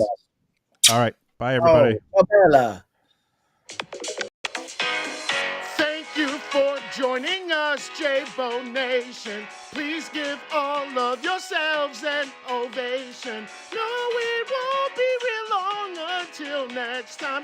Oh, J-Bo Nation, there's no place we'd rather be. J-Bo Nation is the place to be. J-Bo Nation is the place to be. J-Bo Nation is the place to be. J-Bo Nation is the place to be.